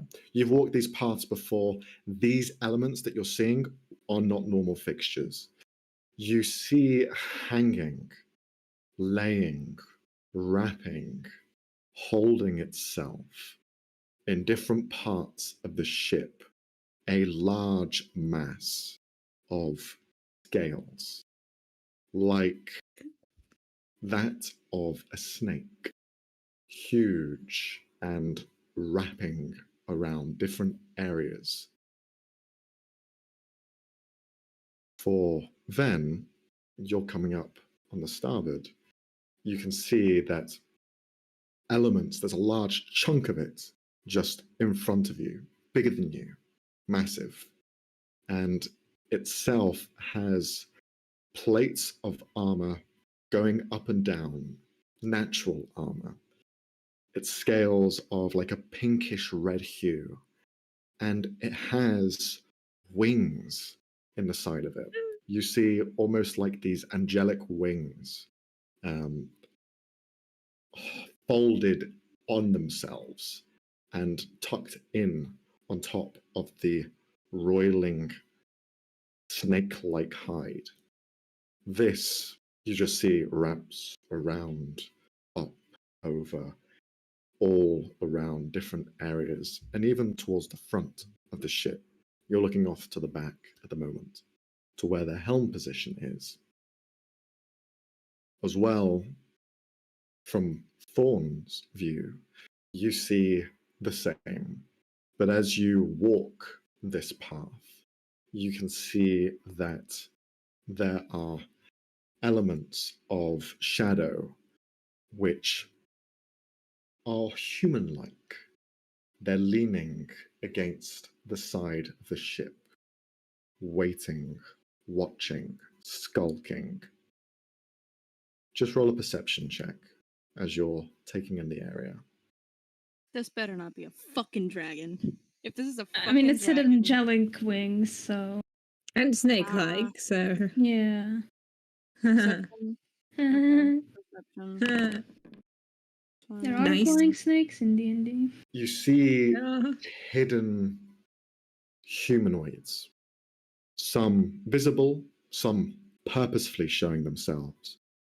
but all of them are wearing the same or similar attire, very tribal looking wear, all wearing almost like beads, necklaces, hardened shells for torso armor. You see creatures of the sea wearing armor that is of Triton kind.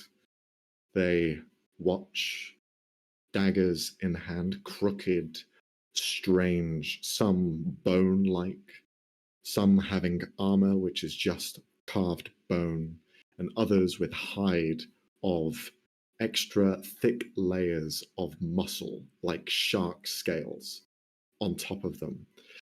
As well, you're not just seeing Tritons here, you're seeing other races that live below the seas. You see a hammerhead shark, humanoid, slightly larger than the average, sat hunched forward with these serrated bone knives that seem to point out of their scales and out of their fists. You see them just looking down, looking over and around as the crew and basically the guards begin to get closer to the helm of the ship. Do you follow? Where do you go? It's an interesting question, Max. I don't know. Suggestions? I ain't there. Me neither. I can't see where you are. I for now, I guess I'll just stick with the guard. Okay. Be behind. Follow the captain just for now. Mm-hmm. You watch as the captain continues to step forward. This kind of thin layer of mist, creatures begin to push out and forward, looking around in all directions.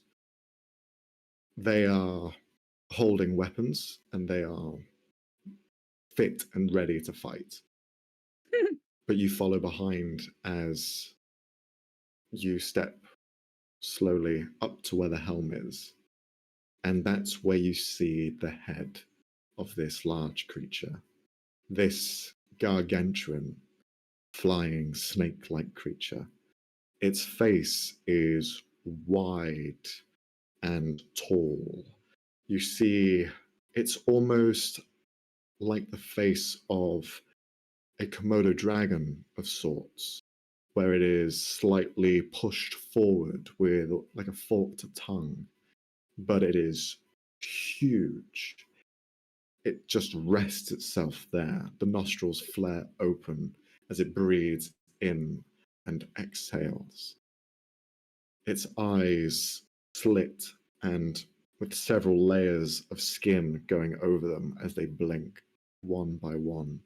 Not just 2 eyes, but 10. One in the center as well, slightly larger than the others.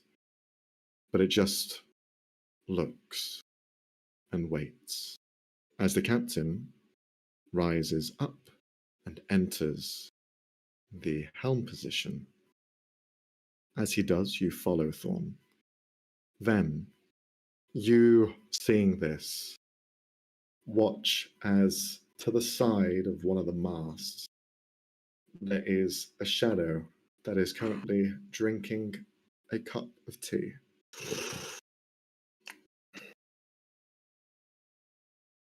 And looks over in your direction. Yeah, Ven's gonna stealthily approach him. Mm-hmm. You approach, and he just looks over. What you can see is just the bare outline of the helm position, this room where the helm is positioned, as well as the other implements that help it function. You see Kilvin looks over you. Quite a moment we've found ourselves in, hey? This You might better be not be thinking, your "Oh, doing. so predictable. You took the words right out of my mouth. No, it isn't me. Don't worry. This is all her work." Her. You want to elaborate? The Queen of the Tritons. She is not an easily pleased person.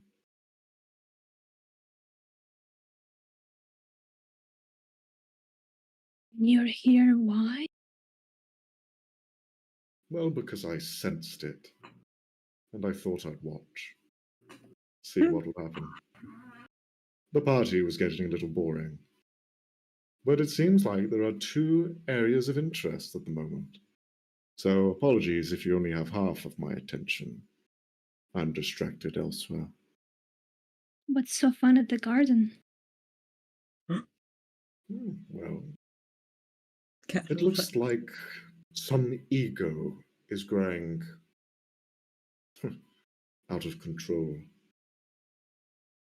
Someone trying to tamper with their own plans, trying to build up their empire. Oh well. Yes, and it's not the Queen. Coincidentally, many things are happening today on this ship.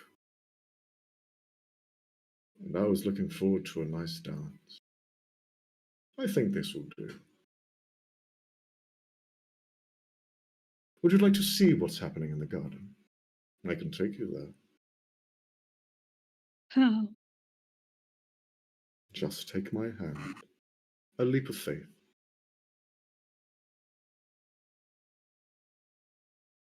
Don't worry. If you try and push me off the floating ship, I will find myself back up here. I knew. Haha. Very funny.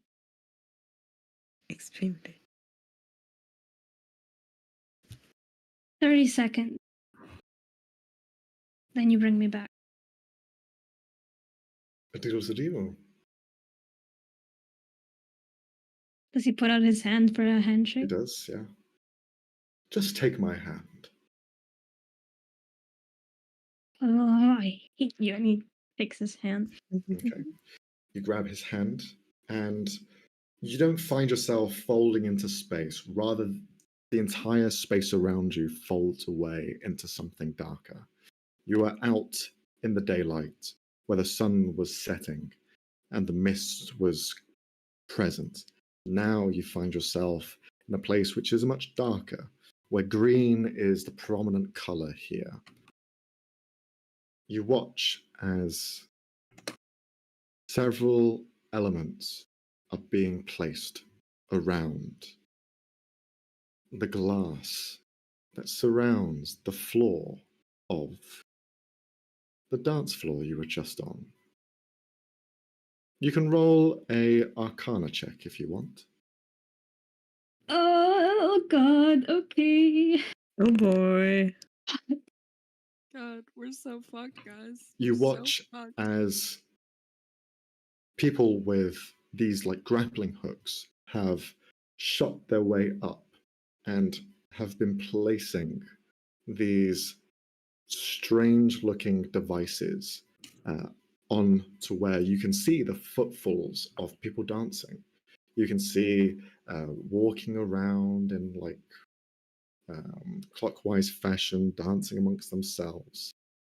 These cloaked figures placing different creations here and there. You see Kilvin lean over to you.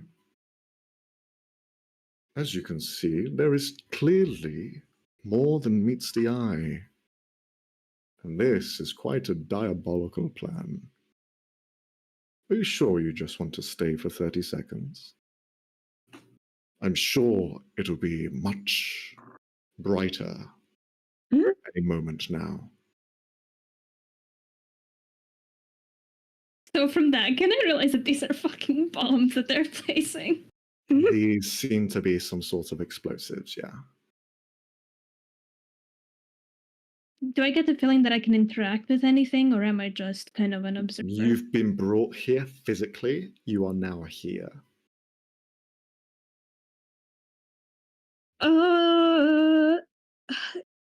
Ven's Oh, gonna shit. cast message to Thadane. Unfortunately, message is only 120 feet. The ship is way larger than that. You're sending? Sending I is a don't have third level sending. spell. Why don't you have sending? I'm already you? calling That's a you. third level Damn it, we spell. can't. I forgot. And sorcerers don't get that spell, first of all. Oh, well, I didn't know that. We're kind of fucked, guys. Oh, Oh, god damn it. Oh no. This is bad. You Fine, can give contact me- one of the people in the party. They are less than 120 feet away. are they? They're in the room above you. They are in the room above you, so they are just within range, yeah. You could try and get what's her face? Serenity. Yeah. I have seen her and I've talked to her, right? Okay. Could I cast message through it? Yeah, you can. Look, you don't know me. Something's going on. I need you to evacuate the whole ballroom right now. You tried. Response comes back. Excuse me? What do you mean, evacuate? Another message. Please, just listen to me. Something's going to explode above the ceiling. Please, just get out of there. Roll a persuasion check. Okay. No. Got this. Come on. This is not the time to spare details. Oh, Yes! Yay. My God. I know, but Yay. the message is limited as well, like 2-3 sentences. You can't keep it going on forever. Okay, so you send out the message. As you do, you can almost pinpoint where she is as you see the footsteps of hers stop. You see all the footsteps of everyone else continue to dance in this pattern, but hers, a single set of steps, just stop moving. And then you watch as more of them stop moving around her. We're going to jump to Thordain and Thorn. Thordain and Sienna, sorry. I keep getting Thorn and Thordain fucked up. Listen, it's not my. I had the name first. It's Jack's fault. She did. Thordain and Sienna, the two of you are traveling to the deck. How are you getting there? Pipes, the quickest way. Yeah, we went. We're fucked. We're Yeah, we are. fucked. This is awful. This is awful. The two of you begin to go through the pipes, interconnecting pipes, different areas. You have to kind of go through one, then find another, go through that one. As you are rushing through, you, halfway through one of them, feel the energy which causes you to float just... Oh, shit. And you find yourselves hitting against the glass as the force which is propelled through these diminishes and you are no longer being pulled at a fast pace through the tubes. The rest of everyone else watch as the flicker of lights just flicker for a moment and continue to flicker. Holy shit. But Thordain and Sienna, the two of you, you're currently stuck in the pipes. You can see that your pipe is located in two areas. It blends down the middle. To the left, you can see the aquarium. You can see the exterior part of it. On the right, you see just the hull of the ship. Great. We're a pipe that is on the exterior. We're outside. Is that what I'm hearing? Yeah. Oh, that's so much worse. It's horrible. The pipe So splits down the options middle. are climb through the pipes or try and get into the aquarium. No, also, last session I said Break Fodane's the scared of heights. Oh, for fuck's sake. God. So now that This just is- warm. As you kind of find that falling sensation, you think for a moment, I'm going to fall out of here. And you just hit the glass of the tube and you just see the drop below. And at this point as well, I'd say you also see this tail. Large Which- creatures. I literally said that last session. Yes, you did. Just Jenna sees pushes that and in just front. okay. Thadane, I need you to not look that way. Okay, looking at it makes it worse. So just look at the fish. And she points to the aquarium. Max, I feel Okay. like I have to ask, do I have to make a wisdom save because there's two of my big fears right there? No, this is up to you. This is more roleplay for you, mate. Honestly, like one of them he could maybe handle. Two, it's virgin panic attack. Yeah, I think I'd have to make the save if I'm being honest. Just to Thadane, listen to me. I've gone through this with Thorn. Just pay attention to your breathing. Okay, breathe with me. Deep in, hold for a few seconds. Deep in, hold for a few seconds, and then let it out. Just concentrate on that. Keep up that rhythm. You're gonna be fine. Okay, look at the fish. And Sienna's just trying to talk him through that, realizing what he's going through, having experience with Thorn. I'm trying to give him advantage here. It works. yeah, I got a nat 20 on a private roll. Nice. Natural 20. Fuck yeah. So, yeah, fuck, I'm starting to feel panicked. That's me, Jack. I know, bad. Yeah. So, yeah, okay, I'm fine. How are we Breathing. from? How far are we from where we just were? You're about halfway. Fuck. Distance-wise, to get either way. It's how- the same. It'll be the same distance. If you were to continue the path that you're going in, you would have to climb through the pipes. If you're going back on yourself, you have to climb through the pipes. Both are going to be slow. You can try and smash through the pipe, land on the other side. It's up to you. But crawling through this space is like crawling through an air duct. So, neither of us having a good time. Like, I'm the right size for it, but I've got a negative strength, and you're human, so it's cramped. Is Sienna's either just path looking at the wall towards the aquarium, just staring at, estimating what it would need to break through that. Roll Is it- an insight check or investigation, Sienna, to see if you can muster the strength to take it out. 22. You could break that single pane of glass and allow yourself freedom of movement to climb out. Okay. Then she's gonna, probably with the back of a sword, and Mhm. she's gonna try and smash it. Okay, you just butt the pommel of it as hard as you can several times. As you do, cracks begin to form around different areas, but then that area just shatters outwards, and you can climb out and find yourself in the kind of starting area of the aquarium. You're not in the water, but there is like the pad in which you dive into the water. Okay. Okay.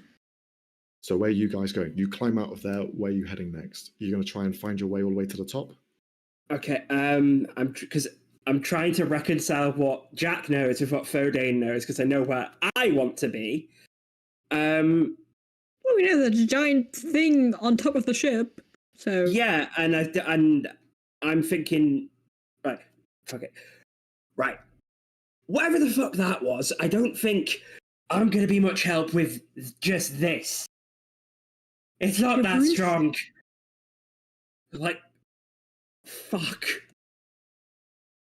We don't have time to go back to our room, not with the pipes not working. We'll never make it in time. Before Where's- that ship just kind of dies.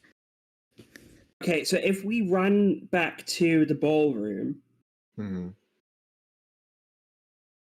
like, right, wait, what's close? Are we closer to the ballroom at the top? You're closer to the ballroom.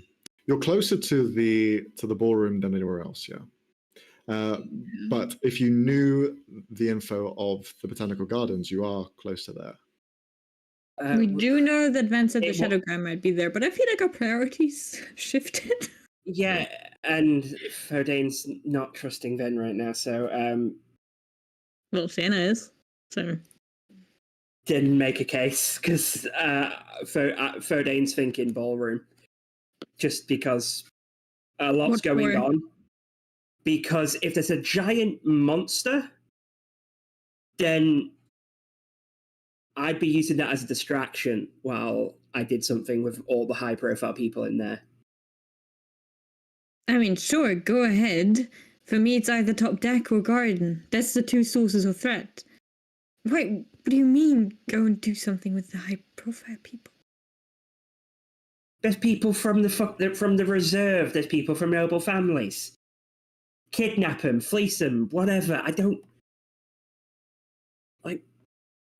fucking know. This is a bit outside of my area. I deal with cheating spouses. Fine, ballroom. Let's go. Right, you begin to run to the ballroom as fast as you can. Thorn, you continue to follow the captain.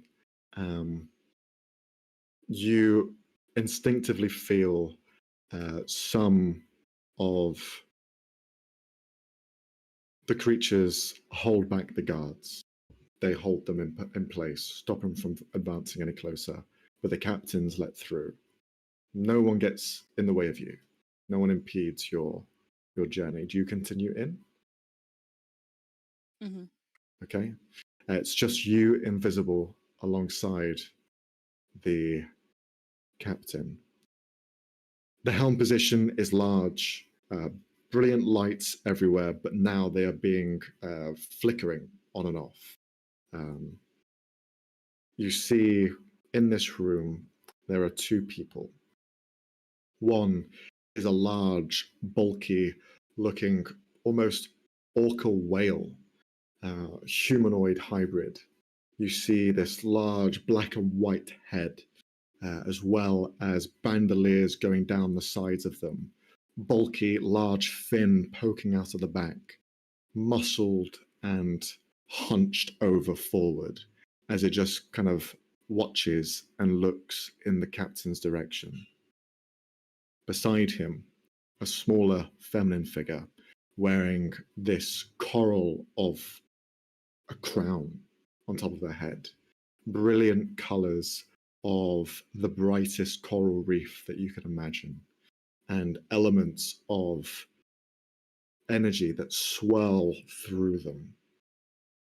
This woman stands at about 5.5 foot, not large, not overly impressive, but her demeanor as she steps and looks in the captain's way holds heavy weight. She's in her 40s or so, slender, well built, and wearing very brilliant corals and colorful sea based attire. She looks over in the captain's direction, holding onto the edge of the wheel, the main driving force of this ship, and she leans against it. The captain stands straight, holds himself, takes off his hat. Queen Savaltari, what is it that I can do for you? What are you doing on the ship? She holds the side of the wheel. You're flying over my land. You are in Ishvahi's home of the Tritons. You do not have permission. She holds onto the helm and pushes it slightly to the left. Everyone on the ship feels a slight lurch as things begin to move slightly. Down in the garden, Ven, you see Kelvin there by your side. So what will it be then? Am I to take you back now? And then you hear as a hand wraps around his throat. And you watch as the shadowed form almost dissipates completely. And now you see his humanoid complexion as his neck is gripped by a human. And he looks to him. Kelvin, what is it you're doing here? Is this your doing? Trying to escape, are we? As then you see this man in guard attire, scar across his face, humanoid, holding Kelvin by the throat. You roll an Arcana check for me. Okay. 12. You get the sense that Kelvin is surprised and his energy just completely just dissipates. The arcane magic, the shadow magic that he holds around him 24/7 just disappears in this moment as this man holds his neck. Behind you then, you hear a female voice out of the wooded area. And where were you heading off to? What's all of this for, then? It's the 2 cards. What is happening? Then you see the other guard, the feminine guard. Now you can see Yuanti features snake-like scales down the side of their neck as she looks towards you. What is it they're doing up there?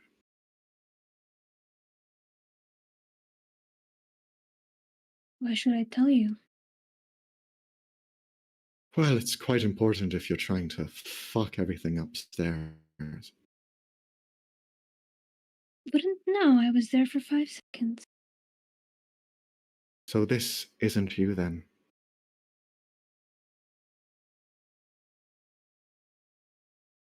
Can I see what she means by that question? She's gesturing to the bombs up above. She's asking if you're affiliated. No. And what about I him? thought it was your doing. What about Kelvin? What's his game in all of this? Seems like you know him. You should know why he's here. He's This continuing is to get choked. entertainment. For him, amusing, if you will. No cards to lose for him. Still holding his throat. You see. What's your... Go on, keep going. What's your deal in all of this? She just looks up to the male figure and he looks towards you. You're telling me that he has nothing to do with this, right?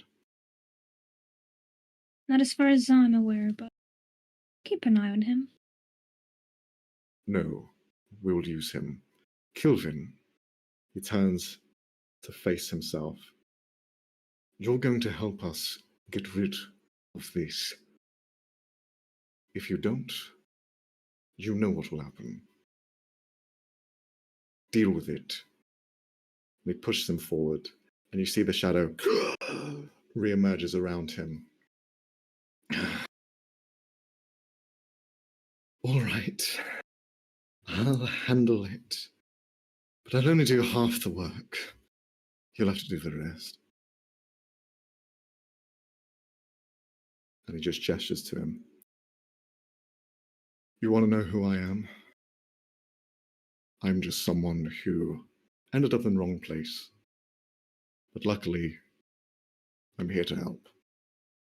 And you watch as this mysterious figure begins to run off, and he runs towards one of the walls, and you watch as he begins to run up the wall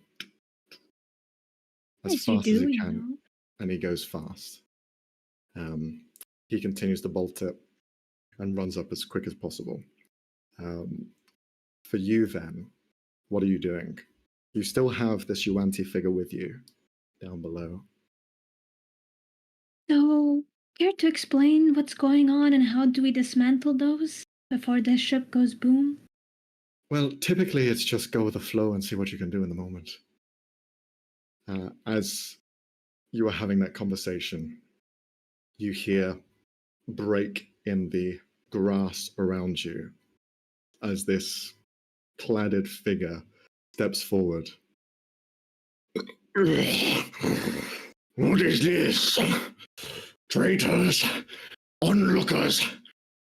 As you see this large figure, brutish voice pops through as you can see bits of like animal skin hanging loosely from his jaw. As he steps forward, you see this almost were creature of sorts that has parts of them just flapping and hanging off. You see he begins to pull out his blade and step towards you. What do you do then? Fucking shoot him! No, but I will... I will firebolt him for now. Okay, just roll an attack roll for me. I will. Let me just check what the bracelet does. Just adds your proficiency or something. As a bonus action, I can target another creature if I'm casting a fire. Good to know. Okay. 24. Roll for damage. Yep. There we go. Nice. Okay. 9 fire damage. You fire the bolt straight towards them, and it just hits into their chest. They begin to try and pat it out.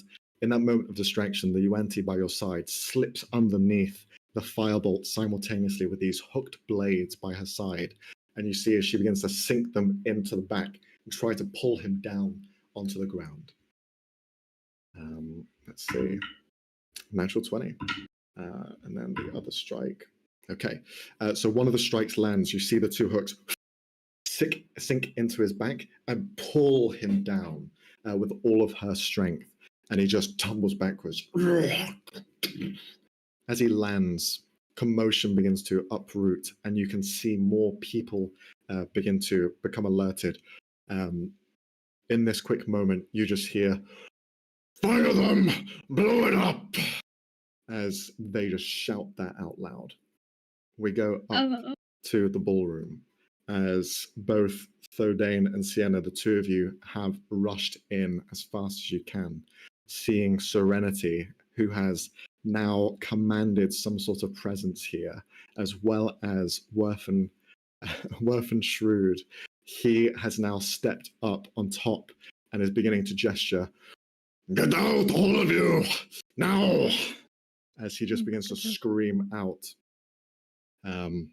People begin to rush as fast as they can, running to the exits. What is Sienna and Thodane doing? Probably trying to get to Serenity, trying to figure out what the fuck is happening, why she's telling people to go out. Yeah, and just trying and looking around for what is the commotion as well, if you can spot it. Yeah.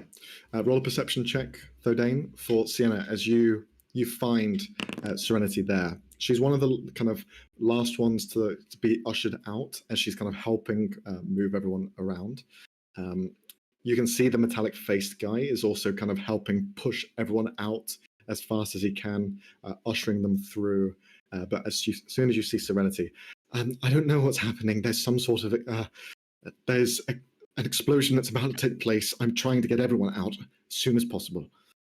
An explosion? Right, yeah, that sounds smart. And she's just going to start helping Sure. get people outside.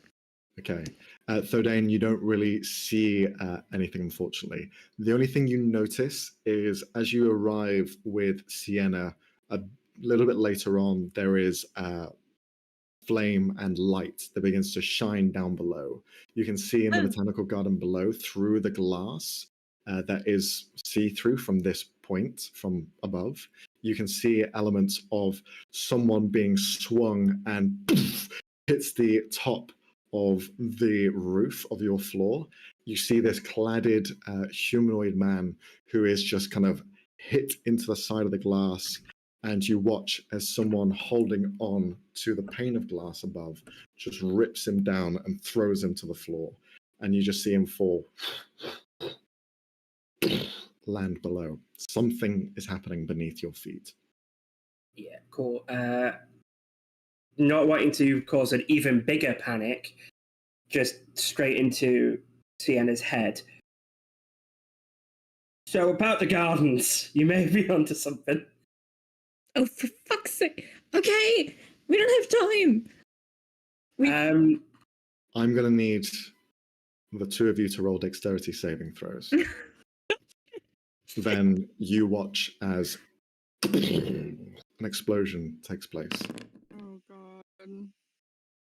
Oh god, this is Ooh. so bad. Snap. Do I need to Okay. make a dexterity Okay. saving throw? Not yet. Not yet. Only when the ceiling comes falling on top of you. That's You, when you... Oh my god. Sienna, Thodane, the two of you find this moment where the ground beneath begins to grow hot, and you watch as the glass spider webs, and a section of it, unfortunately, the people down below weren't quick enough to remove all of the bombs, explodes. You watch as it explodes with this 3 ripples. It just lets out this first concussive wave. You watch as everything is held in that moment, slowed down, almost like they're captured there. You see Werfen is caught in this explosion. The rest of you rush out. You kind of find the edge of it and you are blasted away. Werfen, you see him caught in that slow motion as glass flies up in his direction.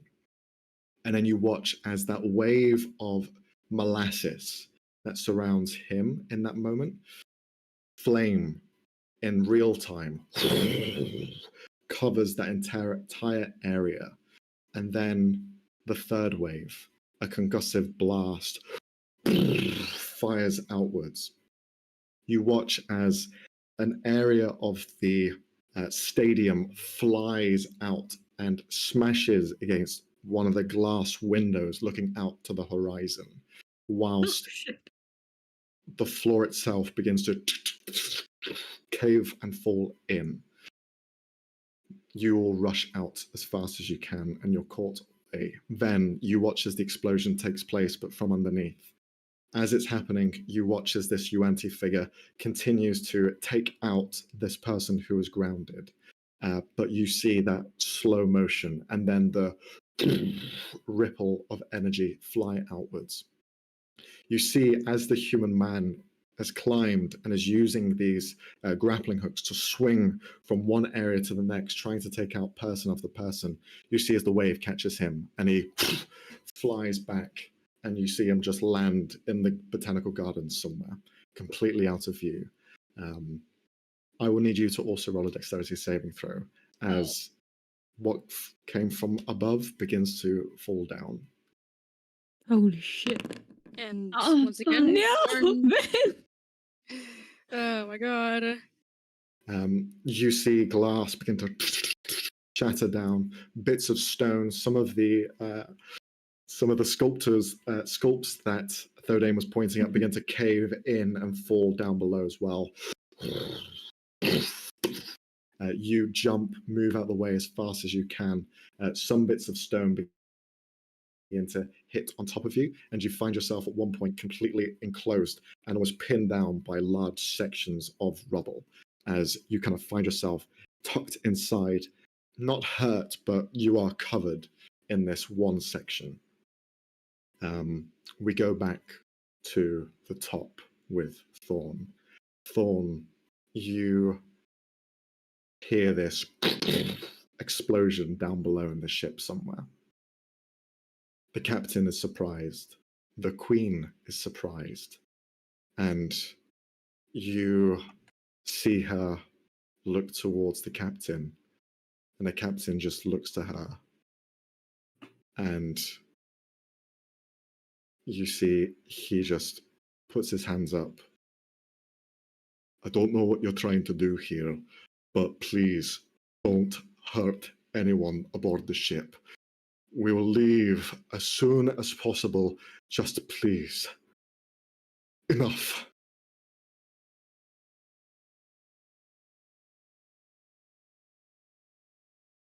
She looks at him momentarily. Thorn, you're watching as this large orca whale humanoid is stepping around. At one point, they get quite close to you. Do you try and move away, or are you just going to try and hold yourself still? He's not walking directly at you, but he's in the general vicinity. Okay. I'm gonna match his footsteps so that his footsteps the sound overcomes mine. Sure. But I'm walking the opposite direction of him. But I have my knife ready, and I'm looking at the brute to see if he tries anything. I will need you to roll a stealth check. Okay. Do I still have advantage? Just a straight roll. Why? Okay. Because this is something else. I don't know. Ooh. Okay. You step in time with his footsteps. You move around, and there's a moment in you where you begin to wrap the wound around your shoulder where the blade was put in, because something in your mind tells you that this person will be able to scent your blood, and you begin to wrap it as slow and carefully as you can. You watch as it moves. The gills on the side of its neck just begin to almost flutter as it looks around. Doesn't notice you. You move in silence. The queen looks to the captain.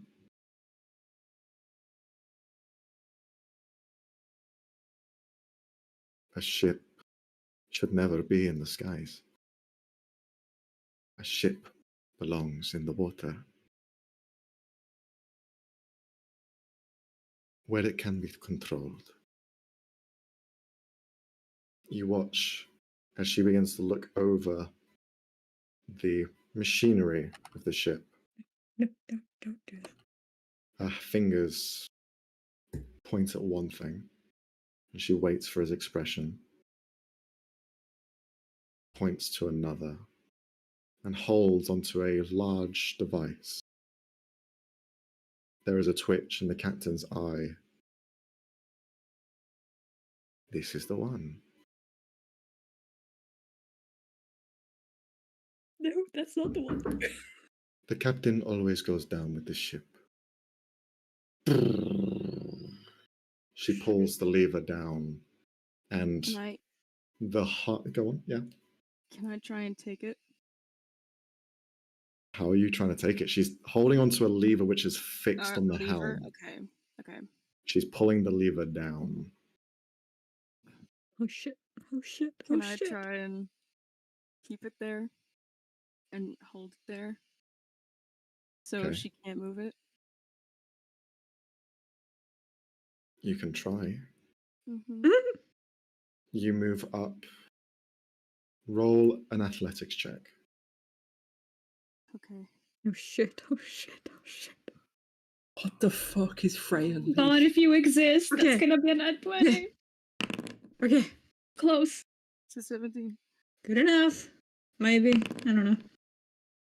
No! Oh. No! Why? The reason Sorry, I guys. rolled that, I just felt it.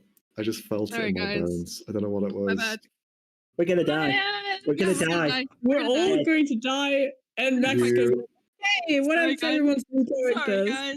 you My watch bad. as the handle is gripped, and you place your hand in between Thorn, but then you feel it pushed. This person is stronger than they look. And as they felt that tension, they look down in your direction. The invisibility is dispelled from you, and you are now visible. No? They can dispel on the Oh, person okay. I that thought you meant Yeah. because of the action. No, Never mind. she dispels the spell on you. It was nice knowing your phone, I guess. Yep.